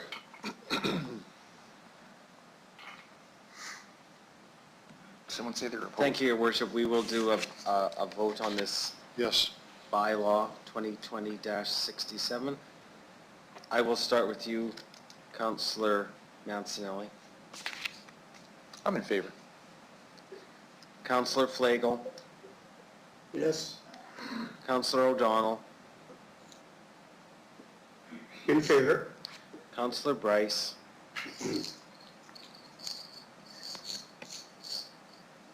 Councillor Bryce. She said she's not here right now, so. Okay. Councillor Murray. In favor. Councillor Findura. Opposed. Councillor Bresciani. In favor. Councillor Stevens. Opposed. Councillor Hawkins. Opposed? Councillor Young. In favor. Mayor Fougere. Oh, yes. Passes 7-3, Your Worship. Thank you. Councilor Massanelli? I move, seconded by Councillor Murray, that bylaw 2020-67 be read a second time. Mr. Clerk? Councillor Mancinelli, you vote in favor. Councillor Flagel. Yes. Councillor O'Donnell. In favor. Councillor Murray. In favor. Councillor Findura. Opposed? Councillor Bresciani. In favor. Councillor Stevens. Opposed. Councillor Hawkins. Opposed. Councillor Young. In favor? Mayor Fougere. Oh, yes. Second reading passes 7-3, Your Worship. Thank you. Councilor Massanelli? I move seconded by Councillor O'Donnell that council hereby consents to bylaw 2020-67 going to a third reading at this meeting. Councillor Mancinelli votes in favor. Councillor Flagel. Yes. Councillor O'Donnell. In favor? Councillor Murray. In favor. Councillor Findura. Opposed? Did not receive unanimous consent, Your Worship. Thank you, Mr. Clerk. You'll proceed to the next meeting of council in November, or next, whenever that might be. Okay, move on to bylaw 62. Bylaw 2020-62. I move seconded by Councillor O'Donnell that bylaw 2020-62 be read a third time in this meeting. Anyone opposed? Opposed? Okay, we'll take the vote on that to Mr. Clerk. Councillor Mancinelli. In favor. In favor. Councillor Young. In favor? Councillor Hawkins. In favor? Councillor Stevens. Mr. Clerk, could you please provide clarification on the nature of the bylaw? This That's is the remuneration. This is This is the remuneration third- bylaw. This is, okay. Yeah, thank you. In favor. Okay, Councillor Bresciani. In favor? Councillor Findura. Opposed? Councillor Murray. In favor. Councillor O'Donnell. In favor? Councillor Flagel. Opposed? Mayor Fougere. Opposed. Carries 7-3, Your Worship. Okay. Now we have 4 more bylaws. And with respect to bylaws 64 and 70, these relate to the accommodation licensing. We should refer to these as May 1st. May 1st is the correct And I'd date. ask that it just be included within the bylaw itself since the report has been amended as such. Okay. Councilor Massanelli. So, bylaws 2020-64, 65, 66, and 70. I move seconded by Councillor O'Donnell that bylaws 64, 65, 66, and 70 be introduced and read a first time. Mr. Clerk? Councillor Mancinelli's in favor.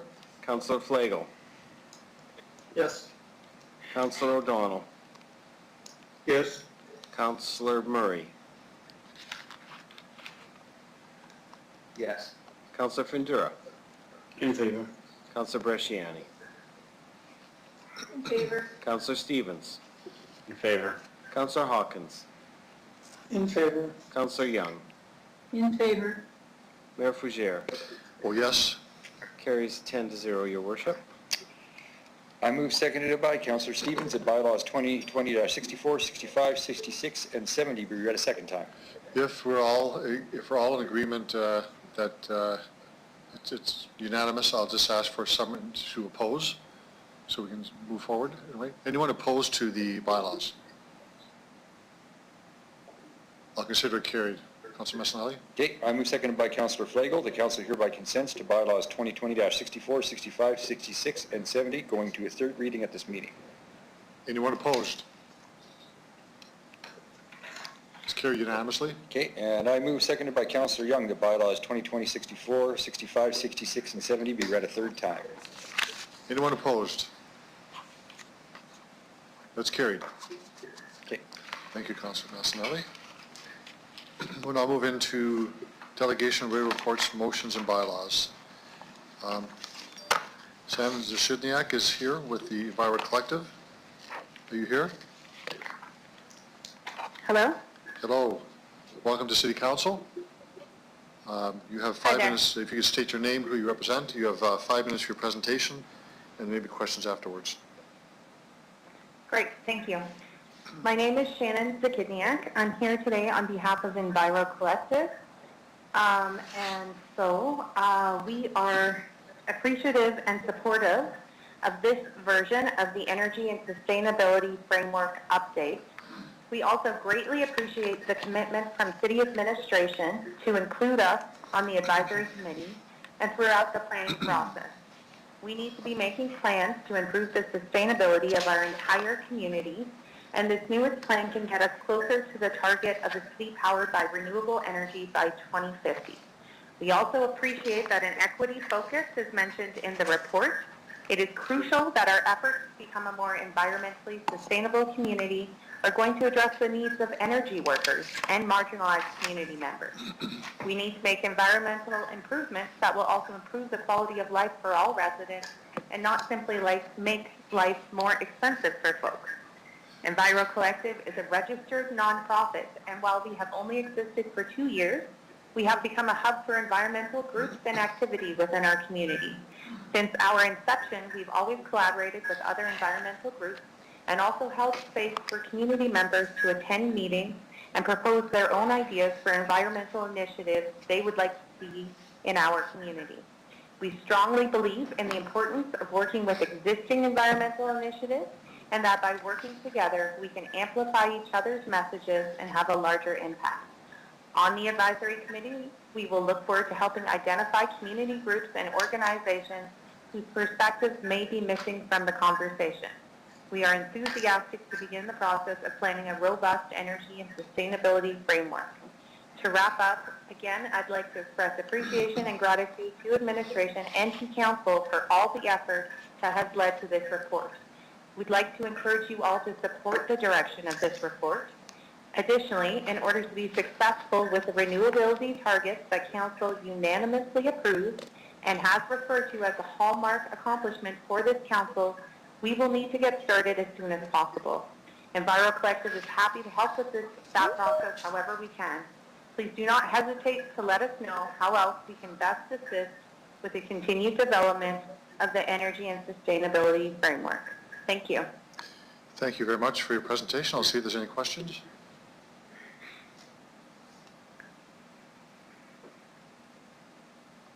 There are none. Thank you very much for your presentation. Okay, thanks. Take care. Bye. Next delegation is Sarah Abbott. Are you there, Ms. Abbott? Yes, I am. Good evening. Welcome to City Council. If you could identify yourself and who you represent. There may be questions from members of council afterwards. Sure. Thank you so much. My name is Sarah Abbott, and I am representing myself and other concerned citizens. Good evening, Mayor Fougere and councillors. Thank you for staying to finish the agenda and for this important item. I appreciate this opportunity to offer support and suggestions for the city's energy and sustainability strategy. 2 years ago, I was among many citizens who were very relieved and excited to see the city commit to action regarding the climate crisis by voting unanimously in favor of making Regina a renewable city. It was an historical moment. Although speaking with the convoys tonight, I, like others, many others, am anxiously aware of the tremendous urgency of the climate issues we are all living in. Although we in Regina may not be feeling climate change strongly at the moment, others living at the same longitude as us, approximately 50 degrees north and higher, are seeing significant reductions in thickness and duration of blue ice. This is the toughest frozen water that enables vital winter roadways for remote northern communities. Higher still, Alaska's average temperature increase between 1947 and 2012 was 1.7 degrees Celsius. The IPCC, the UN's Intergovernmental Panel on Climate Change, as you know, is urging major reductions in greenhouse gas emissions to keep the global average temperature increase ideally below 1.5 degrees. We have a lot of work to do. We have a lot of change to make, and fast. My presentation regarding the city's energy and sustainability strategy revolves around three main themes: education, inclusivity, and support. As an associate professor at the University of Regina, I developed and am now teaching for the second semester an interdisciplinary course in climate change. The class includes science, indigenous perspectives, community, resilience, artistic and applied engagements, and thinking outside the box in the face of climate change. I am seeing that even students with a keen interest in climate issues are not fully aware of the science and dire situations the world is facing. I am also seeing students whose studies are not science-based discover They have a role to play in raising awareness, taking action, and building resilience for climate emergency. Every person has a role to play. Every person can learn to take effective action, just like in the history of our species, we have all learned that brushing our teeth prevents tooth decay. Accessible, citywide education initiatives are needed. Climate awareness is not optional. Climate change is everything change. Climate awareness can help people support, mitigate, and manage the changes. Early in the pandemic lockdown, the Saskatchewan government mailed information cards to residents with clear guidelines on how the virus is transmitted and ways they can keep themselves and others safe. I suggest the city create a public education program that begins with mailing similar information cards to Regina citizens regarding the climate emergency, what and why it is, what the city is doing, and what people can do. Indigenous knowledge and science that have understood natural law and respectful interrelations with nature for millennia must be incorporated into the city's energy and sustainable strategy and education materials. We would not be here discussing the climate crisis if these laws had not been repeatedly broken. Including Indigenous knowledge and people is essential to the success of the strategy. It is an action toward reconciliation. Support is necessary for people who may not be able to afford to make changes as we transition from fossil fuels, and or whose livelihood is based in the fossil fuel industry. There are others in our community who can better speak to how to do this. I raise this point to keep attention on it. We are all in this together. Community and compassion are vital as we work towards new ways of being and living in the world. In my last minute here, I recommend that the city create a citizen advisory council in addition to the planned community advisory group. Do you have a minute to go in your time? Composed of local climate experts. A citizen advisory council is comprised of representatives from all groups of people living in Regina. They would be educated on climate science and its many intertwined issues to discuss and advise councillors of the ways the City of Regina and its citizens can move forward with efficiency, innovation, flexibility, courage, and urgency to make and support rapid changes in our urban ways of life. Thank you for showing leadership on making Regina a renewable city. I urge you all to vote in favor of the energy and sustainable strategy. From a science, local, and global well-being perspective, it seems this is the only choice. Thank you so much for your time. Thank you very much for your presentation. I'll see if there are any questions of you. There are none. Thank you very much. Thank you. So we have 4 communications from Brian Brunskill, Ingrid Illish, and Andre Magnan, and Jill Force. If I have a motion to receive and file those communications, please. I'll move the motion, Councilor Murray here. Councilor Murray, a seconder. I'll second that, Hawkins. Councilor Hawkins. Anyone opposed? Motion is carried. Councilor Massanelli. Let's report 88, Energy Sustainability Framework Update. So, as described, this has been a very defining aspect of our council as we've sat so far. What we have before us is the outcome of what we've found as a council, and I guess any comments you guys want to provide on the way through would be appreciated. Ms. Folk, can you give a 2-minute elevator sketch on this? Absolutely, absolutely. Thank you. Good evening, Mayor and members of Council. First of all, I'd like to thank all of the delegations, organizations, and municipalities across Canada that have shared information with us over the last 18 months.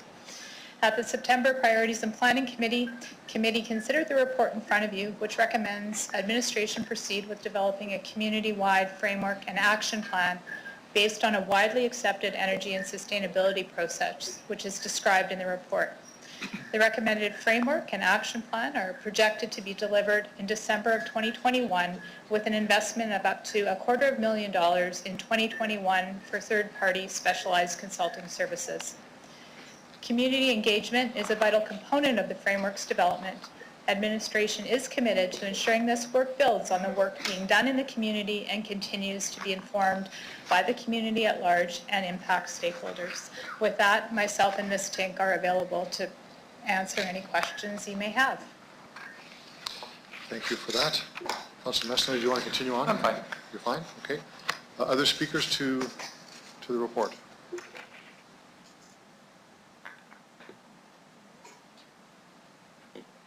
Councilor Hawkins? Yes. No speakers? Councilor Hawkins? Thank you, Your Worship. I was slow on the chat line. I'll be very brief. I think that one of the highlights, indeed one of the signatures of this past council, was the Regina 2050, Renewable Regina 2050 resolution, together with other resolutions which dealt with environmental issues. I applaud the council's initiative in this regard. It's forward-looking.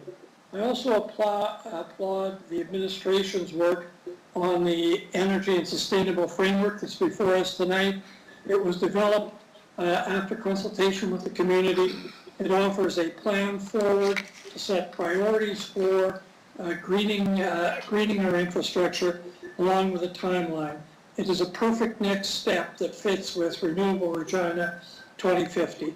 My hope is that these documents become something more than aspirational. My hope is that they become action plans, and I think the Energy and Sustainable Framework offers that possibility for action. I think it might be the greatest gift of this council to the next council, and I support it enthusiastically. Thank you.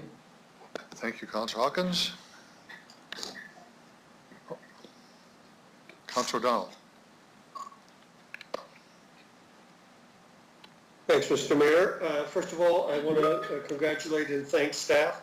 I think what is before us and was well hashed at Priorities and Planning is an outstanding document, an outstanding leadership plan. And I was really pleased to see the delegations that appeared and are written before us reiterating that as well. I would suggest that this is a great opportunity to unite our community, both in terms of all of the committees, all of the action, and all of the work that can be done. This is a great opportunity for a future council to put us on a cutting edge and for us to lead. I'm optimistic that all of the work that was done previously and in terms of trying to bring other communities together with ours will serve us very well. Well done here, and I encourage all of us to support this. Thank you. Okay, we'll go on to Councilor Young now. Okay. Thank you, Your Worship. First of all, I'd like to thank Councilor O'Donnell. This is his last meeting with us, and he did a lot of work on environment and sustainability, and so I want to thank him for that work. I think what I'd like to comment on, there's much that you could say about this report, but the thing I want to comment on is that it says that a sustainable community is the product of a holistic approach, and it includes economic, social, and environmental. And then it goes on to talk about some other things that we've decided to do as a council, such as the community health and well-being strategy, and our goal to become a more inclusive city. So I think social equity is a lens through which we will be looking at all of these areas, and I applaud that. And lastly, I think in this time that we're living in now, people need hope, and I think this is a very hopeful document. Thank you. Thank you, Councilor Young. Councilor Stevens. Thank you, Your Worship. There are a few reports and initiatives, I think, that have generated this kind of excitement in our city. It's invoked independent research and independent researchers who are lending their assistance to this project. It's received national attention and excitement. Major energy companies that are invested in wind and solar are paying attention. It's now part of our economic development strategy as per EDR's 2030 ambition. There are already revenue-generating opportunities identified in this report and that are returning real income to the city if we're thinking about methane gas capture and energy generation. We have opportunities to work with municipalities across Western Canada, even those who are deeply invested in oil and gas. I think the next council is going to be tasked with operationalizing this framework. So I think a lot of the heavy lifting in terms of getting this off the ground has already been conducted by current council and administration. New community engagement opportunities. As Councillor Young indicated, there's a lot of excitement, lots of opportunities going forward, and I think we should be excited to have gotten this far, as tense and as difficult as it's been.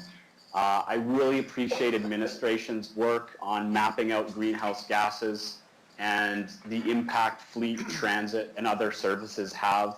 I think there's a blueprint here for us to do some important work.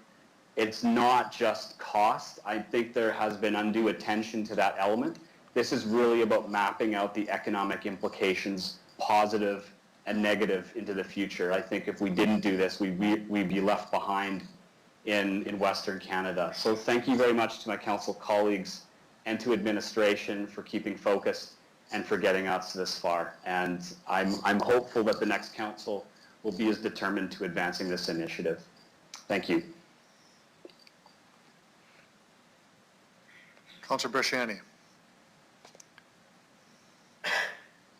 Thank you, Your Worship.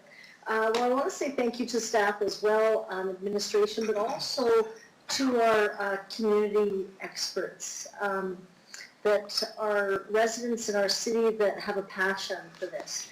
And they have come forward and they've spoken loudly. And, you know, I think it's raised the awareness of where we want to be as a community, not just here in our province, but I agree, across Canada. One of the things, and I also want to thank Councillor Findura and also Councillor Stevens, of course, and Councillor Murray, when they came back with the motion to be a renewable city by 2050, that started the conversation to get us going in all this. And I know Councillor O'Donnell, you know, again, was a huge part prior to that. But we start with the conversation, but it has to come to a plan. This is the next step to get us there. I agree there's going to be some community consultation, which I think has to be. The community is excited, but I do think that moving forward, the advisory group is going to be a key, and also keeping the community engaged as to kind of how we move this plan forward is going to be another key piece. Decisions on how do we start to get this going, if it's our buildings, if we look at, you know, different ways that we can incorporate it. But I agree that we don't have to reinvent the wheel here. There are many cities that are ahead of us, and we can learn from that. And I hope that we take some of that resources. I know FCN, and there's so many other grants out there now.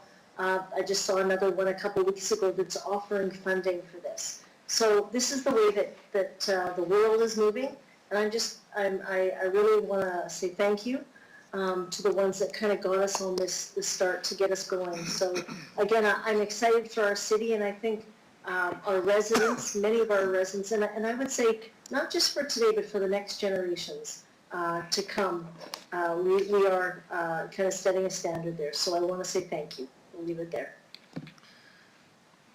Thank you, Councillor Bresciani. Councillor Findura.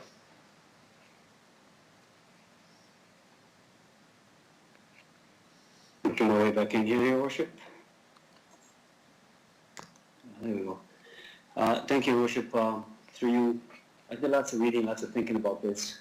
I like this report. I didn't support it last time. I've thought about this, and I've asked about the costing, asked about different things, making sure that the community doesn't get set up or saddled with some high costs. But I can see that we need to start somewhere. And this report gives a good view, good outlook on what the concept was when it was started in 2017, where we want to be. And I feel comfortable going forward that the findings from this will give us a good blueprint and a vision on the future where we can start. And Councillor Bresciani mentioned about we could start it with the city building. We could start something small, but if we don't start, so I understood this, I see what the intent was, the visit to Vancouver on the world's stage to see how the environment has to be looked at. I'm comfortable going forward that this report will give us what we need. And I am definitely going to be supporting not just the report, but going forward, knowing that we're going to be keeping a close eye on the costs of things, making sure that residents will know exactly what's going to happen and how it's going to happen. So the costing of it, that was my first and longest concern, is that the costing is going to be detrimental in going forward. But I understood that there are other ways to get to that point. We will get to that costing point, and everybody will be on the same page. So, Your Worship, I am definitely supporting. The report is good. I did some more reading, did some more research. I looked at the impact, what the future brings, and I'm definitely in support of this. Thank you, Your Worship. Thank you, Councillor Fundera. Councillor Murray. Thank you. Perfect. Thank you very much. Thanks through the chair. I just want to start by thanking administration. I want to thank Louise Folk and Carol Tink for all the hard work that they did on this file through all the trials and tribulations of its creation. It wasn't an easy path for sure. And I also want to thank council for for being so supportive for something that at the time probably seemed quite radical. And for some folks it maybe still is, but you are starting to see this formation globally. So I just want to thank all of council for having the faith in our administration to be able to do this and take this on. And I'd also like to thank all. Oh, you froze on us, Councillor Murray. All the it's reached out. Sorry. Oh, sorry, I had a phone call. Sorry. I've never had a file where folks have reached out this much and to this degree, and I've actually made not just acquaintances, but actual really good friends that have come out of this motion. So just very thankful, and I'll be supporting this. Thanks. Thanks, Councillor Murray. Other speakers?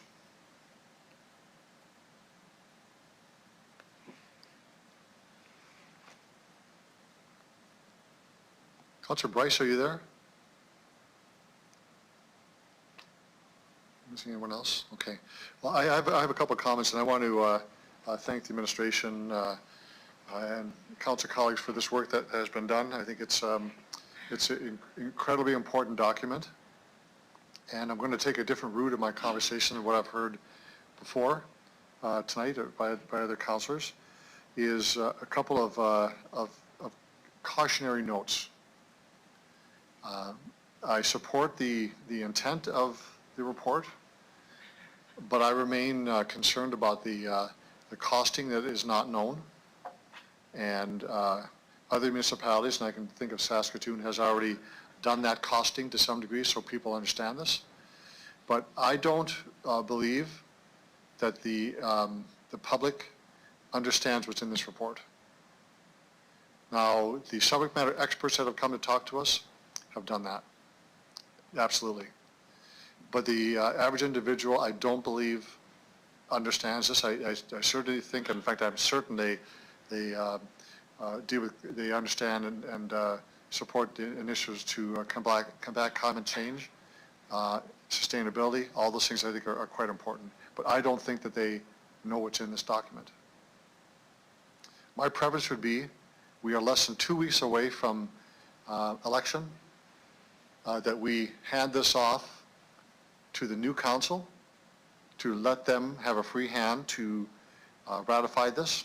We can say we send it off to with obviously the support of council, but my preference would be to refer it to the new council to look at and let them decide the way in which they want to go forward. We did this in things that are much smaller, like the snow report last month. We said we'll deal with that next time. Let's the next council go forward with that one. It's a budget implication to it. No different than this. In fact, this is a signature report from this council. It is not an average report. I would prefer that we have this referred to the next council. So I don't think I'm going to get support for it, but I'm going to put it out there. I'm going to move a referral motion that this be referred to the new council so they can have a thorough discussion. We have nothing to lose to do this. And I think we have everything to gain with the council that would receive this, knowing that they have their hands on this and make a full decision on this. So I'm not sure if anybody would second that. I would actually leave the chair and give it to Councilor Massanelli. And I'm going to make a referral motion that this be referred to the next council. Okay.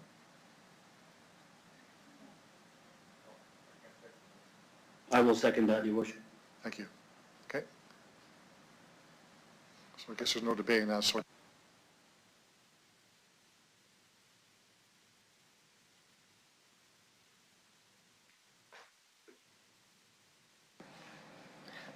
Thank you, Mayor. I will call on you first, Mayor Fougere. Councillor Flagel. Sure. Councillor Mancinelli. I didn't hear that. No? Councillor O'Donnell. I'm opposed. Councillor Murray. Opposed. Councillor Findura. Opposed. Councillor Bresciani. Opposed. Councillor Stevens. Opposed. Councillor Hawkins. Opposed. Councillor Young. Opposed. It's lost, Your Worship, in an 8-2 vote.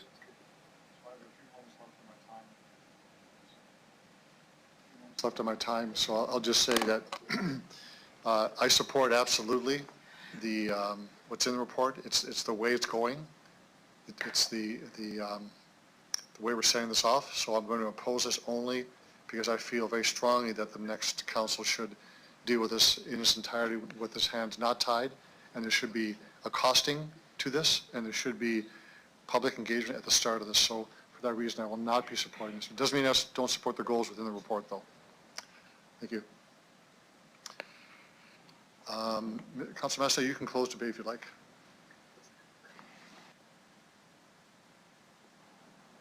I guess just in closing debate, thank you for all your work, administration. I know how much went into this and what a big part of our council this has become. What excites me the most about this policy or this outcome is going to be the fact that I think Mayor Fougere is quite right, and many people don't understand what this means and how this will affect their everyday life and what change will become upon us. By making this investment and trying to define what type of changes might come and what kind of avenues we might have to proceed down to get to the place we need to be for a secure future for our children and our children's children, we have to start this now. This investment is for knowledge. This knowledge is what's going to define economies and cultures in the days to come in our world. And by being on the start of this instead of the end of it, it allows us to be more in tune and maybe advantageous to our region of the world in competing in a world economy. So I don't think there's any time to drag our feet or to slow down. I think to answer some of these questions, to gain some knowledge to pass along to the public and for everyone to share a vision on what we have to achieve and what we have to accomplish, the time for that is now, and we have to get going on that. So I'm proud to support this. Thank you. Thank you, Councilor Massanelli. Thank you, Councilor Massanelli. Mr. Clerk?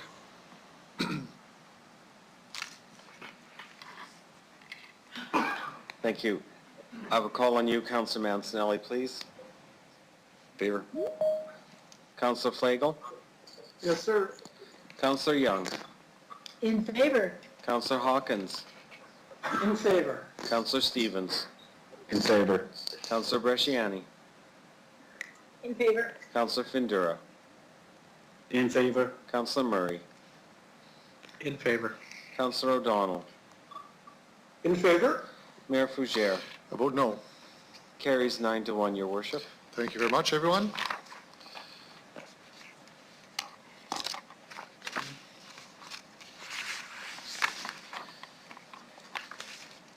So we'll move on to our delegation on the traffic bylaw.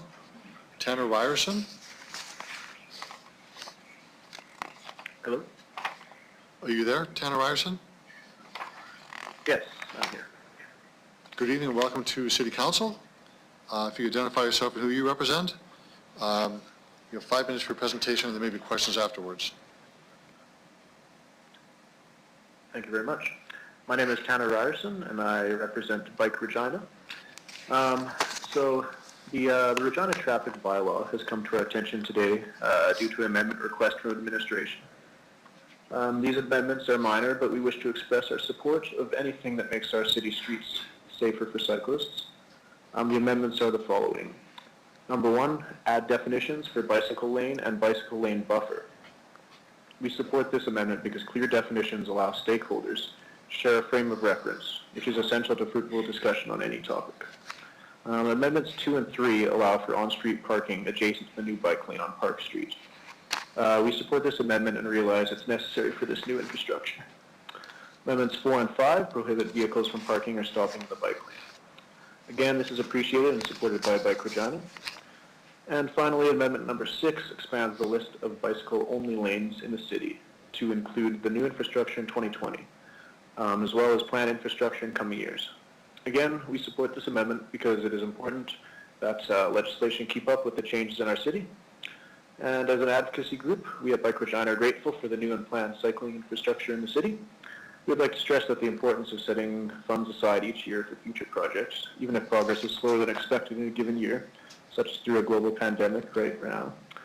We sincerely hope that the City of Regina will continue to engage with Bike Regina on future projects at every step of the way, including pre-planning, promoting projects once they have been planned, or educating road users once the plan comes to fruition. Thank you for your time. Thank you very much, Mr. Ryerson, for your presentation. Questions of the delegation? I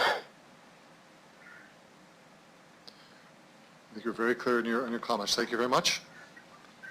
And you can retire now. We'll move into the City Manager Report 32, Traffic Bylaw Amendments, Recycling. And I have a motion to move that, please. Councilor Massanelli, a seconder. Anyone want to second it? I'll second it, Hawk. Thank you, I'll Councilor second Hawkins. that. Okay, the administration, any comments on the changes to the bylaw? Mr. Onwright? Through your worship, thank you. The amendments in the bylaw are pretty straightforward. As the delegation noted, there are 6. They are primarily directed at the changes that were made to the Park Street project this summer, and that will allow for the safe and efficient operation of the new bike lanes. So I will note there is another report coming forward in 2021 regarding the safety and behavior around cycling. So this is coming ahead of that, and that's due to the Park Street project.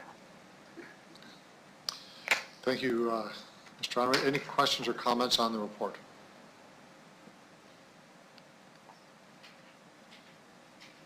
Mr. Clerk. Thank you, Your Worship. I'll begin with Councilor Mancinelli, please. Councilor Young. Yes. Councilor Hawkins. In favor. Councilor Stevens. In favor. Councilor Bresciani. In favor. Councilor Findura. In favor. Councilor Murray. In favor. Councilor Bryce is not here. Councilor O'Donnell. I'm in favor. Councilor Flagel. Yes. Mayor Fougere. I vote in favor. Carries 10-0, Your Worship. Thank you for that. So we'll move on to the 9th Avenue North truck route. We have 3 delegations. Susan Ewart. Are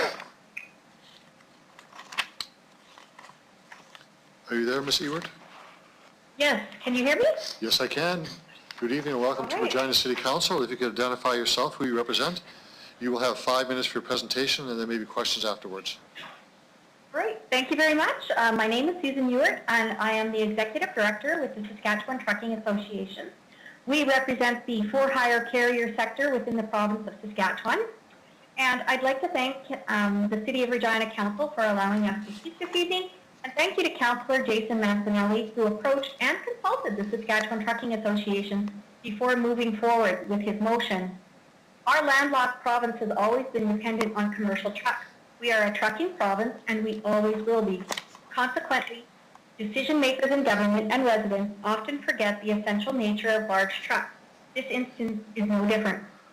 Despite consultations and a resounding no from industry, the STA feels the councillor's messaging has been unclear. 9th Avenue North is designated by the City of Regina as a heavy vehicle route, not a shortcut. And secondly, the motion to eliminate the 9th Avenue North heavy truck route is not marked as a dangerous goods route by the City of Regina, which has been mentioned countless times. Any dangerous goods on that road are only allowed to be there if it is the most direct and least residential route to a delivery location. This, however, should be no surprise as this item is becoming increasingly politicized, recognizing Councillor Mazzinelli is seeking re-election for Ward 9 in Regina. Let us be clear, as the voice of trucking in Saskatchewan and as an association who represents the collective interests of our trucking community, we want to be part of the solution, not against. However, this is not the way. The FTA would like to see informed research around some of the efficiencies Mr. Mazzinelli believes would result in banning heavy trucks from this route. On an afternoon weekend stroll, Mr. Mazzinelli self-admittedly followed trucks in his personal vehicle to determine the additional travel time needed of a semi-truck were to go to Highway 11 and enter the north part of Regina from there. This is not how decisions should be made. I hope the Council recognizes this. The STA firmly believes eliminating the 9th Avenue North heavy truck route between the points of Pinkey Road and Pasca Street, which I will say is news to us, will have costly impacts to trucking companies. What do those impacts look like? Increased travel time, increased carbon emissions, increased fuel consumption, and an increase in overall operational costs for many businesses reliant on the Loblaws Distribution Centre, the Canadian Pacific Intermodal Facility, and other businesses in Northwest Regina. Nevertheless, this motion extends the length of road trucks would be banned. This is unfair, and the trucking industry was not properly informed of the additional ask. In the northwest region of Regina, there are countless grocery stores, confectionery stores, gas stations, as well as elementary and high schools, all with increased needs since COVID-19. We would be curious to hear from the City of Regina the alternate routes the many trucking companies would need to take to ensure gas stations have fuel and grocery stores have food. Moving forward and thinking of potential solutions, first the STA would ask that this motion be put on hold until after the Regina municipal election on November 9th, 2020, and further consultations and studies are completed with important stakeholders, including the Ministry of Highways and Infrastructure. Second, if commercial trucks are running their jake brakes causing excessive noise, the STA would like to see further enforcement efforts from RPS to mitigate this issue, instead of merely shutting the route down and hindering the abilities of the trucking community in Saskatchewan and Regina. Lastly, the proposal to remove 9th Avenue North as a commercial trucking route is not advisable, as there are no viable alternatives for simple, efficient, and safe access to the northern portion of Regina for commercial trucks. As part of the Regina bypass, the interchange at the junction of 9th Avenue North was designed with the understanding that 9th would you have a Avenue minute North to go in your time frame? 9th Avenue North would evolve into an expressway freeway connector to and off of the bypass. 9th Avenue North is the most efficient and logical route for freight flowing to and from the northwest, as cited by the Ministry of Highways. Trucks can simply not be kept out of our city. Thank you. Thank you very much for your presentation. I'll see if there's any questions from members of council.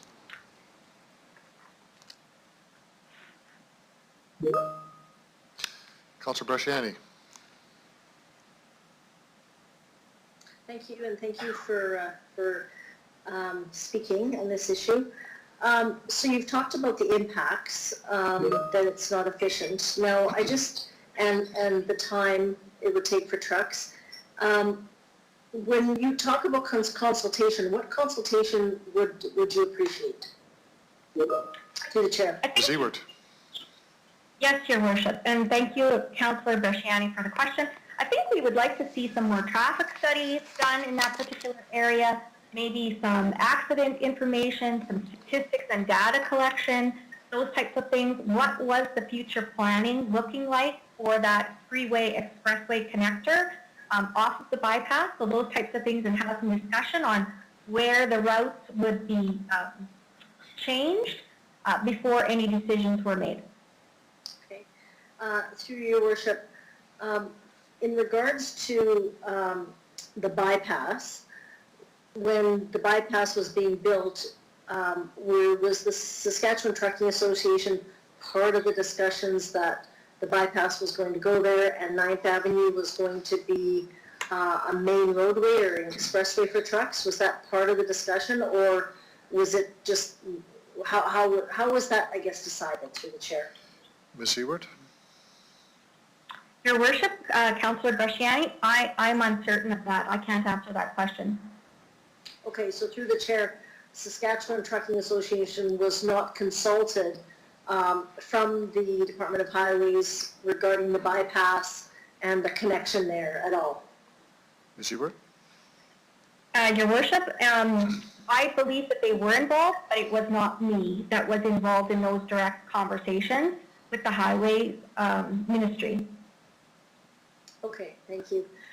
Now, if this was deemed maybe not a major truck route, but was maybe a delivery type, would that be somewhat better than obviously a major truck route? Could they still come in and deliver the goods to, like, the gas and the grocery? If it was just for more of a delivery, I don't know, but what is the name of that type of road? Is it just a delivery type of a roadway? Ms. Ewart? Your Worship, I think I would have to defer back to the city on that one, whether or not there was the most direct connector route that would be available, because right now the truck route for the city of Regina does specifically stipulate that that is a commercial truck route to move goods back and forth. Loblaws is a perfect example of that. I mean, they use that particular section to make at least 14 deliveries a day to 6 stores in that particular area. So rerouting them around the bypass to Highway 11 back up and down adds about an extra 32 kilometers per round trip, and that's 400 kilometers of additional drive time per day. Right, through the chair, just want to clarify, right now, 9th Avenue North, it's heavy vehicles are allowed. It's not a dangerous goods route though, is it, through the chair? Ms. Ewart? Your Worship, it is not listed as a dangerous goods route. The dangerous goods route starts farther, closer to the Ring Road connection. They're rerouted farther away. They don't come down that road. Okay, so so I guess the question I'm asking is that, say for delivery or anything like those to the grocery stores or to the gas, would that roadway, could it not be deemed more of a delivery, pickup and delivery route? Ms. Ewart? Your Worship, I believe it already is. The heavy commercial vehicle route, so it's already being used as delivery and the most direct route for delivery of goods in that area to stores. That's right, through the chair, but if we took off the heavy duty and just left in the delivery and pick up and delivery, would that not suffice, through the chair? Ms. Ewart? Your Worship, no, most goods come on a semi with a 53-foot trailer, or Loblaws sometimes will deliver with 2 53-foot trailers. So I think you consider those at 63.5 kgs if it was fully loaded. That is the max capacity, the weight that they can carry. I don't think that would solve the issue. Okay, thank you. That's all I have. Thank you, Councilor Bresciani. Councilor Flagel?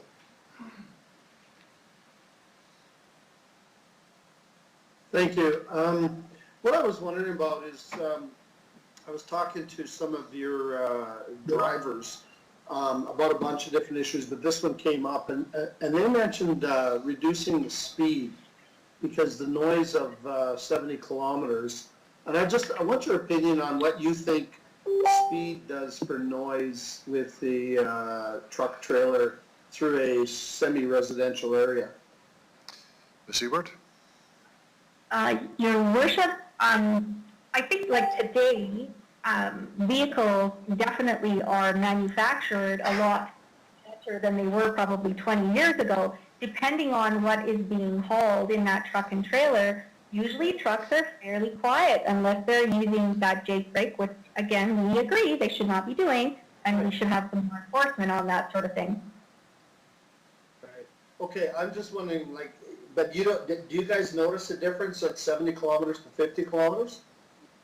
Do you ever track that? No. Okay, I wasn't sure because that was a suggestion by some of your drivers to do that. But yeah, the J brakes are a problem across the city. But the other thing is you mentioned when you haul certain materials, is it just because of the weight that they're noisier or quiet, or is it is there something else that determines that? Ms. Ebert? Your worship, it really is going to depend on the truck and trailer configuration. As I mentioned, that's really going to be dependent on what it is. I would say, like, for your groceries, no, it's not creating a lot of noise. I mean, we too, like, one of the members of our board lives over there, and, you know, he identifies that most of the time he hears cars, like louder vehicles. Trucks are running very efficiently today. Yeah, yeah, okay, good. I just wanted to clarify a couple of things. Thank you. You're welcome. Councilor Massanelli. Appearing today before council, I appreciate it, and for allowing your representatives to talk with me. A quick question for you. The 32-kilometer round trip. So when I did this, I looked at 970 North as a 70K stretch. My proposal was a 17K total. I can't figure out how a 32-kilometer round trip got added onto a destination. Can you explain that for me? Ms. Ebert? Your worship, those were statistics given to us from Loblaws. Okay. From what you said, they have 14 destinations in a day that have to do with the stores in the northwest end. From Loblaws to those stores, I believe, is about a total trip of 16K by my destination, probably closer to about round trip 20K, your point of travel. Does that sound familiar, or am I missing other destinations you're speaking of? Ms. Ebert?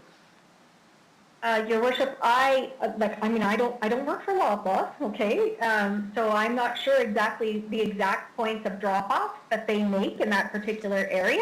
And, you know, we have to take them at their word to say, this is the statistics they gave, this is how many times they're dropping loads off during the day, how many stores they support in that area, and how much it's adding to their round-trip cost. Okay. So considering that this is a difference of 10 kilometers added on to the round trip, this road that you're currently traveling down is 70 kilometers an hour for 7 kilometers of endurance or stretch. The road I'm proposing is 17 or 16 kilometers roughly at 110 kilometers an hour. If there was no traffic lights, no stop signs, nothing else to drive around, just that distance and the two speeds would be a 3-minute difference. As soon as I introduce 4 traffic lights along the way and the congestion of Regina traffic, 3 minutes gets eaten up really quickly.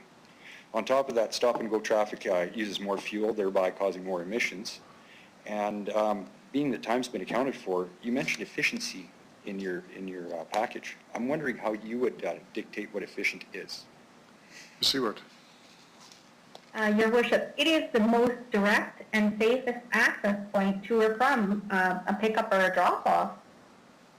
Oh, so it wouldn't necessarily be the quickest or the least amount of fuel used or the least on expenses. It's just the shortest point between 2 points, no matter what you might encounter on the way. Ms. Ebert? Your worship, I believe that's why we asked to have more efficient data and studies and have some subject matter experts work with us and the city to determine some of this data or the questions that you're asking me. I am not a traffic engineer, and I cannot tell you that specific data. I represent the collective voice of 4 hire carriers in the province that are using this particular road, and they would like to not see this happen. Okay, thanks for that. Besides my Sunday afternoon drive hours, also approached some researchers to find out if there's any context for the stop and start traffic, for congestion, for any of the actual factors of efficiency we've been discussing here. It doesn't look like it's been studied. As well, I searched through the internet for any type of trucking information that might exist for your industry. The closest I could find is grade climbing on mountains for fuel usage. I don't think the information you're asking for currently exists, so I don't think I can really ask for the time. If you have any other people you could ask for, someone you could suggest, I'd like to know who. Ms. Ewert? Your Worship, Councillor Mancinelli, that you are correct. There's not a lot of great data in trucking, definitely, and it's something that we can look to work on. A lot of companies, carriers, do hire data experts, and I think what we could do is rely on some of them to assist us with some of the information that might be helpful. Okay, my next question. For something that looks like it might very well be time neutral, energy neutral, and cost neutral, instead of studying it, why are we lobbying and coming at difference of opinions? I did come and check if anyone had checked me on my time study, any other thoughts or any other findings. Has anyone gotten back to you having done that? Ms. Ewert? Your Worship, yes. Loblaws definitely has time travel, or check the time on it. They are the ones that, this is greatly going to impact those businesses operating out of that particular area. What did they report back for their findings? I noticed they have a 32K round trip, and that doesn't add up with the distances between the stores and their outlet. I'm just wondering what their time found. Ms. Ewert? Your Worship, they did not provide that particular information, but if you would like it, I certainly can go back to them and ask them for it. Okay. Okay, thanks. One more question. You had some, wanting some information back on accident data. Being that it used to be a dead-end grid road at the end of this street, there is no accident data for semi-usage. By waiting for accident data, wouldn't I be putting the residents that I'm in charge of providing safety towards in danger? Ms. Ewert? Your Worship, we do not feel that that stretch of road is any different of condition or any better or worse shape than any secondary highway in the province, and that, it is just as safe as any other road in our city. Definitely we could talk about, speed and that sort of thing. There was another councillor that talked about that. That's always definitely a concern, but we don't feel that the safety is a factor in that particular stretch of the road. Did you feel safety was a factor on the east end of Regina before the bypass was introduced, when there was a lot of truck traffic and car traffic entwined and we had problems that caused us to spend billions of dollars? Ms. Ewert? Your Worship, I think that trucking companies today take safety very seriously. Did I personally feel that there was an issue? I live in that particular area. I was used to driving with that particular traffic. I pay attention. I keep my distance as a motorist with a vehicle. I understand how to drive around a large commercial vehicle. Have I driven a commercial vehicle? No, I have not. Okay. One more question. If there would have been a perfectly equivalent path on that side of the city, do you think they should have used that path, or should we have built a bypass? Ms. Ewert?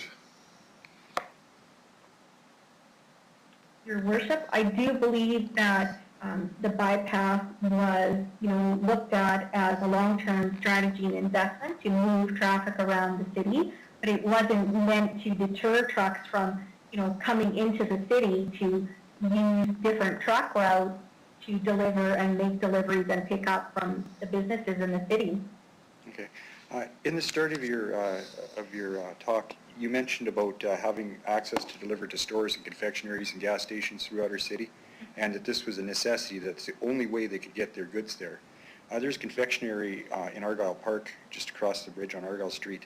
I can't see a truck route anywhere near there. How do they get their goods delivered if they don't have it delivered by a truck? Ms. Ewert? It could be Your Worship, my apologies. It could be a different configuration of a truck. It may not be a regular semi-truck and a 53-foot trailer. There are different trucking configurations that can go for different delivery routes within the city. So there are lots of ways for people to get the goods they need. I know everything I'm wearing today came from a trucker, so there will be ways to get the goods to stores, and they did that before the bypass opened 8 months ago, correct, or 10 months ago, correct? Ms. Ewert?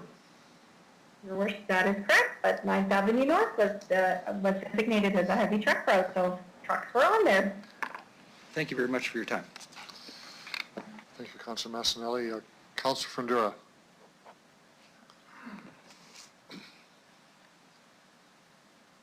My way in here. There we go. Thank you, Worship. So that route is designated delivery because Loblaws. So this is the only, Loblaws is running this way, to Your Worship, only to the northwest. Am I correct? Ms. Ewert? Yes, Your Worship, yes, it's one of the ways that they go, that's for definite sure, to deliver to that northwest area of Regina. Okay, so for Your Worship, if they have from Lovers going east, they're using the bypass, they're using Highway 1 to get to the east, so they're not going. So my next question would be is, if a truck's coming in from Saskatoon, the truck that's going as a destination from Saskatoon to Winnipeg, the truck will not go down 9th Avenue, am I correct? That's not the route that they would normally take, correct? Worship? Ms. Ewert?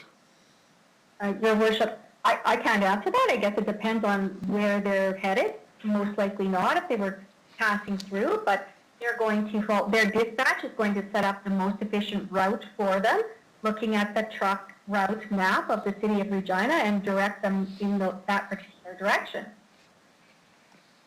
Okay, and then, and to the trucking industry, there is a time limit on how long that the driver could be on the road, am I correct?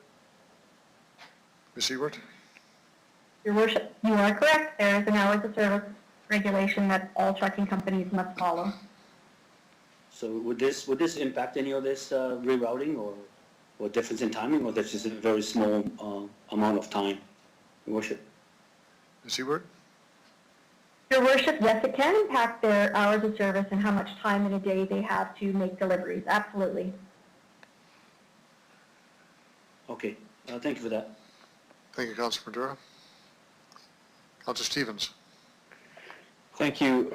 Through the chair, Ms. Ewert, you had mentioned the need for more information. If this turned into, a referral, it went back to administration, we collected data. If the data showed that there were problems with the 9th Avenue route, would your industry have a different take on removing truck traffic from that road? In other words, if the data supported what Councillor Mancinelli is saying, you would be okay with that? Ms. Ewert? Your Worship, I guess, that's one of the things I said, we want to work together to a possible solution. And if the data suggests that there is a challenge, then we would definitely have to look at that in consultation together. Right now, I think we represent industry. We do not, work for Loblaws and cannot speak directly for them. We've gotten a lot of information from our carrier members, and Mr. Mancinelli was on one of those calls with several companies, and it really is about efficient flow of goods. Okay, thank you. As councillors, we balance various interests. One is your industries, the other is the residents that we represent. Many of the interests are intertwined. Who should we side with here? The efficiency of your industry or the concerns of residents who have issue with perhaps safety and truck traffic on a road that perhaps isn't fit for this kind of heavy truck traffic? Ms. Ewert?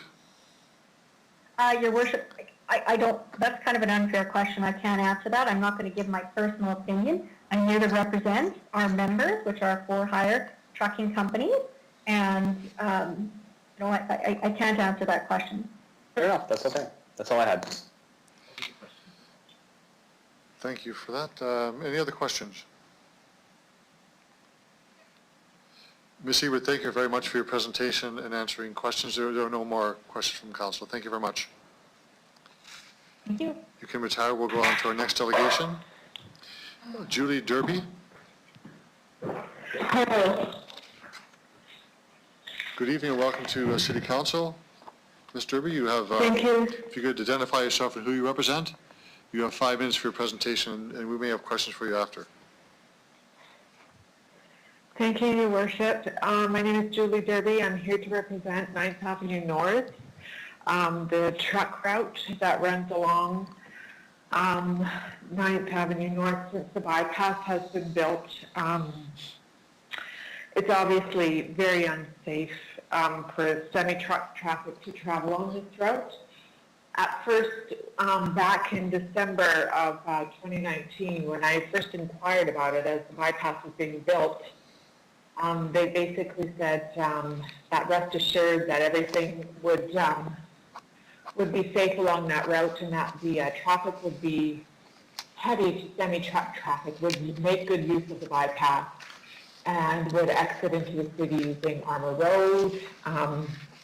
But now, since the bypass has been built, it's using 9th Avenue North. The semi-truck traffic, they're using 9th Avenue North as a shortcut. Within 1 hour, the most that I've counted is 38 semis going down this narrow single lane stretch of road. I've seen accidents happen. I phoned the city. I've talked to different people that work for the city, and they just, including Chris Holden, the city manager, of course talked to Jason Antonelli, the city councillor. I put a call into George Galloway, who works at the Regina Bypass, and he basically said to me, those trucks should not be going down that way. And I said, well, obviously not. The road is simply too narrow.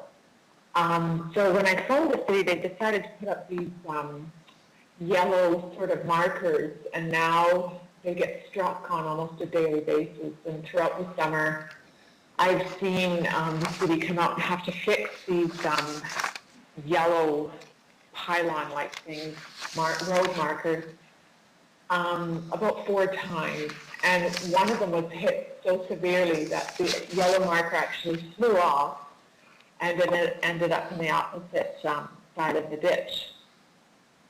I've seen cyclists get run off the road by semi-trucks who simply don't see them and have had to veer off. And at one point I was on my deck in the backyard, and a cyclist actually had to come off the road and towards my back fence, and he was screaming quite loudly, which is what brought it to my attention. I realize that, semis have a job to do, and they have to get their, goods to their location, but the bypass was built to keep semi-truck traffic out of the residential areas, and this is what's happening, is they're just using it as a shortcut. And as a matter of fact, I follow these semis on my way to work in the morning, heading towards Highway 6. I work for Tyson Mining north of Regina, and they're just simply using it they're bypassing the bypass, is the long and short of it. I've seen where I've experienced it myself, where I'm coming west on 9th Avenue North, and I go to turn left onto Fairways Road, and in the meantime another car had been going right onto Fairways Road, and a semi-truck with a double load was heading my way head on. The semi went around the car that was turning right and was coming directly towards me, because of course I have to cut in to turn left. It's just not safe, and that's happened several times, not only myself, but in speaking with other neighbors, it's happened as well. And if I don't say something, I thought, back in December, if I don't say something, somebody is going to get hurt seriously or killed. And how do I sleep at night knowing I did nothing? Mr. Derby, you have under a minute to go. To do nothing. Thank you. So I'm I'm begging people, just if they want to come on my backpack and have a look at the goings on, they are welcome to it. And they can see for themselves what a dangerous road this has become since the opening of the bypass. Like I said, several accidents, lots of horns honking, plenty of near misses. You need to get the semi-trucks off of this road. End of story. Make it safe for the residents of the city. Thank you. Thank you very much for your presentation. I'll see if there's questions from members of council.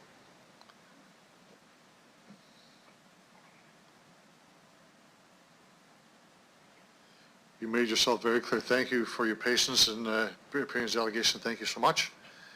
We'll move on to our next delegation, Paul Viala. Mr. Viala, are you there? Yes, I'm here, yeah. Good evening and welcome to Regina City Council. If you can identify yourself, who you represent, you have 5 minutes for presentation, and members of council may have questions afterwards. Yeah, thank you. Your Worship and members of City Council, thank you for this opportunity. My name is Paul Viella, and I speak on behalf of many residents concerned with heavy truck traffic on 9th Avenue North. The Regina bypass was built at a cost of $1.8 billion. A government news release for the opening of the eastern section of the bypass indicated, I quote, "Every truck that uses the bypass is a truck that used to go through the city of Regina. Therefore, roads in the city's east end are safer and less congested." I am here today to tell you that for the western section of the Regina bypass, the results have been the exact opposite. Since the opening of the bypass in October 2019, thousands of heavy trucks per week are using 9th Avenue North as a shortcut through the city. Rather than using the bypass, long-haul heavy trucks, including dangerous goods vehicles and tanker trucks, are using this route to get in and from Ross Industrial Park, the Co-op, Highways 1, 6, and 11. This means thousands of heavy trucks per week are traveling through residential neighborhoods of Edgewater, West Hill, Norman View West, and Walsh Acres. The volume of truck traffic far exceeds just Loblaw trucks that serve Northwest Regina. In fact, just today, between 1:30 and 2:30, while I was watching City Council, there were 50 semi-trucks that traveled through the roadway. Heavy trucks on 9th Avenue North cause dangerous driving conditions. The roadway is narrow with no shoulders, and the heavy trucks are consistently ignoring the posted 70-kilometer speed limit. Just yesterday, we were driving down Courtney between Courtney and McCarthy Boulevard when we were nearly ran off the road by a double-trailer heavy truck as it sped past us, and they were just within inches of our vehicle. We were almost rear-ended on 2 other occasions over the summer. On one occasion, the truck swerved onto oncoming truck traffic or into the other lane to avoid a collision. We still shudder to this day when we think about what could have happened if there was a vehicle in that lane. I know our neighbors have provided you with other similar stories in their submissions to City Council. There are all other safety issues with the proximity of homes along 9th Avenue North. A semi-truck leaving the road would almost certainly plow into residents' backyards or homes. Even setting aside this risk, residents along 9th Avenue North can no longer sit in their backyards and have their windows open due to excessive noise and fumes. For residents in Edgewater and West Hill, the 50-foot-high Cooperstown berm amplifies traffic noise and diverts it directly into their homes. Simply put, 9th Avenue North is not an appropriate route for heavy truck. According to their own media reports, the Saskatchewan Trucking Association wants Council to make upgrades to continue using 9th Avenue North as a shortcut. At minimum, the association is asking Council to fund ongoing maintenance costs with no regard for the dangers and problems that imposes on Regina residents. Some may accuse residents of being anti-bypass. In fact, we are very much pro-bypass. The government's own press release states the purpose of the bypass is to divert heavy truck traffic around the city. The Regina bypass is the $1.8 billion super truck route. This is the appropriate route for heavy trucks and dangerous goods. Why should Regina residents pay twice, once for the bypass and then again for 9th Avenue North shortcut? Mr. Viella, you got a minute to go in your presentation time? Yep. The Trucking Association is willing to sacrifice the safety of Regina residents for a few seconds of travel time on the bypass. I ask you today to side with safety and support the motion put forward by Councillor Mancinelli to remove the truck route designation from 9th Avenue North. Please don't permit heavy trucks and dangerous goods vehicles to use city roads to bypass the bypass. Thanks very much for your time today, and I'd be happy to answer any questions you might have. Great, thank you very much for your presentation. There are questions. I'll start with Councillor Murray. Thank you very much, through the chair. Thank you, Mr. Viella, for your delegation. My question, I apologize if you said it at the front end, I had some audio issues. How long have you lived at your residence? 21 years. 21 years, okay. And you've seen a significant difference in the last couple of years?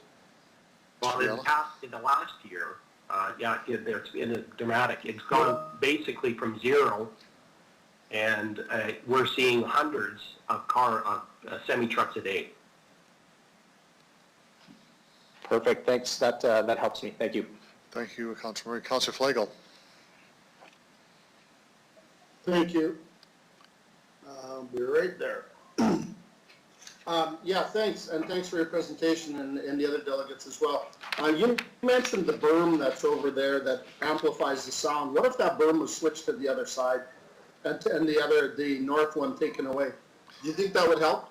Mr. Viala? I think that would help. I think that would help for sure. I mean, that berm's been there for about 7 years, and it definitely makes the problem much worse.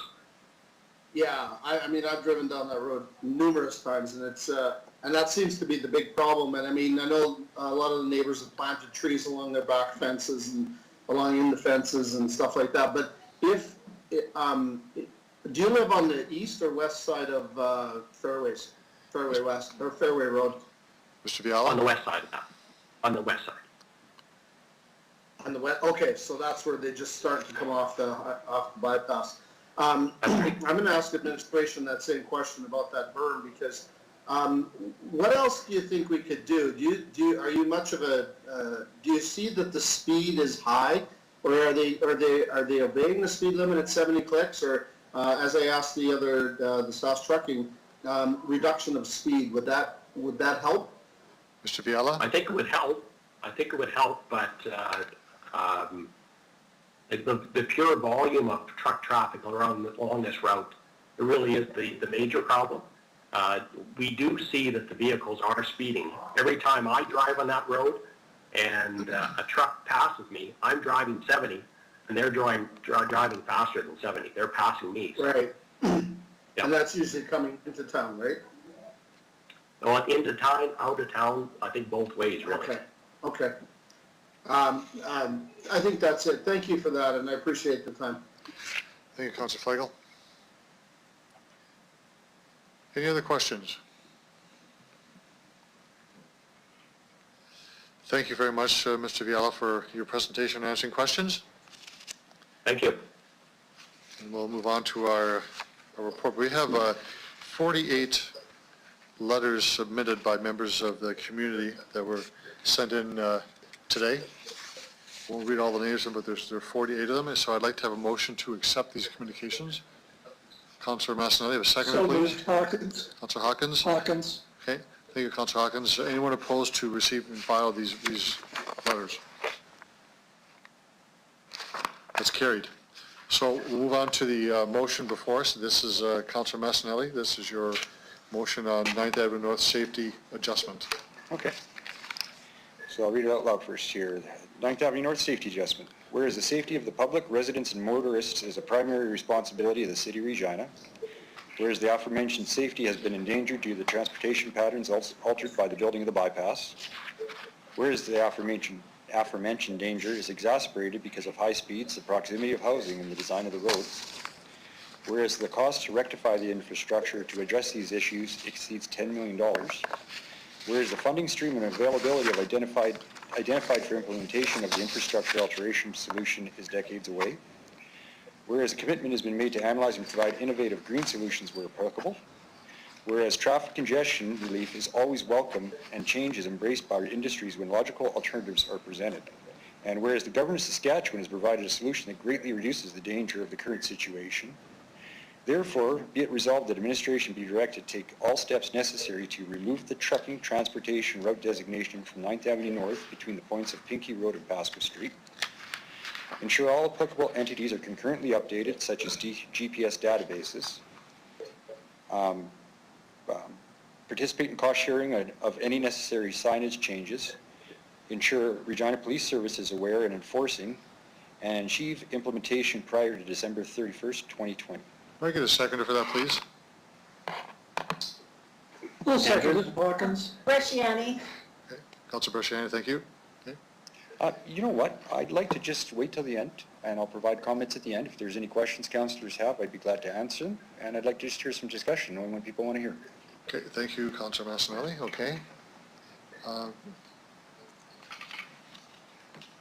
Questions or comments on the motion?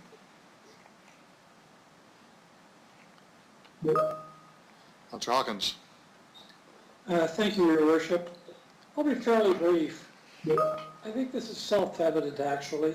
We did not build a $1.8 billion bypass that would take heavy trucks around the city in order to provide a shortcut for those trucks through our city neighborhoods. It's really not a question about the efficient flow of goods. It's really about the safety of our city neighborhoods. This road is simply not built to take the kind of traffic, hundreds of trucks daily. It's not built it has no shoulders. It threatens the safety of the neighborhood. It's noisy. No one's mentioned pollution, but it's polluting within the neighborhood. I don't think any one of us would want to have that kind of truck traffic in our neighborhood beside our homes. I want to thank Councillor Mancinelli for bringing this to council. He's not only doing his residents a service, he's doing the whole city a service by reminding us that the city is not a place for heavy trucks. He's reminding us that our duty is to protect our neighborhoods and to keep them safe. So I very much support this motion and ask councillors to do so as well. Thank you, Your Worship. Thank you, Councillor Hawkins. Councillor O'Donnell. Thanks, Mr. Mayor. I want to step back first, and I want to remind council that before there was the bypass, there was a different truck route. It was called Dudney Avenue. And at the time, we could not force trucks off Dudney Avenue because we were required to have what was called a local delivery route. And so I object to one of the delegations saying that it has affected the East End. It was highly impactful on Dudney Avenue. My question first to the administration is, if this was to pass, do you see that Dudney Avenue would again be accepting trucks? Mr. Onrait.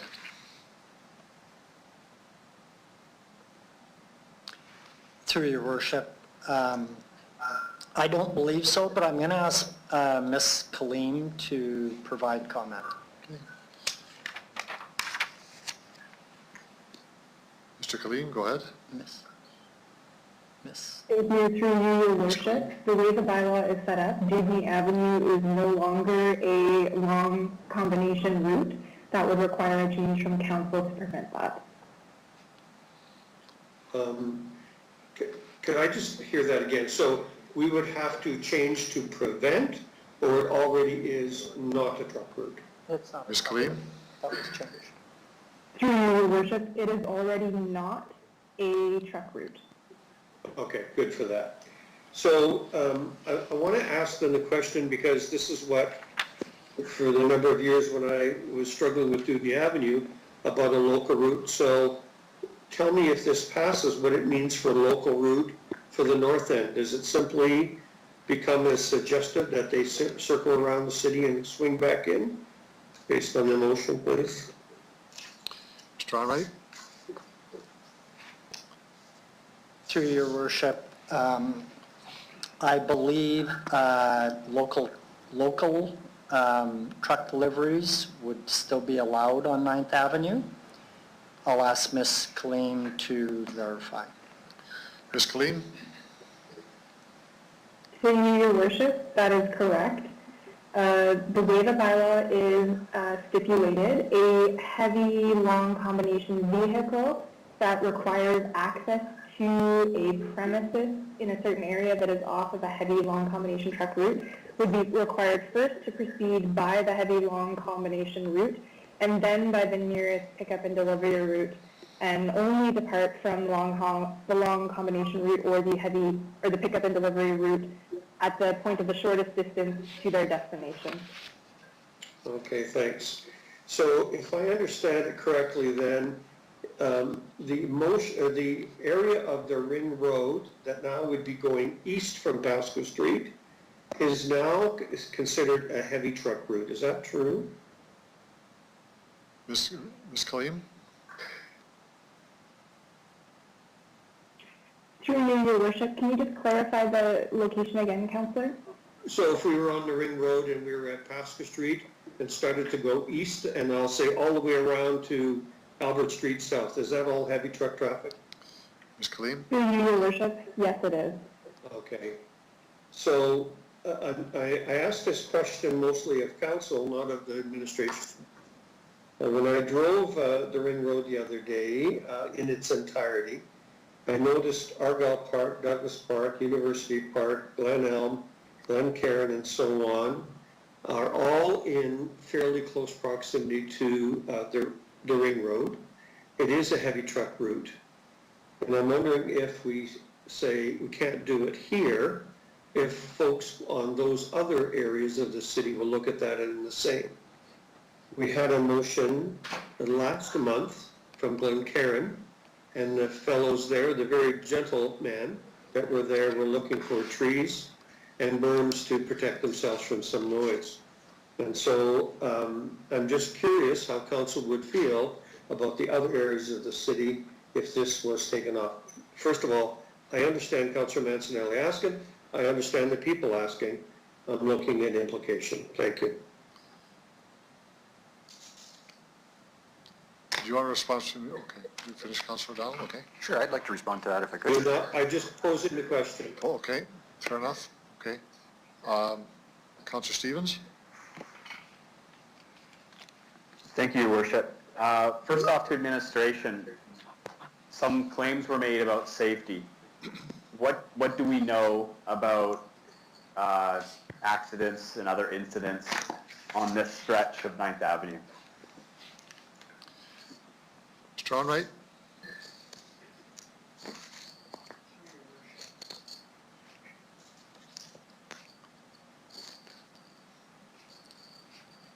Through Your Worship, we don't have current safety data. SGI is usually about a year behind from when we receive it. I'll ask Ms. Kaleem what that safety information told us if we had any prior to this last year. Ms. Kaleem? Thank you, Your Worship. Through you, I don't have that information handy. There were no large notable concerns that come to my mind. We would have to find that at another time. Okay, thank you. I noticed from the SAF list, there were various stretches of 9th Avenue that were on the to-do list in the long term. Is this particular stretch of 9th Avenue on the expansion list? Ms. Harlock? Or were you? Second last place. Mr. Onright? Through Your Worship, I believe this section of road is on that 5-year capital list. I'll ask Ms. Lugner to comment.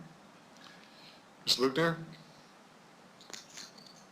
Through Your Worship, the project is on the list, but not within the 5-year time horizon. So the model does include a project from Courtney Street to the bypass to be twinned. Councillor Stevens? Yeah, Councillor O'Donnell did mention a couple of issues and a question about what would the impact be on other roads. So this goes ahead, 9th is shut down. What are the alternative routes that we know of? We haven't really heard anything definitive other than from Loblaws, and that's kind of secondhand. How would the trucks get to their destinations in the north? Mr. Onright? Through Your Worship, we don't currently have that information, and what I'd like to suggest, listening to the discussion this evening, I'd like to propose that administration bring a report back that would outline the options and take into consideration Councillor Stevens, your question. There are many unanswered questions around safety and Also, I think taking into consideration what options could be proposed or put forward for council to consider. Making these changes in the short term may very well have implications to other areas and other street and infrastructure in the city. Okay, thank you. Through the chair to Councillor Mancinelli. I know you work with information and data, so I'm curious about your thoughts on that approach. I don't like referrals, I don't like needless waits. However, this would be best left to an informed decision. What are your thoughts about gathering more data and bringing a report back rather than a unilateral ending of 9th Avenue to start with? Councilor Massanelli? Thank you for the question. I guess my thoughts is there's no funding stream to rectify the situation that is occurring in that corner of the city right now. This is a fresh stretch of road. The time for studying was when they were building the bypass, and this is what we were left with from the results. In addition, the thoughts of efficiency as described by the trucking agency, it seems to be the shortest place between 2 points. No thought is put forward to any kind of measures of emissions or the effects of different type of driving on those emissions. So I guess study would be fine, but I'm faced with a safety situation for the people who live in my ward, and also for the people who generally drive the ring road in the northwest part of Regina. If there wasn't already an equal road available, I could understand the hesitation, but with such a direct repair for the problem we're facing, I don't know why we'd sit on our hands waiting to implement it. We can study things a lot, but with this one in circumstance, there's already a road to be used instead of that is safe, that's brand new, that's built for the trucks, that's equal in time, that probably has advantages on fuel and emissions. You know, some things you can study, but I don't know why this would be one of them. The stretch of road that caused this is single lane. It's not separated. It's about 1 kilometer long. It's $10 million more to fix.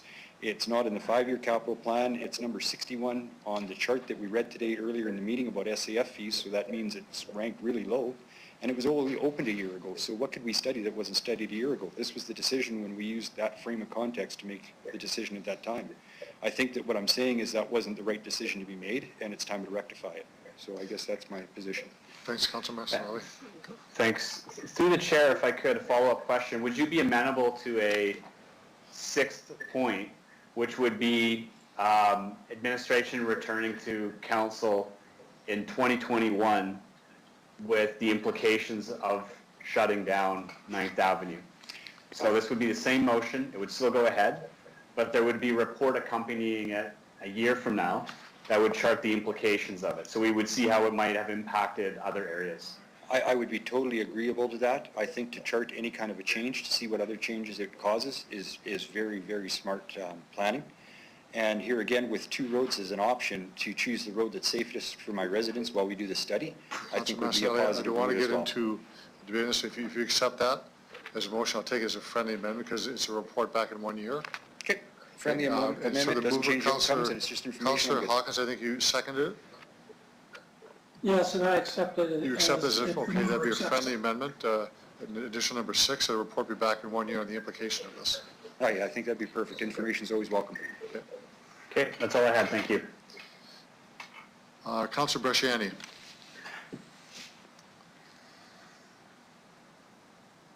Thank you, Your Worship. So I just want to be clear on what Councillor Stevens' point 6 was. Councillor Bresciani? Oh, I'm yes? sorry. I've jumped the queue a bit. I'm sorry. I have Councillor Young. I apologize, and then Flagel, then you. So Councillor Young, I'm sorry. Councillor Young, go ahead. Thank you, Your Worship. I think this is bigger than 9th Avenue North. I totally agree with what's happening on 9th Avenue North and the fact that we need to look at that, because some of the videos I saw of trucks going by on that road, they were not blah delivery trucks. They were all different kinds of trucks that carry all kinds of stuff that's not just delivering to stores or to gas stations.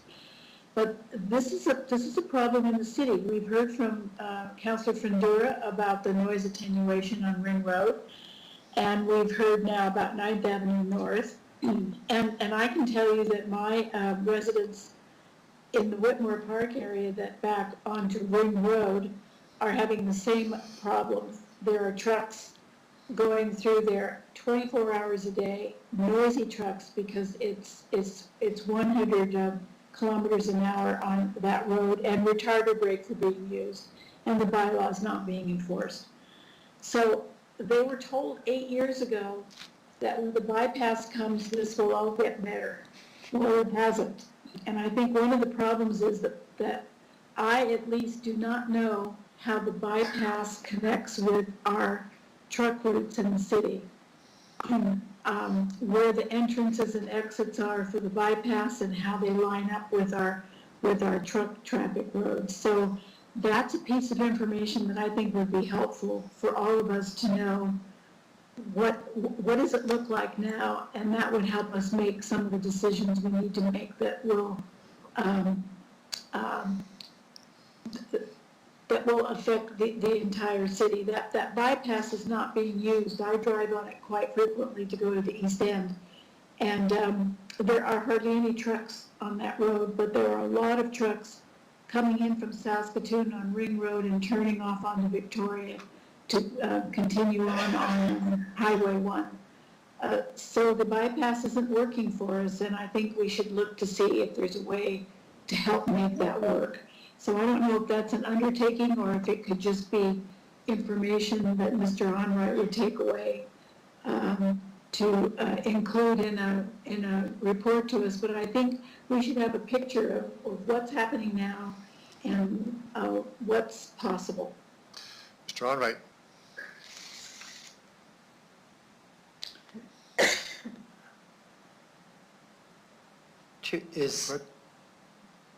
Undertaking to do that, or what might be required for the kind of conversation that Councillor Young just raised?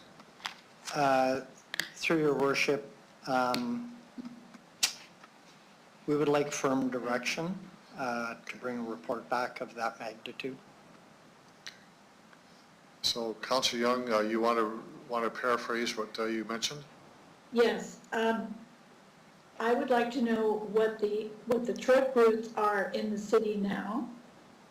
And I would like to know where the entrances and exits to the bypass are, and whether they line up at all. Is there a way to divert trucks from the inside of our city that are not trucks that are going to be delivering in our city to make sure that they are on the bypass? Is that even possible? Mr. Onright. Through your worship, I'll ask Ms. Kaleem to provide comment. Ms. Kaleem?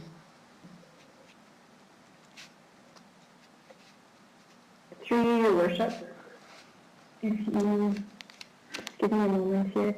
Unfortunately, I don't have a map of the bypass that interlocks with our heavy long combination route.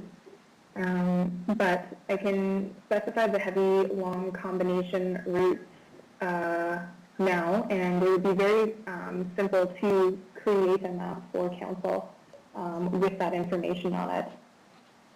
But the heavy long combination routes would include all of the Ring Road, currently all of 9th Avenue North, Victoria Avenue East, Arcola Avenue East, Highway 46 coming into the city, all through the major roads in the industrial area, Louvain Drive, Sask Drive, and some other smaller routes. So there's many points, and Highway 6 and 11 as well, coming in, the connections there.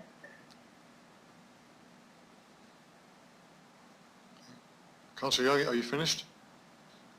Well, I just want to know whether this would be worthwhile for people to see all of the roads and how they would interact with the bypass on and off ramps on the bypass. Mr. Onright. Through your worship, I'm going to ask Ms. Lugner to provide comment. There is some additional information that council should be aware of through our Urban Highway Connector program. Ms. Lugner? Ms. Lugner.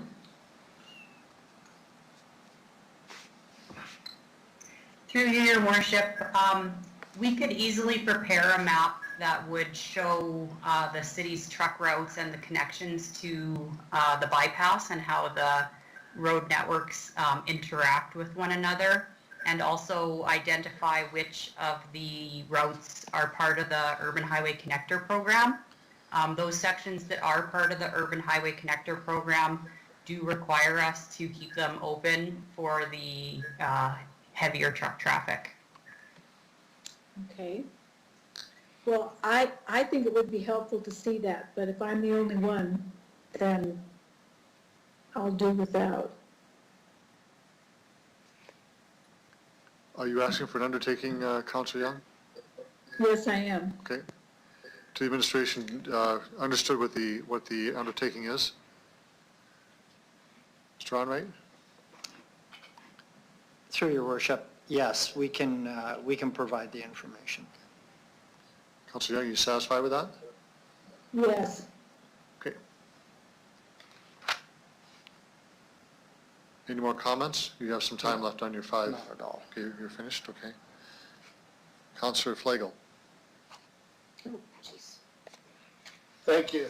No, I'm dealing with 9th Avenue North here, and I just wanted to, I asked the question of the, I want to know from administration, I don't know where this is going to go, but what I wouldn't mind seeing is that we take a look at where that berm is. That berm was put there to protect Coopertown, and we know that Coopertown's more than 1 to 5 to 10 years out. We're not sure when that's coming. So my thought would be if the administration could take a look at even moving that berm, doing something proper with it, because it's just, I don't know if that's floodplain area on the south side of 9th Avenue North from Courtney to the bypass or not, but it seems pretty flat, and then some, wild grasses and stuff. So is that a possibility to look at maybe berming that, and maybe even get rid of the one that's on the north side, because it does create a sound, barrier to keep the sound in? Mr. Onright.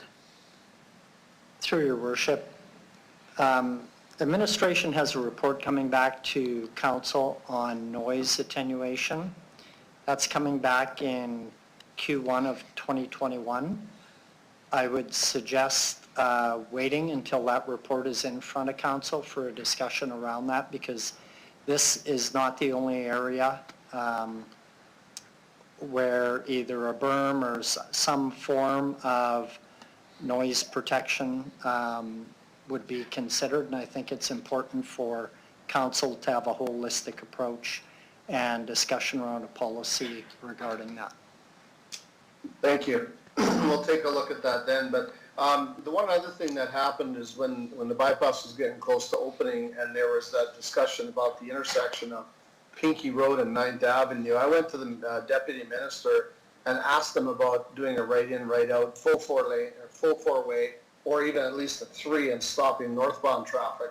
And then I asked the question about truck traffic coming down this road, and what about paving Armour Road as an extension of the bypass, and it's gravel right now.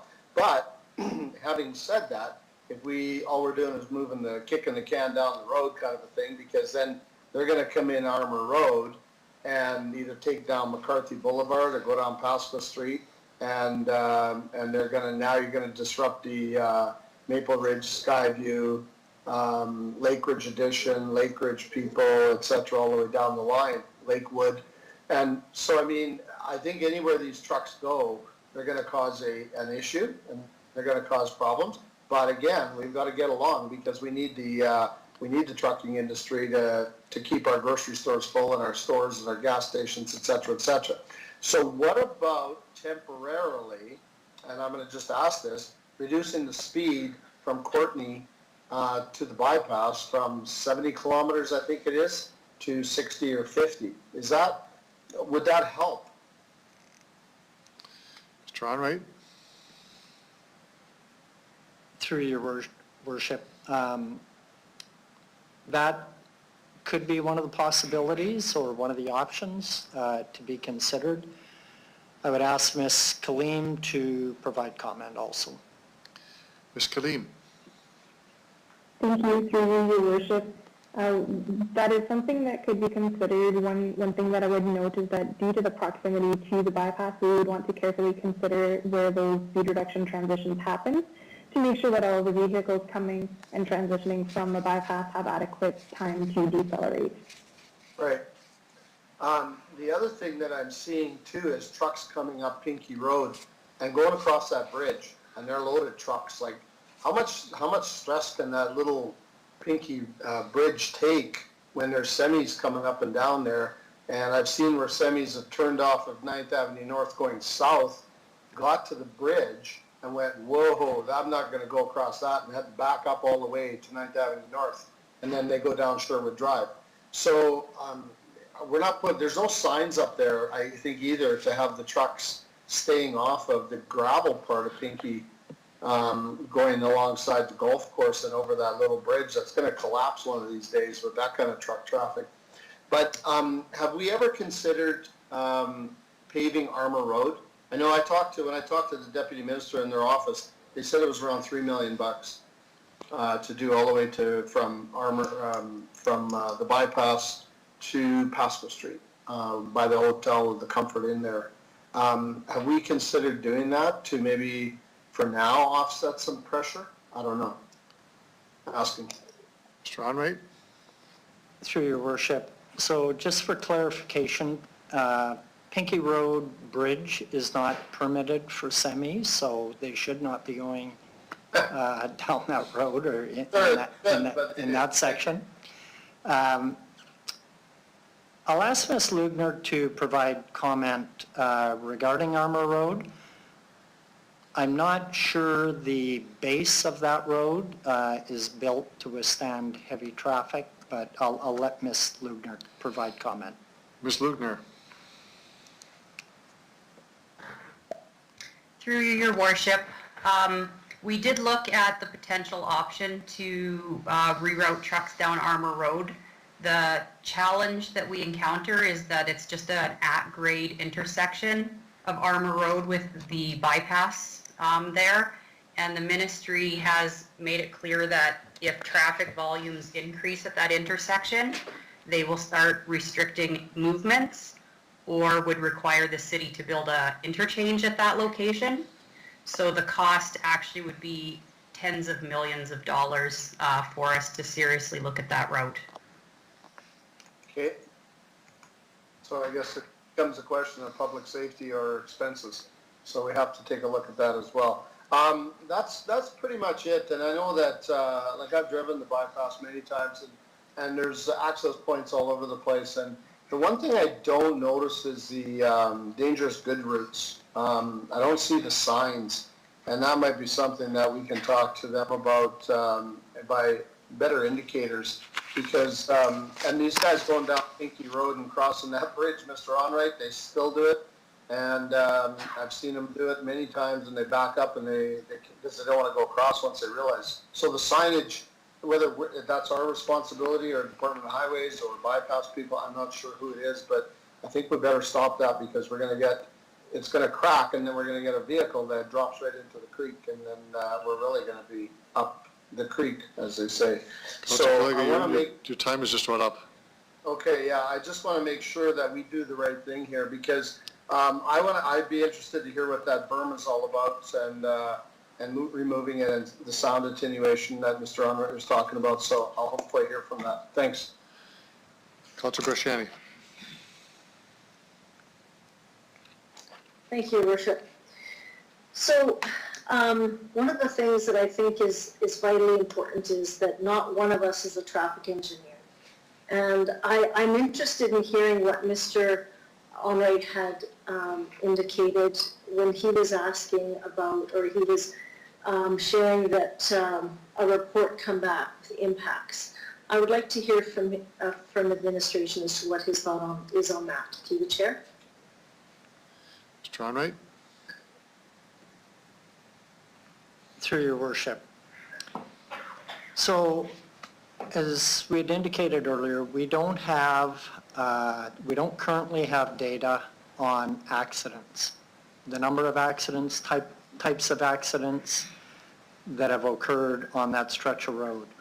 I think the other important piece, as Ms. Kaleem has noted, if we looked at a speed reduction on that section of road, there needs to be careful consideration as to the de-acceleration coming off the bypass and transitioning onto that road. So, you know, could you pick a number of, make it 40 kilometers an hour? There needs to be some thought and engineering information considered before that is done just at a whim. I think the other important piece is, you know, it's okay to say we're not going to make that a truck route, but we need, I think it's really important to understand the implications in the other areas of the city. We could assume that trucks will have no choice but to take the bypass around to the north end. But we don't know that. And to Councillor Bresciani's point,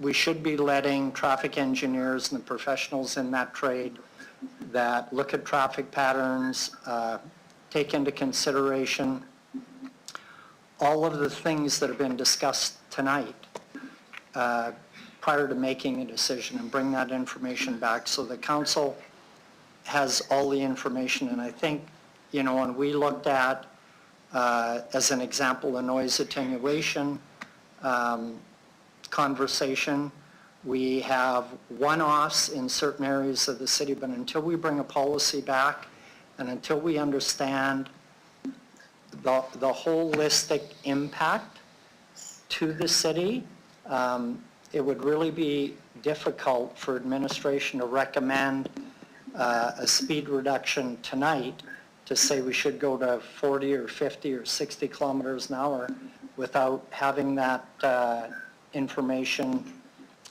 in front of council, but more so for our professionals that deal with this each and every day of the week. So I agree. I'll ask Mr. Warren if he would like to add anything, or Ms. Kaleem, if I've missed anything in terms of what we would bring back for consideration or options for council to Start with consider. Ms. Kaleem, if you have anything you want to add.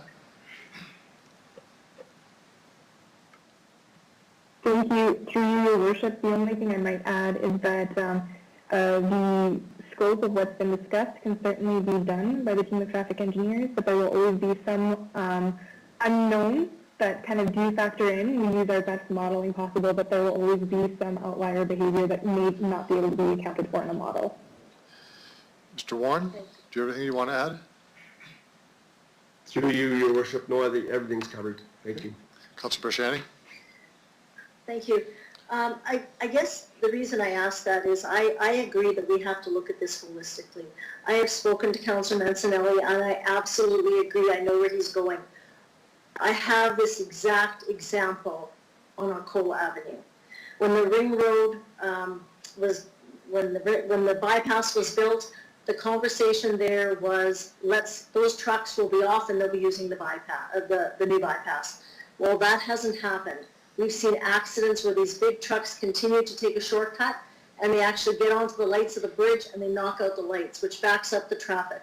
I have 2 elementary schools that my little kids in this area have to cross Arcola and Chuka to cross these big semis that are waiting in the wings to come through the lights, especially when it's blustery. So I think that when we look at all of these factors, it's happening on 9th Avenue North. We've heard from other councillors, it's in their areas. I think we do have to take a holistic approach at this. And instead of just looking at this as a piecemeal, I think we need to look at it collectively to ensure that we are doing the best. And that would be including the Trucking Association and being part of the decision-making to say, okay, we maybe don't have to use 9th Avenue, we can adjust here and we can take it over in the south and all this. It's got to be a big picture discussion. And that's why I think it's vitally important when we talk about this stuff. Because I think I've been on council for 4 years. we've asked for reports, and the reason, I know it was frustrating because we just wanted the answers, but it's because we want to make sure that we've got the most informed decision, and we're not making, I'm not an engineer, so I don't know if it can be reduced in speed and these other impacts. So I'm going to ask again to Councillor Mancinelli, hearing from a few councillors, if you would accept this as an amendment to do as what Mr. Onrait has asked from administration, to come back with a report looking at holistically and looking at the impacts as the accidents, the speed reduction, also any other data that they would feel that would be warranted to alleviate these big trucks on these roadways, these residential roadways. Councilor Massanelli? I think there's been a friendly amendment added to the report already for that to be encapsulated in. And I accept it as a friendly amendment on the circumstance that the change I asked for was part of the motion still, that the trucks would be removed from 9th Avenue North while they gather this information. So I think it was added on as point 6 from Councillor Stevens, if I'm not mistaken. Let's just see if the administration understands what, perhaps what Councillor Bresciani is trying to drive at. Mr. Onrait? Through your worship. So Councillor Bresciani, you're asking for a report to come back prior to making a decision about 9th Avenue, is that correct? Yes, I am.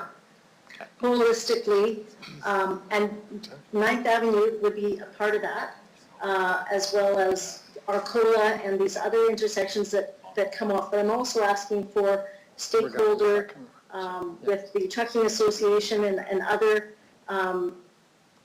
organizations that could be impacted or have a say in how we could better this. I think to make a bit of a point, on a point of order only, not a substance here, I think that Councillor Stevens' number 6 was more specific to 9th Avenue North. Yeah. I think if there's going to be another motion, it should be a motion, because I think Councillor Bresciani, what you're saying is it's not illegitimate. I'm just saying it's a different avenue of discussion. So, yes. Ask Councillor Massanelli, are you okay with that, with another motion attached to number 7 that speaks to some of the other issues related on Arcola Avenue and other potential truck routes? Because I'd like to broaden it than just Arcola, but what are your thoughts on that? It doesn't take away from your intent. Just to clarify with Councillor Bresciani, you're not trying to end the change to 9th Avenue North, you just want information over and above? I am asking for information to come prior to us making the decision on 9th Avenue North that looks at the city as holistically. Okay, I guess if you want to move a motion, you can move a motion, but that's not a friendly amendment, because the whole purpose of my motion is for 9th Avenue North truck traffic to get under control for the safety of my residents. Yeah. So if we want to add it as information in conjunction with the 9th Avenue North change, I'd love it. But if it's going to stop the action that I've started, I can't accept that on behalf of my residents. I'm sorry. Okay, let's not get into a debate here between both councillors. Councillor Bresciani, are you looking for something that would shorten the time frame or extend the time frame for the report back on 9th Avenue North? Or are you talking about something that's in tandem with it? In tandem with it. So if it comes back together and collectively, that's fine. Here again, if I'm allowed to take the safety situation away from 9th Avenue North, I totally accept that as a friendly amendment and have the change come and the report come after. But if we're changing the culmination of the motion I put forth, then I can't accept that as a friendly amendment, because it's not providing the safety I've promised to try to find for my residents. Let's see what the administration says, whether this suggestion by Councillor Bresciani right now in any way has an impact on the work to be done. If we assume we pass a motion from Councillor Massanelli on this, is there an impact? Through your worship, I think Councillor Mancinelli has summed it up properly. Councillor Bresciani is asking for the information to come back prior to making a decision on 9th Avenue. I think Councillor Mancinelli is, from what I understand, has said if the information comes a year later after the decision on 9th Avenue is made, he's fine with that. So it really, this work is what we would consider outside the actual scope of what Councillor Mancinelli is asking for on 9th Avenue North. Well, we are, I will admit, we're sort of pressing ourselves on the whether it's in order or out of order, but this is a significant issue. Councillor Bresciani, would you accept a report after the report comes back on 9th Avenue North? Otherwise, I don't know we'll be able to judge this either in order, or Councillor Messinelli won't add it onto his motion. So I'm trying to find a compromise here. That it comes, I guess, the next order of business perhaps, after 9th Avenue North is completed? Would that be later later in 2021? Be later in 2021. And so what Councillor Matson is saying is it can't come at the same time. Is that accurate? I think that's, well, I think that's what he said, unless he's going to change his mind. Councillor Massinelli? My motion would have the effect, the change take effect at the end of this year on 9th Avenue North, and I do not want to delay that for anything, Councillor Bresciani. So, like I said, I'm all for the information. I want to cooperate totally, but I've told my residents I was coming at this the way I have. I've been planning this for years and getting information for years, and I won't take the delay on at the last moment. Sorry. I think he's clear, Councillor Bresciani. Okay, so then I still want the report to come on behalf of all of council because I think it affects all of the residents after, if he accepts that. After he says it's fine, I think the administration understands that's what I was suggesting as well. After the, now, to the administration, that's an undertaking, or do you need a motion for that? I think it's pretty clear what's being asked. Mr. Onwright? Mr. Onwright? Through your worship, we would ask for a motion.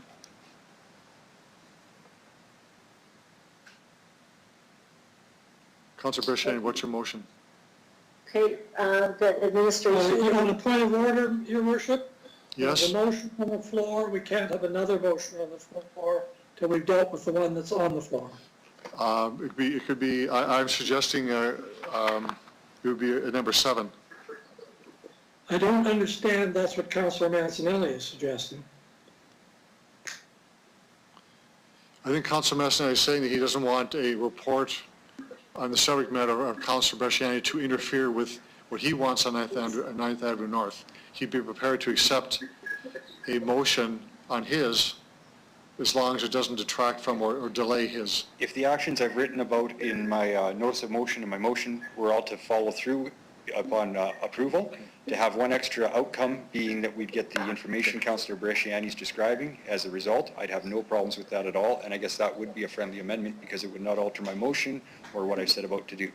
If it's to alter what I've tried to start to do here and hold off on any changes to 9th Avenue North and entangle things, then that would change everything, and that changes the friendly aspect of what I've been explaining. So if it's in concurrent and it doesn't affect anything, I'm all for it. So we are making this very, very complicated. It's the first. And I don't want to keep going around circles because it's been a long day. It's 9 o'clock. We're not finished our agenda yet. I'm going to, Councillor Bresciani, can... Yeah, through your chair, through you, No, Mr. Mayor. I'm not finished. Just a moment. Just order, please. Just a moment, okay? I want to get clarity here, as I'm getting a sense from Councillor Hawkins, this is outside of the scope of the motion before us. And I want to make sure that we have support of council. This is a different subject matter away from Councillor Massinelli's report on 9th Avenue North. We have a report or an undertaking that will come back from Councillor Young on the impact of truck routes relative to the bypass. And I'm wondering if through that undertaking, Mr. Onwright, Mr. Hunt, just listening, whether this actually would suffice to start that discussion, Councillor Bresciani, because we're in a procedural sort of issue here on what is or isn't relevant to this one. I want to get you where you want to go. but I also don't want to go in circles on this motion that Councilor Massanelli has. So if the administration understands that what you're asking for in an undertaking that has already been provided, will be provided by way of Councilor Young, will that suffice for you? Yes, to the chair, but what I understood from Councillor Young's, and I guess administration, if they can just tell me what they were going to do with Councillor Young's, because I understood she was just asking for a map of where there's already a map online. I've seen that map, the transportation and all the truck routes that come in and out. But if it's more than that, then I will accept that. I don't think that's what it was at all. I think that's part of it. For Mr. Onrait, can you meet some of the requirements, or most of them, what Councilor Bechstein is asking for in the undertaking from Councilor Young? Mr. Onrait. Through your worship, we could at a reasonably high level. Okay. I think that's our way out of this circle of conversation. Councilor Bechstein, he'll have a report back that will begin to address your issues on Arcola. Okay, and could I just ask, do we know when that will come back to the chair? Mr. Onrait. Through your worship,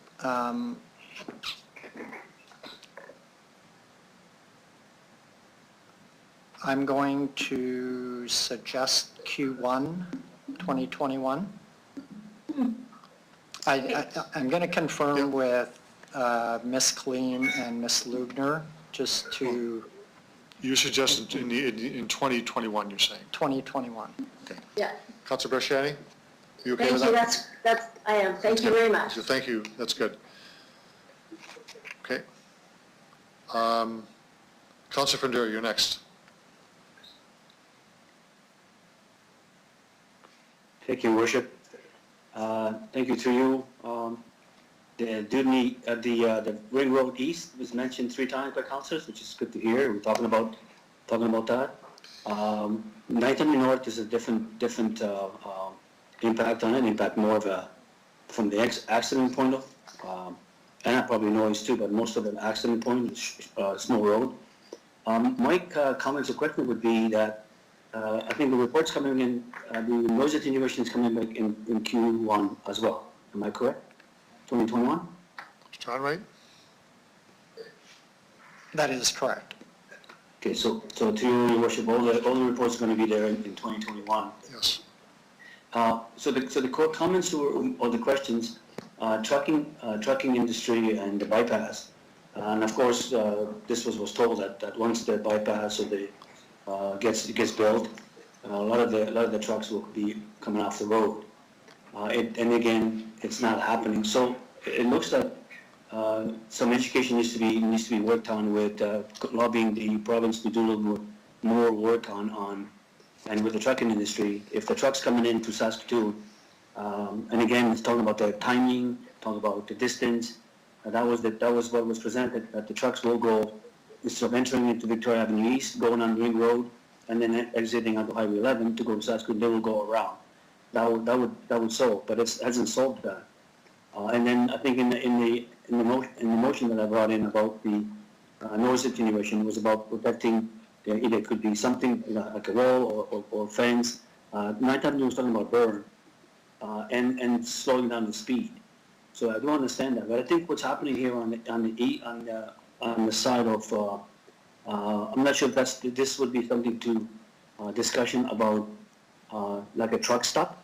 For instance, you look at the Husky on the east side. That's still bringing the trucks to the city. I'm not sure if the administration has any information or would discuss the information or bring that up or if anything on. Is there any discussion on the relocation of truck stops other than what it is now, Your Worship? Are you talking about on the east side of the city? Yes. Yeah, that's sort of off the topic there, Councillor Fender. I know it's important, but this is 9th Avenue North. I know, but if you look, okay, so the reason for that is that the impact, the study is going to be on the whole Ring Road, south end, from Arcola to Victoria Avenue, from Victoria Avenue to the CP train, rail tracks, all of that. So is that study going to show with where the truck stops are? I mean, you're looking at taking trucks out of the city or heavy route out of the city. Doesn't matter where it is. It's not going to solve the problem if you still have a destination where the trucks are going to and coming from. Is that going to be part of the study that's going to? I'll let this question go, but this is outside of the subject matter of this report. I have one question to Mr. Onright. Through your worship, the report coming back on the Ring Road study, we will not be analyzing truck stops. In that study, it's about flow of traffic, type of traffic, and where that traffic is coming from and going to off of Ring Road. Councilor Dura? Okay, so then that would help the whole system, the 9th Avenue North as well. So, okay, yeah, no, I just want to mention that because there was 3 councilors mentioned about the noise attenuation east side, the whole Ring Road needs to be looked at. Okay, thank you, Worship. Thank you, Councilor Fernandaro. Other speakers to the report? Councilor Mastinelli, not yet. So I have a few words to say about this one. It's been a long night and we still haven't finished our agenda. It's 9 o'clock, so we've gone around this one for quite some time. I very much understand the residents who are upset on 9th Avenue North. I have had many calls, as Councilor Mastinelli has and others, and we got a taste of their frustration by the delegations, and of course we had the 48 letters as well that really speak to people's frustration and concerns of safety and noise, all that. I'm really pleased that Councilor Young began the discussion on a broader discussion about an undertaking to talk about the whole city and its impact of truck routes relative to the bypass, relative to existing entry points to and from the Ring Road. To me, that's really important. We're a growing city. We're seeing lots of growth in southeast, northwest, and south, and I don't know if our review of truck routes has really kept pace with that. And that I think is a really important issue for us, for all of us. I live out in the east end of the city, and I go out down our Cole every day, and that should be looked at, and it will be looked at. That's a good thing, because we have, again, a growing city, but we have not kept pace in terms of review of our truck routes. But we also have a brand new bypass that is not being plugged into our transit system, our transportation system, as it ought to be. And habits are hard to break, and big trucks are not using the bypass. They are using our coal at 9th Avenue North and other locations that are really a source of frustration and I think of safety concern for everyone. And so, notwithstanding the review that the administration is going to do, a discussion with the Ministry of Highways of what they can do to ensure that the bypass is used the way it's supposed to be used and not simply as a underutilized $2 billion project that really has to be plugged into our system. It was meant to be that way. Their changes they made to 9th Avenue North interchange is not helpful for development in Northwest Regina. We've been through this before several times as to why that is an issue. We should have conversations with the province about this. They can be part of the solution on 9th Avenue North. Notwithstanding, it may not be a truck route anymore, but there still is a transportation issue on 9th Avenue North. And part of that problem or solution is with the province helping us as well. And so we need to continue that engagement as to how we plug that in to make sure that 9th Avenue North, as any other area, is safe. And I would say the same conversation about our Cole Avenue to the interchange, to the bypass, I should say. That has to be a big discussion with the province as to how they are going to help solve the problem too. Just building the Ring Road is not enough to say that solves everyone's problems and they walk away. It's about a partnership. So I'll support the motion, but I'm more comfortable with it because there's other issues around that wraps around this to make it a much better decision over time. I have a couple quick questions for Councilor Mastinelli. I'm not sure when you say on point number 3, cost sharing any necessary signage changes, with whom would that be? I was thinking with I was referring to the Regina bypass being a new entity and knowing that we had some and in how this had an outcome if there were signage changes needed. I thought it would show good faith to show a cooperation with. So that's a province, in other words? Yeah. Okay. And actually, it would be the Regina bypass, because I think that's a separate entity. No, it's not owned by the province. Okay. But in any case, point number 2, ensuring all applicable entities are currently updated, such as GPS. I'm not sure what that means. Applicable entities. I wasn't sure what we'd have for different navigation systems, GPS mapping systems. I didn't want to take the chance on long-haul truckers not getting their updates in time and keeping on cutting through the city. So I wanted to make sure any type of information source that recognizes this would be updated concurrently, immediately, so the change would take effect. Okay. Thank you for that. Now, I believe that Councillor Bryce is now back online. I'm not sure if she has been following the discussion, if she has any comments before I turn it over to Councillor Mastinelli to close debate. Councillor Bryce? No, I feel this is a safety issue, so I am in agreement with it. I'm not sure if it's the right way to go about it, but I know that something has to be done, so I'll just leave my comments at that. Thank you. Okay. Councillor Mastinelli to close debate. 3 minutes on closing debate. Thank you. I had a big election speech, but I got too busy going on a Sunday drive. Didn't get to prepare it. Councillor O'Donnell had a question about how this would affect the rest of the ring road, or why this one portion and not the rest of the ring road. It comes back to the safety issue. Single lane, undivided for the first kilometer stretch, along with incorporated left turns that deviate the road and no shoulders, and a semi-route make this a danger with the proximity to houses. Along with their financial times, I didn't feel comfortable trying to spend our way out of this problem, especially when a alternate solution that was equal existed already. I thought with the current economic conditions in our region, now is the time to take advantage of situations that are occurring naturally, as opposed to trying to spend our way through things. Another thing I wanted to mention that we talked about during the debate of this is Pinky Road. There was some mix-up as to what was where on the 5-year plan. It's actually Pinky Road that's on the 5-year plan between Sherwood and Dudney, including the bridge we spoke about. That's on the 5-year plan. 9th Avenue North has no mention in the 5-year. It is on the SAF plan we were talking about earlier today. I think it's in the 61st position, so it must have just made the list recently. So I think there's lots ahead of it before we'd ever see some type of a solution from non-tax dollars or SAF or non-increase to residents to pay off this problem. So I don't think I encountered any other questions that weren't asked, and I know it's been a long meeting. So I appreciate everyone's time in listening to this and their interest in what was going on, and I hope for your support. Thank you. Councillor Mastinelli, you've closed debate, so Mr. Clerk, on the motion as amended. Thank you. I will begin with you, Councillor Mancinelli, please. I'm in favor. Councillor Flagel.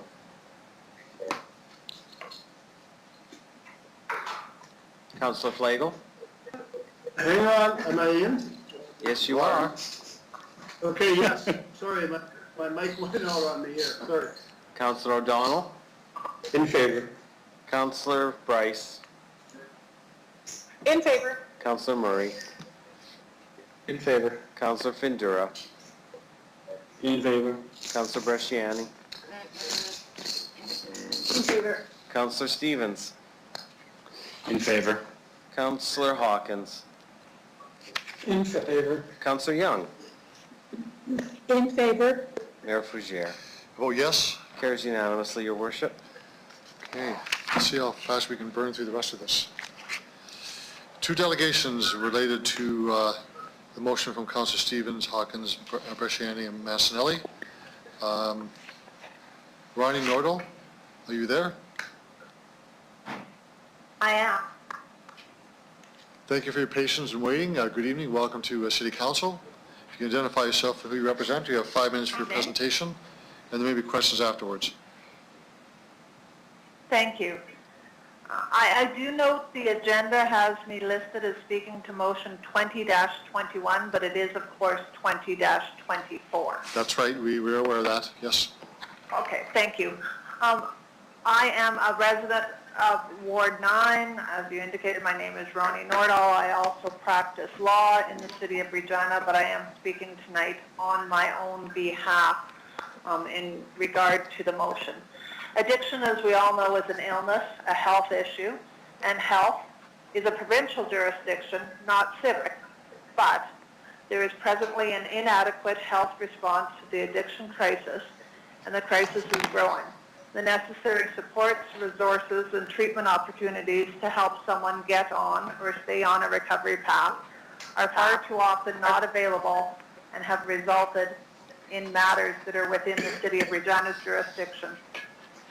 Recovery means the process of receiving support and treatment that an individual needs in order to learn how to deal with those issues that are causing them to use substances without using those substances.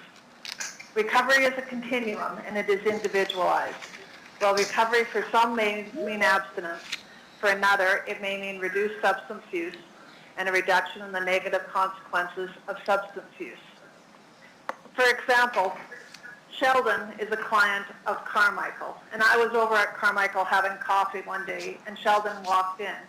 Cora, then executive director, jumped up and hugged Sheldon, and Sheldon grinned from ear to ear and said, "Cora, I have my own place." Sheldon is a long-time IV heroin user, but with many supports provided to him, he has reduced his heroin use and is living on his own. That is success, and that is someone on a recovery continuum. The motion speaks to harm reduction, and harm reduction is defined by All Nations Hope Network as referring to policies, programs, and projects that aim to reduce the health, social, and economic harms associated with the use of drugs. It does not exclude abstinence as a goal, but it provides more pragmatic choices, such as limiting substance intake. Harm reduction keeps people safe and alive until the needed supports, resources, and treatments are available to assist them to find their own path to recovery, whatever that may mean. Harm reduction is part of the recovery continuum, and dead people cannot recover. The addictions crisis in Regina is growing exponentially. In the month of September alone, AIDS Program South Saskatchewan provided 274 naloxone kits and is seeing an increase in new clients to their needle exchange program of 78 per month. This motion was dated September 30th and cites a statistic of 63 overdoses so far in 2020 compared to 21 in all of 2019. On August 31st, Chief Bray said the Regina Police Service was aware of just over 700 overdoses already in 2020. On October 21st, Regina Police Service statistics showed RPS was aware of 883 overdoses so far this year, had attended 333, and had administered Narcan 53 times. Excuse me. Just 5 days later, on October 26th, RPS provided me an updated statistic. They have attended 342 overdose events. That's an increase of 9 in just 5 days. The fact is, someone has overdosed during this council meeting. Recent statistics show that although the frequency of most types of crime are being reduced in Regina, drug-related crime is increasing with its corresponding negative effects for the citizens of Regina and the associated costs. I speak tonight in the hope that City Council cares about the families that are receiving phone calls that their loved one is overdosed. Ms. Newell, you have 1 minute left in your time. Thank you. I know what it feels like to get that call, and I'm one of the lucky ones as my son survived overdoses. He did not die, and he was able to get on his recovery path. But if caring about people isn't enough, harm reduction in Regina makes business sense. It will in the long run save money for the city. Putting City of Regina resources into the front end to support individuals through harm reduction as a part of the recovery continuum will avoid the costs at the back end of responding to drug-related and overdose calls and avoiding the negative consequences of the addiction crisis for all citizens of Regina. Thank you. Thank you very much for your presentation. I'll see if there's questions. It's like the most insane hat. Councillor Stevens. Thank you, Ronnie. Very much appreciated you stuck around. Can you tell me what you imagine the role of the city to be in addressing this? Much of this is public health responsibility. There's lots of community organizations like Carmichael taking on this heavy burden. Where does the city fit in your mind? I think the city's already, thank you, Your Worship. The city's already shown that its willingness to explore and undertake a report regarding the Community Wellness Committee, but right now there needs to be support for a collaborative approach.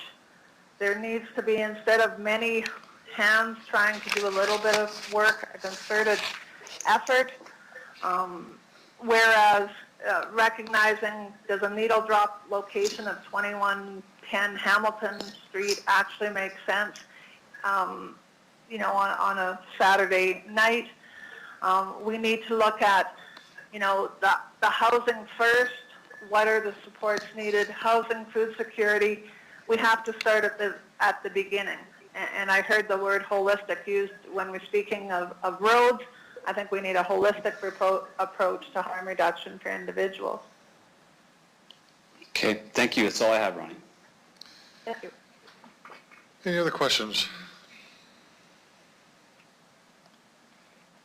Thank you, Ms. Nordell, for staying with us this evening and presenting and answering questions. Thank you. Next delegation, or found delegation, is Lee O'Malley.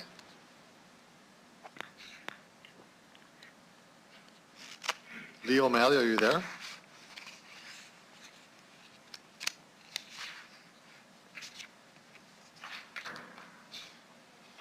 Hello? Lee O'Malley? Hi. Sorry Good about evening, that. and, I accidentally muted. Well, thank you for joining us this evening. If you identify yourself, who you represent, you have 5 minutes for your presentation, and council may have questions afterwards. The floor is yours. Thank you. Hi, my name is Leo O'Malley. Thank you very much for letting me speak today. I'm the chair of a White Pony Lodge board, and I've been actively patrolling in the North Central neighborhood since 2017. Our organization is a nonprofit dedicated to creating a safe and connected community within North Central. We were founded in 2016 by a group of dedicated women with the blessings of elders who wanted to improve their neighborhood.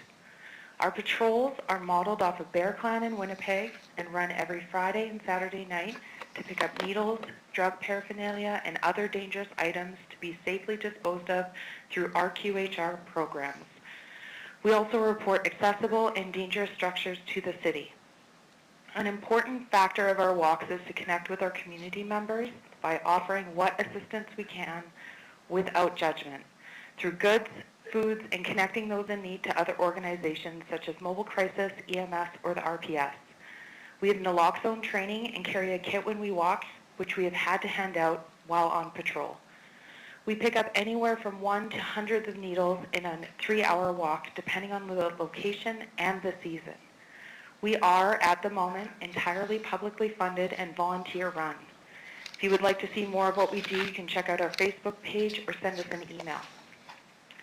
During our patrols, we notice certain patterns to where we find needles. People in our community help us find these locations, including the neighborhood children, who are well aware of what to look for. It's common, especially during fall and winter, to find more homes, garages, yards, or sheds open and accessed and full of paraphernalia and needles as people seek shelter from eyes and weather. Sometimes there are people living in these locations or sites will be in use by multiple people, and we will have to wait for it to be empty to clear away the needles. Used needles are often stored or hidden away for later use in sheltered areas. When these locations are active, we will usually find 20 to 60 needles a week. These sites can remain active for weeks, months, and sometimes even years. We believe a safe consumption site would reduce these effects in our community. We also host soup and sandwich nights when it's cold so that people can have a place to warm up, talk, and go through our cold weather gear for what they need. We host or feed anyone who comes in. We require all our guests to be inclusive as well. Because of this, we have people come in who may not have eaten in days, may need someone to speak to, or they may just be seeking help. People share their trouble at our table, and housing, employment, and access to addictions and mental health services are common problems for our community. There is a gap in transitional services in this city. If we need to find a place for someone to stay, the stigma of drug use and the ability to drive to your destination must be overcome and often restricts people from access to these services. We often end up driving people to these locations on our own. The only other option is the RPS, which obviously people are not a fan of. We believe that a coordinated and community-based effort to highlight areas in need and the services they need to access can increase everybody's safety. Our neighborhood is disproportionately affected by poverty, crime, and poor housing conditions. However, the effects of an addiction crisis are not only felt in our neighborhood. The city is negatively affected by the lack of centralized, transitional, and accessible services. The city and the RPS are in a position to help identify need and coordinate and advocate for responses. Through city planning, we have the ability to get people in homes and put services where they are needed the most. Ms. O'Malley, you have 1 minute to go in your time. Thank you very much. I just have one more thing to add, which is just when you make your decision, I really hope that you think about the people on the other end of the addiction numbers. That's something that I think a lot of people do not think about. We often think about the effect of addictions on everybody around the person who is suffering. And I'd really like us to think about those people as people who are just trying to find a way in life. Thank you very much. Thank you very much for your presentation. Questions from council?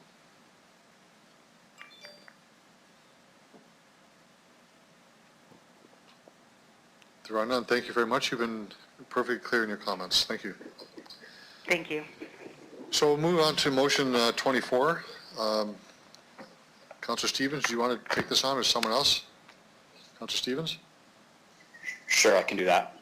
Go ahead. The floor is yours. Well, I think, first off, thank you very much to Ronnie, the YWCA, All Nations Hope, and others who helped to inform the language of this motion. I think Ronnie summed it up perfectly well in terms of the importance of this approach. The scope of overdoses and overdose-related fatalities is skyrocketing in our community, partly due to another public health emergency, but the overdoses have actually overshadowed COVID in terms of hospitalizations and death. That's what merits this to take such an important center stage in the city if we're thinking about how city services are being used. I think what's also important to recognize is that the RPS and fire and protective services in the city are already being deployed. So for the lack of a better term, we have skin in the game. We can say this is someone else's jurisdiction. It is not. It's actually a role of a municipality to deal with these and other concerns. We've provided some tacit support to this approach simply by approving community well-being strategy.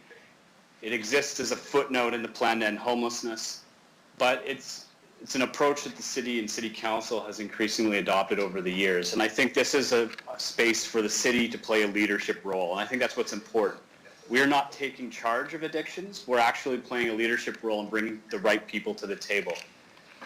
So what the motion is essentially asking is that first we make addictions and substance use part of the mandate for the local emergency planning committee. Secondly, we partner with organizations like White Pony Lodge and Queen City Patrol, among others, to develop a citywide needle cleanup and disposal strategy. We work most importantly with community organizations like Reconciliation Regina, CBOs, users, user groups, the health authority, the police, fire, to develop a harm reduction strategy. What that entails is really to be determined by that community group, but we can talk about harm reduction, wellness centers, ceremonial spaces, detox, safe consumption, and that in the spirit of reconciliation and the realities of public health, that Indigenous peoples and organizations are put front and center in developing a strategy for the city to participate in. And then finally, that this leads to an advocacy approach, that we would then work with the federal and provincial government amongst other organizations.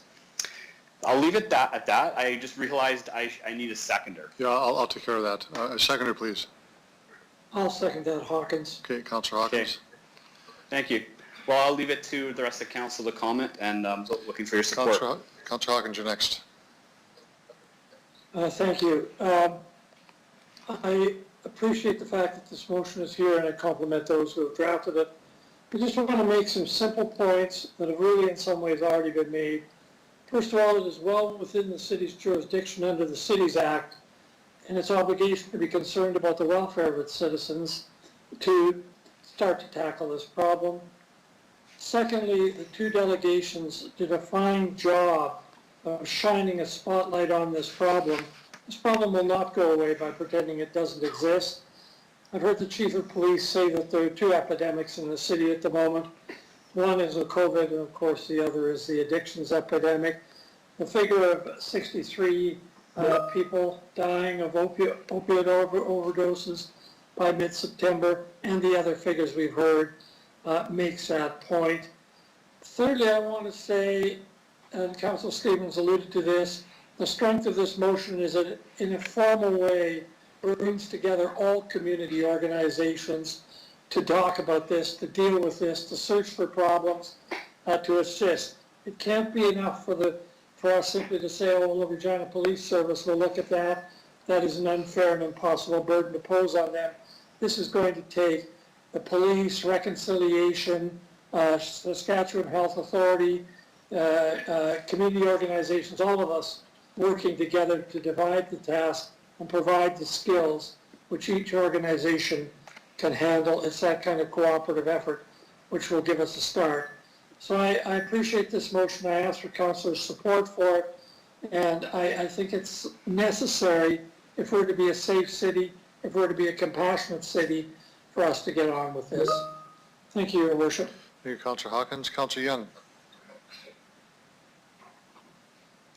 Thank you, Your Worship. I am most pleased to see this here, and it's almost late in coming, and so I am very, very supportive of us playing a leadership role. There's one thing that's not on there because I don't think supportive housing means this, but we have slum housing in some areas, boarded up housing where kids and other people can do drugs. And I think that that's something that the city can do something about. So I would like to see that as part of this as well, and I want to know from the people who are bringing this forward, would that fit with this, or should that be a separate thing? Stevens? Through the chair, I would actually just consider it to be something that the groups could put on the table for consideration. If you want it recognized, I'm certainly willing to see supportive housing plugged into this. Okay, well, that's already on there, but I don't know whether that means getting rid of the slum housing where a lot of these problems happen. So maybe we can just ask that question when it gets to the table. I'd be happy with that. Okay, thank you. Okay. Councillor Murray. Thank you. Through the chair, I'll keep my comments brief given the hour. I am in support of this motion wholeheartedly. Going out with Queen City Patrol or with White Pony Lodge a couple years ago, you see the sheer amount of intravenous drug use that exists in our city. We've got to act. My only question for the mover, or any of the movers, is the point one says consider making the Emergency Preparedness Committee in charge of this. And I just wonder why it's consider. The reality is we've lost more people in Regina than we have to overdoses than all of Saskatchewan due to COVID. So I see this as a definite role of the Emergency Planning Committee, and I just want to know why it's consider as opposed to directing them. Through the chair, I kind of wanted to give administration some latitude to figure out how this would fit within their mandate. Yes, I would certainly appreciate straightforward language which would say include addictions and substance use. Perhaps it's a question you could pose to administration and to see what kind of implication that would mean. This simply gave them some space to consider it. Perfect. I will do that now. Then I will ask administration. The wording consider. What do you view that as? Wants to take that? Mr. Onright? Through your worship, we appreciate Councillor Stevens' wording on this one. It will allow us to have some discussion internally to see how to best handle this. We already have community partnerships on some of these topics through both Ms. Howrluck's area, Lori Shaley, in our community partnerships and discussions that we have through that, and we also do that through Fire and Protective Services. So I would ask that we leave the wording the way it is, and that will allow us to have those internal conversations to see how to best handle it. Councillor Murray? Okay, that's very helpful. Thank you very much. That's all for now. Thanks. Councillor Bryce? Thank you. So I'm glad to hear it's for us to bring people to the table. I've heard Councillor Stevens say that that's the intent, to bring the right people to the table, but I've also heard other councillors say, I'm glad we're taking a leadership role in this. So maybe I'll ask Councillor Stevens, are you meaning for the city to take a leadership role in this, or are you meaning for the city to bring the right people to the table so we can get an action plan together? Councillor Stevens? Through the chair, I actually consider that both to be the same thing. There's a lot of organizations in Regina doing this work, a lot of them alone, fragments here and there. The leadership role is actually bringing them and working on developing a collaboration model and plugging it into our community well-being and public safety strategy process. That is something that administration has already been tasked with. I consider that to be a leadership role. In other words, we're not waiting for someone else to take charge of it. The city will engage in conversation. We might have formal advisory committees down the road. This gives administration some latitude, but we will start the discussion with these organizations and work with them to build a municipal strategy. Okay, I just wanted to clarify that. Sorry. I'm in agreement of us getting everybody together and taking that part of a leadership role. My issue a little bit is, and getting people together, many people, as I said, have been doing this type of job. It is bringing them together so we can have something focused specifically for Regina. But we also have lots of other health crises going on in our community. So I just want us to be aware of it, and it may be a line that we are riding alongside. I just don't want to cross into the provincial purview of health, which this is a health issue. But bringing the people together to getting it in a focused plan for our community, I am in agreement with. I'm just going to leave it at that. Thank you. Thank you, Councillor Bryce. Councillor O'Donnell. Thanks, Mr. Mayor. To Andrew and friends, thanks for bringing this forward.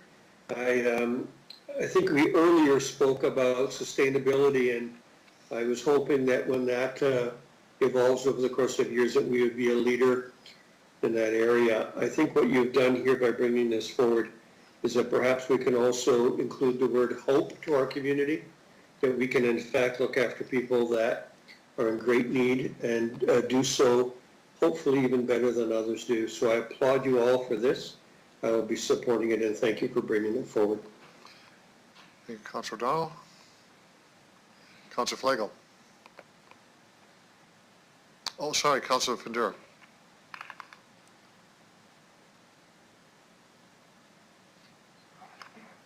I'm getting there, yeah, okay, here we go, a little late in the day. Thank you, this is, I will be supporting this motion, and thank you to the four councillors that brought this forward. As Ms. Nordal mentioned, is that the individual came into a shelter and recognition was that he found a home. This is where we've been struggling at.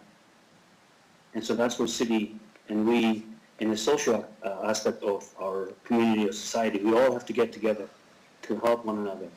And we're talking about everyone joining, right, from all level government, our community, from smaller to large, to get involved and solving this.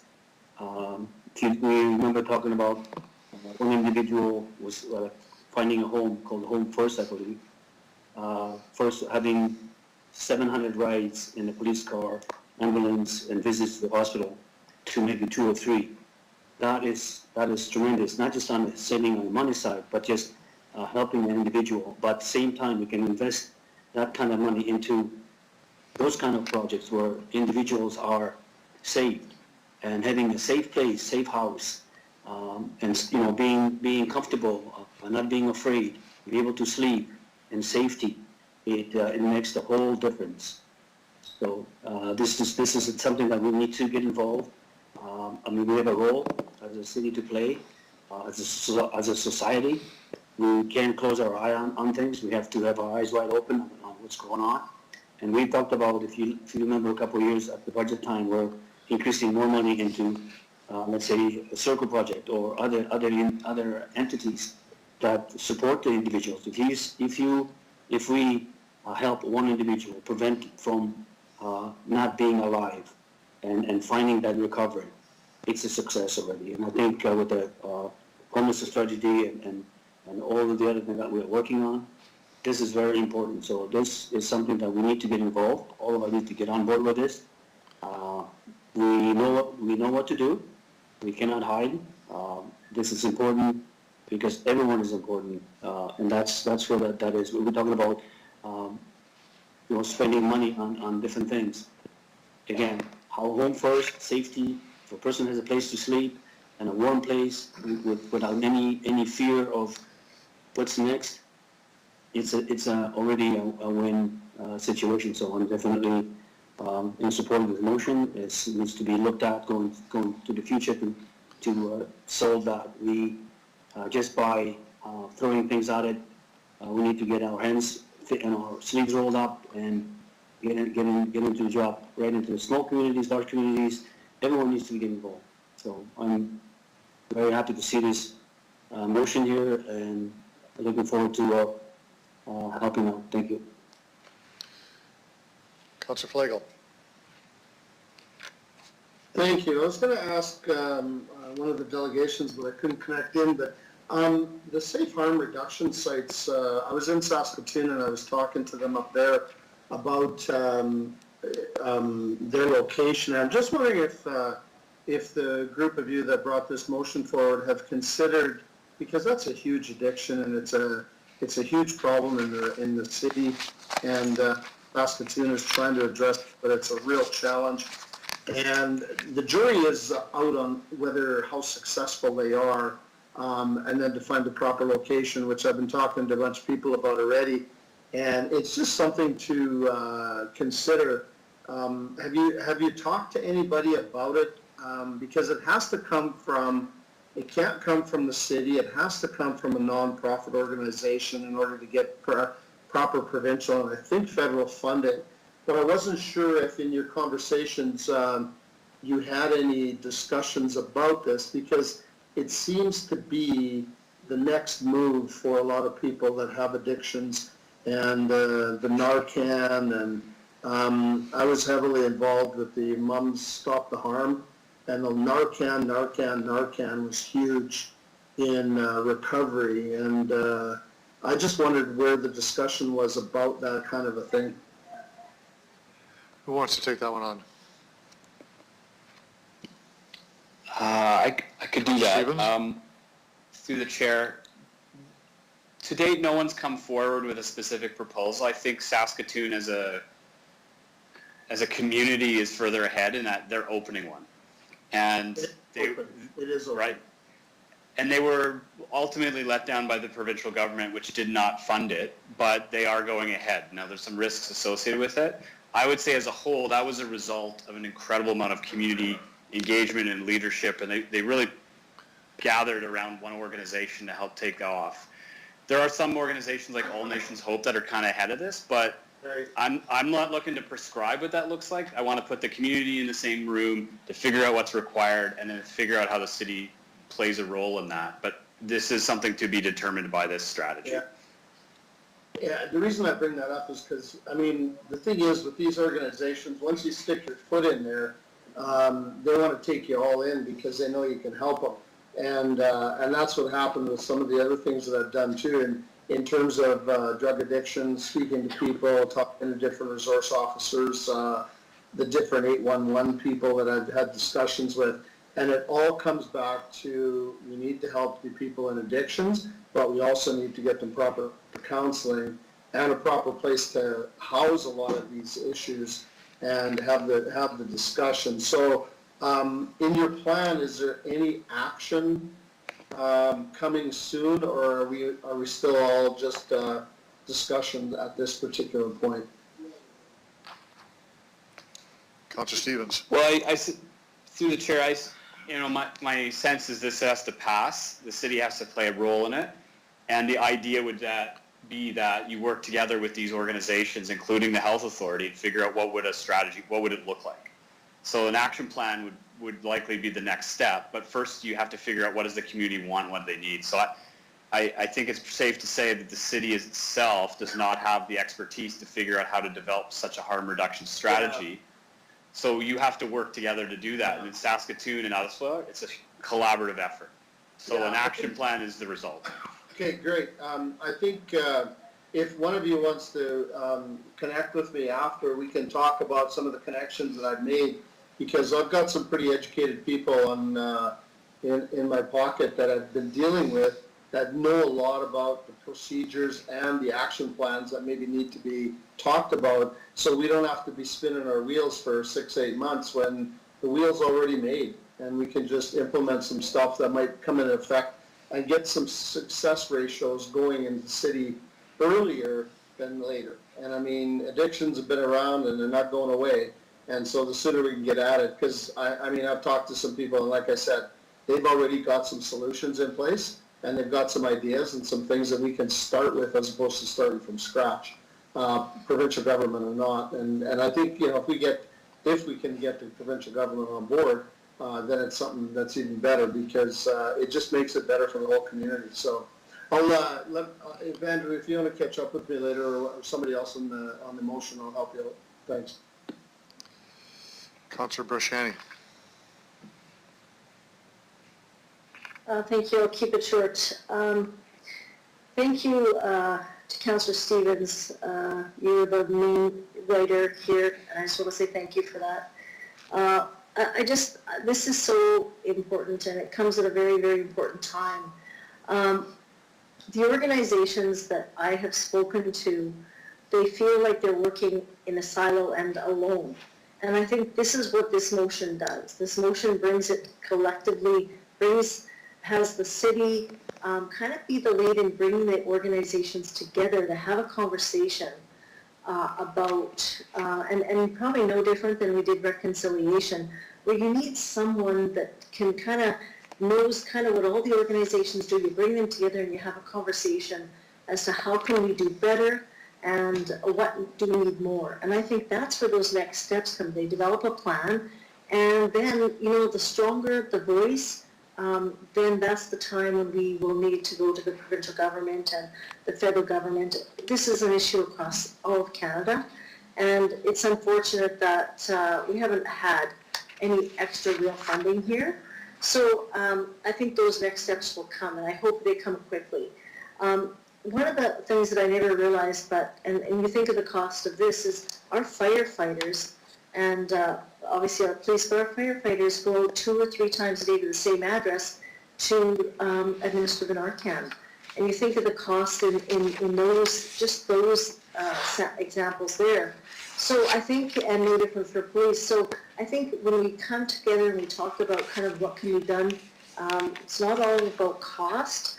It's truly about finding some solutions. And there's deep-rooted things here that need to be addressed and dealt with. But when we talk about, you know, the points that were in the whereas, we can see that, I mean, when we drafted the well-being and public safety strategy, that this also fits a piece of that as well. So I think we'll be further ahead when this gets going.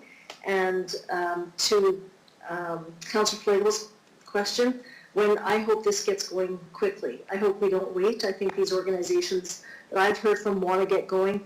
Margaret and All Nations Hope, they have been doing great work, but they've been doing it alone on a very, very little budget, and they do amazing work. But working alone, same with White Pony, amazing volunteers. So I just, again, hope that this becomes almost like a caring for all, right? We look at this, and I think that we're going to look at what's in our community, what's needed, what's more needed, and then we can advocate to the next levels of government to assist with us with more dollars as well. Anyways, I'll leave it there. Thank you. Thank you, Councillor Berchiani. Other speakers? Councillor Massanelli, go ahead. I just wanted to say thank you for allowing me to participate in bringing this forward and being part of it. It's very much needed. For me, this isn't a part of cost or expense because the cost and expense has already been here as well, pointed out by Councillor Bresciani. This, like many other things in our city, is a point of finding efficiency and dealing with problems that have been long-standing and actually getting worse. So this is very pertinent. It is an efficiency plan, and I look forward to getting it going. Thanks for making me a part of it. Okay, I have a couple of comments I want to make, and I certainly will support the motion, but I want to talk about how the city is positioned in this one, and Councillor Bryce's comments, I think, are instructive here. It is about jurisdiction to some degree, and some of the issues that our police face and fire face is a lack of support by the province with respect to health services to our community. We can talk about many things that the police do that are not criminal code related. 80% of their calls are not criminal code related. And that's because, in my view, I think in many people's views, there's been a lack of funding and support for community organizations, and so it just falls to the police. So I'm glad the motion in the preamble speaks of a matter being a provincial jurisdiction, because I think it's important that we don't confuse jurisdictions as we move forward, and that we don't face a financial or jurisdictional download by the province and place a burden on any organization that's it's not able to fund addiction services that I think are so critically important. No one disputes the fact we have a huge problem here, and Chief Bray did say it while we had two pandemics here. One of it is addiction, the other one is, of course, COVID. Absolutely true. I went out with Queen City Patrol with Councillor Murray on Monday evening and saw what that was like. Not a particularly pleasant activity, picking up needles in back lanes and other paraphernalia. It's just one example, one small example of the impact in the community. So we all, as members of council, feel this every day. We all speak with frontline organizations that are dealing with a crisis of significant proportions that does not get enough coverage in the media, does not get enough traction to provide a meaningful support for a strategy. So if we're talking about the City of Regina coordinating, it's a coordinating role and not a funding role or a taking over jurisdiction role, I'm okay with that as a lead role to coordinate and bring people together. Many mayors around the country that I speak to face exactly the same issue, and they speak in terms of what's in the motion here, but they all speak of the need for the province to step up and take ownership of this issue as a health issue. The City of Regina doesn't have the jurisdiction, the expertise to do this. What we are really good at is coordinating different organizations together to come together on a common cause. And we look at it in that vein. I'm fully supportive of that. But I want to make sure that the health district, the Ministry of Health, is front and center in this. I know that they're sprinkled in here. The health authority is here, but we speak about a lot of other organizations that are not private sector or community-based that are mentioned to be doing this. So I want to be very clear that the province must step up in this. When we look at the last point, point 5, an advocacy strategy. I think that we should be having federal and provincial organizations involved in developing the strategy now, not to lobby them, but to bring them in as part of the fundamental basic building blocks of a strategy. Not to be affected by lobbying or advocacy, but have them at the table. So I'm going to make an assumption here that this strategy developed, if we're coordinating it, would have those entities at the table at the very beginning, so we don't have to lobby them. They're there and understand their role to play. So I'll support the motion with those comments of downloading is a trend that's been happening for years for the city, and I think it's unfortunate that happens, but we need to make sure we respect jurisdiction, but also take care of the people who live in our city. Councillor Stevens, do you want to close debate? Nope, got nothing else. Okay. Mr. Clerk.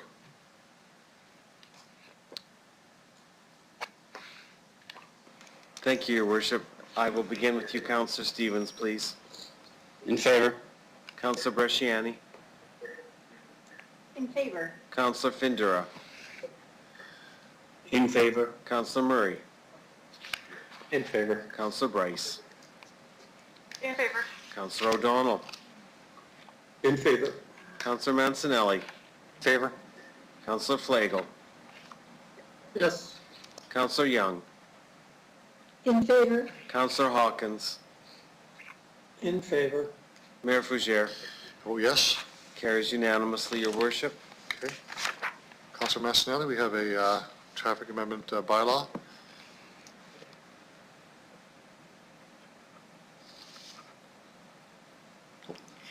Uh, 2020-69, the Regina Traffic Amendment Bylaw. I move seconded by Councillor Findura that bylaw 2020-69 be introduced and read a first time. Anyone opposed? Motion's carried. I move seconded by Councillor Murray that bylaw 2020-69 be read a second time.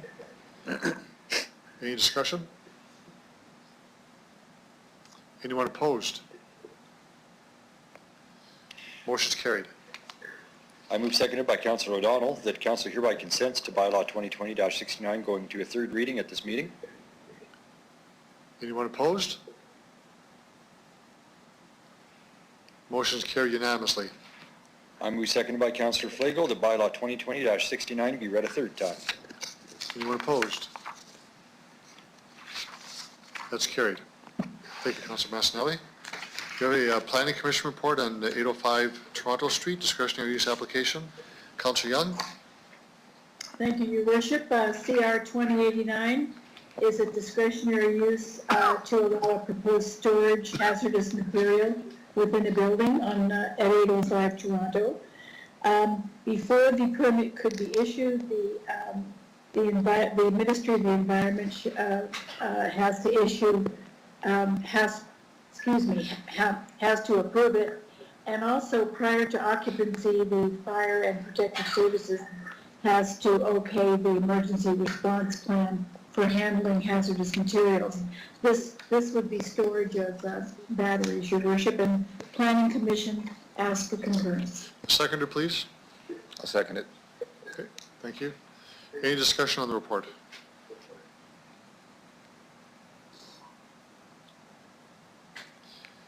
Mr. Clerk.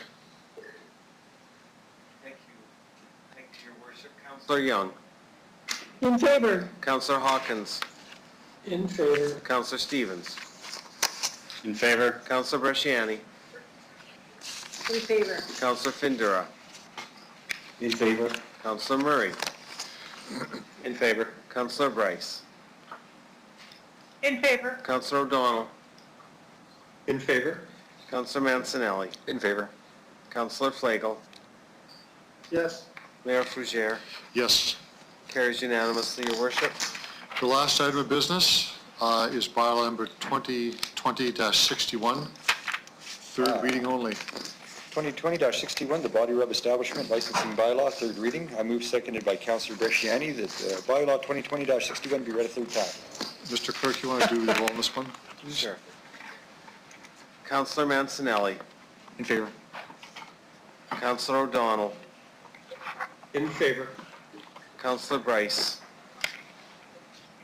Opposed? Councillor Murray. In favor. Councillor Findura. Opposed? Councillor Bresciani. Opposed? Councillor Stevens. In favor. Councillor Hawkins. In favor? Councillor Young. In favor? Councillor Flagel. No. Mayor Fougere. Vote no. Passes 6-5, Your Worship. Okay. Well, before we adjourn, this is the last council meeting for our term, and I want to thank the administration for the many curves and issues and perspectives that we've faced over the last 4 years. It's been quite the ride. Always when you have a new council come in at the beginning, learning what's happening and how the people's perspectives and trying to gather consensus is an important issue. So I want to thank the administration and around the table and who's listening now for your dedication and your support as council navigates so many issues that we've faced over the past 4 years. And for those members of council who are seeking re-election, I wish you well. We'll see what happens just in about a week from now. And again, a special thank you to Councillor O'Donnell, who's retiring, and his years of service and leadership on council. So anybody else want to have a word, feel free to put your hand up for a conversation, but I'm very pleased with the results of our 4 years here. It's been a interesting time. Councillor Bryce. Thank you. So it's been 17 years for me, so I would like to say thank you to administration. Thank you to the councillors I've worked with in this council and in the past. I wish you all well in the upcoming election. Councillor O'Donnell, it's been an honor and a privilege to work with you this many years. Thank you for your service, and I'm sure we'll see each other again. Thank you. Okay. Councillor Stevens?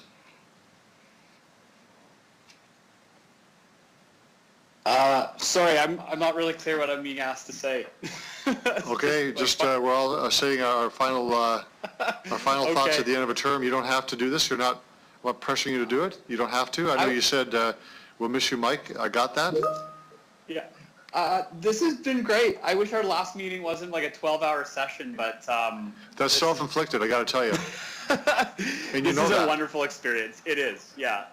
But thank you, everybody, administration and my colleagues. This has been a very transformative 4 years of my life, so thank you very much. Councillor Hawkins. Thank you, Your Worship. I'd like to thank my council colleagues for their wisdom, for their dedication to their jobs, and for their friendship. I'd like to thank the administration for its help and its continuing support. And I'd like to say my last words for Councillor O'Donnell. Mike, you set the gold standard for integrity and civility in doing council and city business, a city that you love, and we've learned from you. We'll miss you, and we very much appreciate what you've done. Thank you. Councillor Findura.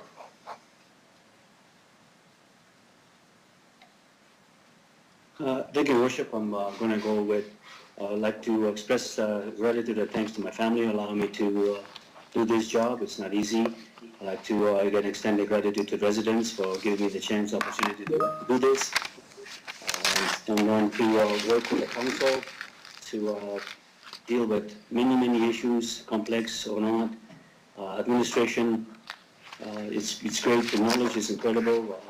Learning curve was something else, but I tell you, it's a rewarding thing to do. Just want to say best wishes to everyone. And Mike, you always are inspiration, and I am jealous of your new job, retirement. So enjoy it. Thank you. Thank you, Councillor Findura. Councillor Murray. As you can see, I've already switched into more comfortable clothes. I just wanted to say thanks to everyone for all your dedication and hard work. I haven't met a more hardworking group of people that are dedicated to serving the community. And I'd also like to thank administration for all the patience that you have for us. And, the start of this, the tail end of this term, having the pandemic, I think you guys really stepped up and did an incredible job for our community. And Mike, I just want to say thanks again for everything over the last 4 years. You've taught me a lot. And I don't think there's a better counselor that's served. You've done an incredible job for the community. Thanks, everyone. Thanks, Councilor Murray. Councilor Brashani. Thank you, Worship. I too want to say thank you to all of my council colleagues. As a new councilor coming in, it was overwhelming and, yet an amazing opportunity. And to get to know each one of you as well as a counselor, but also professional, but at a personal level was great. And, again, it's just been, I remember Mayor Fougere when we had the swearing in, and I remember you saying something that night, this is going to be, it was either, the time of your life, or it was going to be something that, you kind of take and it's going to be a whirlwind. And really this 4 years, when I talked to people, it was a real get ready for the ride, because it was really busy, but I have nothing to compare it to. But I want to say thank you for all the support to help me learn and grow as a counselor. And to Mike, Councillor O'Donnell, who you've really, I always have said, you've been such a wonderful mentor, and you helped, you are a wonderful example of what a counselor should be. And I appreciate always your honesty towards whatever it is that, if I had to call you on, any questions that I had, you always gave me whatever you thought was the honest answer, and I just truly appreciated that. So again, I look forward to, I want to say thank you to administration, and I look forward to, again, I'm honored to be here again for another 4 years, and I look forward to working with you guys again in the next 4. Thank you, Councilor Brashani. Councilor Flagel. Thank you, and to everyone. 14 years, Mike, 14 years, Sharon, 17. Lots a long time. Michael, 25 years, 24 years, something like that. The one thing I want to make sure that everybody's realizing is Lori scared the heck out of everybody in Ward 4, and so she got acclaimed, and she was the only one this year, so she's got a free ride into the next 4, but she well deserved, so good job on that as well. Mike, I think it's time you got back into sports, because I think they miss you, and you've done a great job on council, but you kind of let go of the sporting world a little bit, and I know that's always been a passion of yours like it is of mine, so keep up the good work with whatever you do, or just look after the wife and do some traveling with the 8 kids and all that kind of stuff. To the rest of the councilors, great job, lots of ups and downs. Boy, I got to give big handshake and clap to the administration for putting up with us for 4 years, because you guys did a phenomenal job with us, and we're not all on the same page, and that's not how we're not supposed to be. So it makes it more challenging for administration and the staff and everybody and all the workers. And I just want to thank them all, because it's important that we all work together to create a better city. So anyway, all that in check. To those that are coming in, whoever's going to replace Mike, we'll see where he goes, or who that person is, and we'll have some fun and keep it going. So anyway, thanks to everybody and to the citizens too. Thank you, Councilor Flagel. Councilor Massinelli. I guess my turn. I'd like to thank you, Mike. You taught me that a teacher isn't a profession, it's a person, and you really hit that one home. You taught me a lot, and I appreciate it. And to everyone I've worked with over the past 4 years, I guess thanks for putting up with me. I know it's a tall order, so much appreciated. I've learned a lot. I've enjoyed it. I hope we've helped the city, and I know we've all tried our hardest, so thank you very much. Thank you, Councilor Massinelli. Mr. City Manager.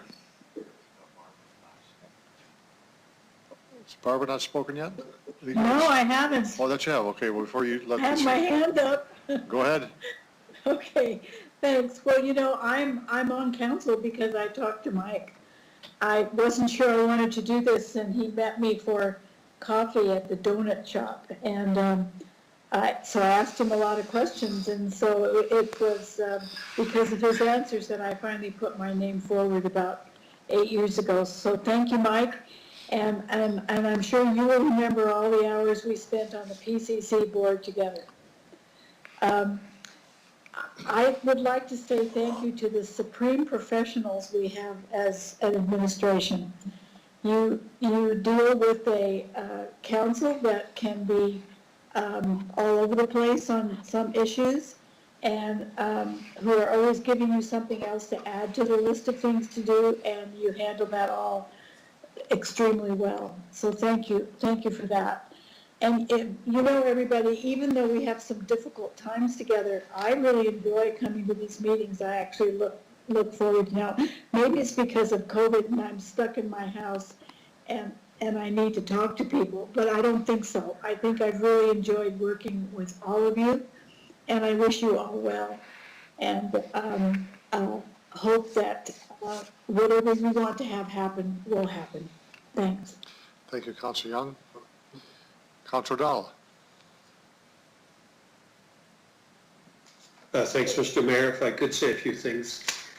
First one is to the kind people of Ward 8 who accepted me, stood by me, and allowed me to represent them for this last 4 elections. I'm very grateful, and I'm especially grateful for the very kind comments that many of them have sent my way in this last while. So to Ward 8, thank you very much.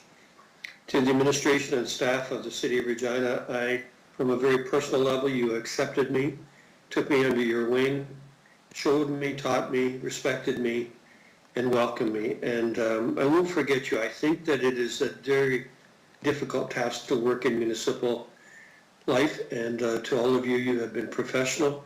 To even the people out on the workforce on the street, they've been very kind to me, and again, I will not forget you. Council, you've been very kind in your comments, not just to me today, but throughout, and so I'm grateful. It takes a lot of courage to put your name forward. It takes a lot of courage to run in a campaign. And to all of you, I wish you good luck. To those that are running in the election, thank you for believing in democracy and looking after our community. To all of you, I wish you well. Thanks for letting me be part of it. Thank you, Councillor Dahl. So any other members of council want to speak? I think I got everyone. So I'll turn the mic over to the city manager. Mr. Holden. Thank you, Your Worship. So on behalf of myself, ELT, and all the administration, we truly want to thank council. And, you know, our job is to serve at your pleasure, really. You know, you set policy, you give us direction. And I think being an elected official is truly a sacrifice, and it's a sacrifice for the public good. It's a sacrifice that you make for the betterment of the community. And I think, you know, there's been many times where I'm sure as an administration, we've frustrated you, and I got to be honest, on occasion you frustrated us. But it's all in the spirit of making sure that collaboratively we come together and we spend time together, and it's to move this community forward and make Regina a better place for all of us to live. And we've got huge respect for all of you. I can only imagine how difficult it is at election time for all of you. So I wish everyone well in their bid to return to this council, as well as all the other candidates that have put their name forward. But once again, thank you for your patience with us, your understanding with us, and I think we have truly accomplished great things for this community, and look forward to continue to work with the next council to continue that journey together. Thank you, Mr. Holden. With that, I would ask for a motion to adjourn. I would like to be the one to adjourn tonight if I could. You can do that, Councilor Dahl. Good night, Regina. I'll second that. Second. Okay. Good night, everyone. Good night. Good night. Good night, everyone. Good night, everybody.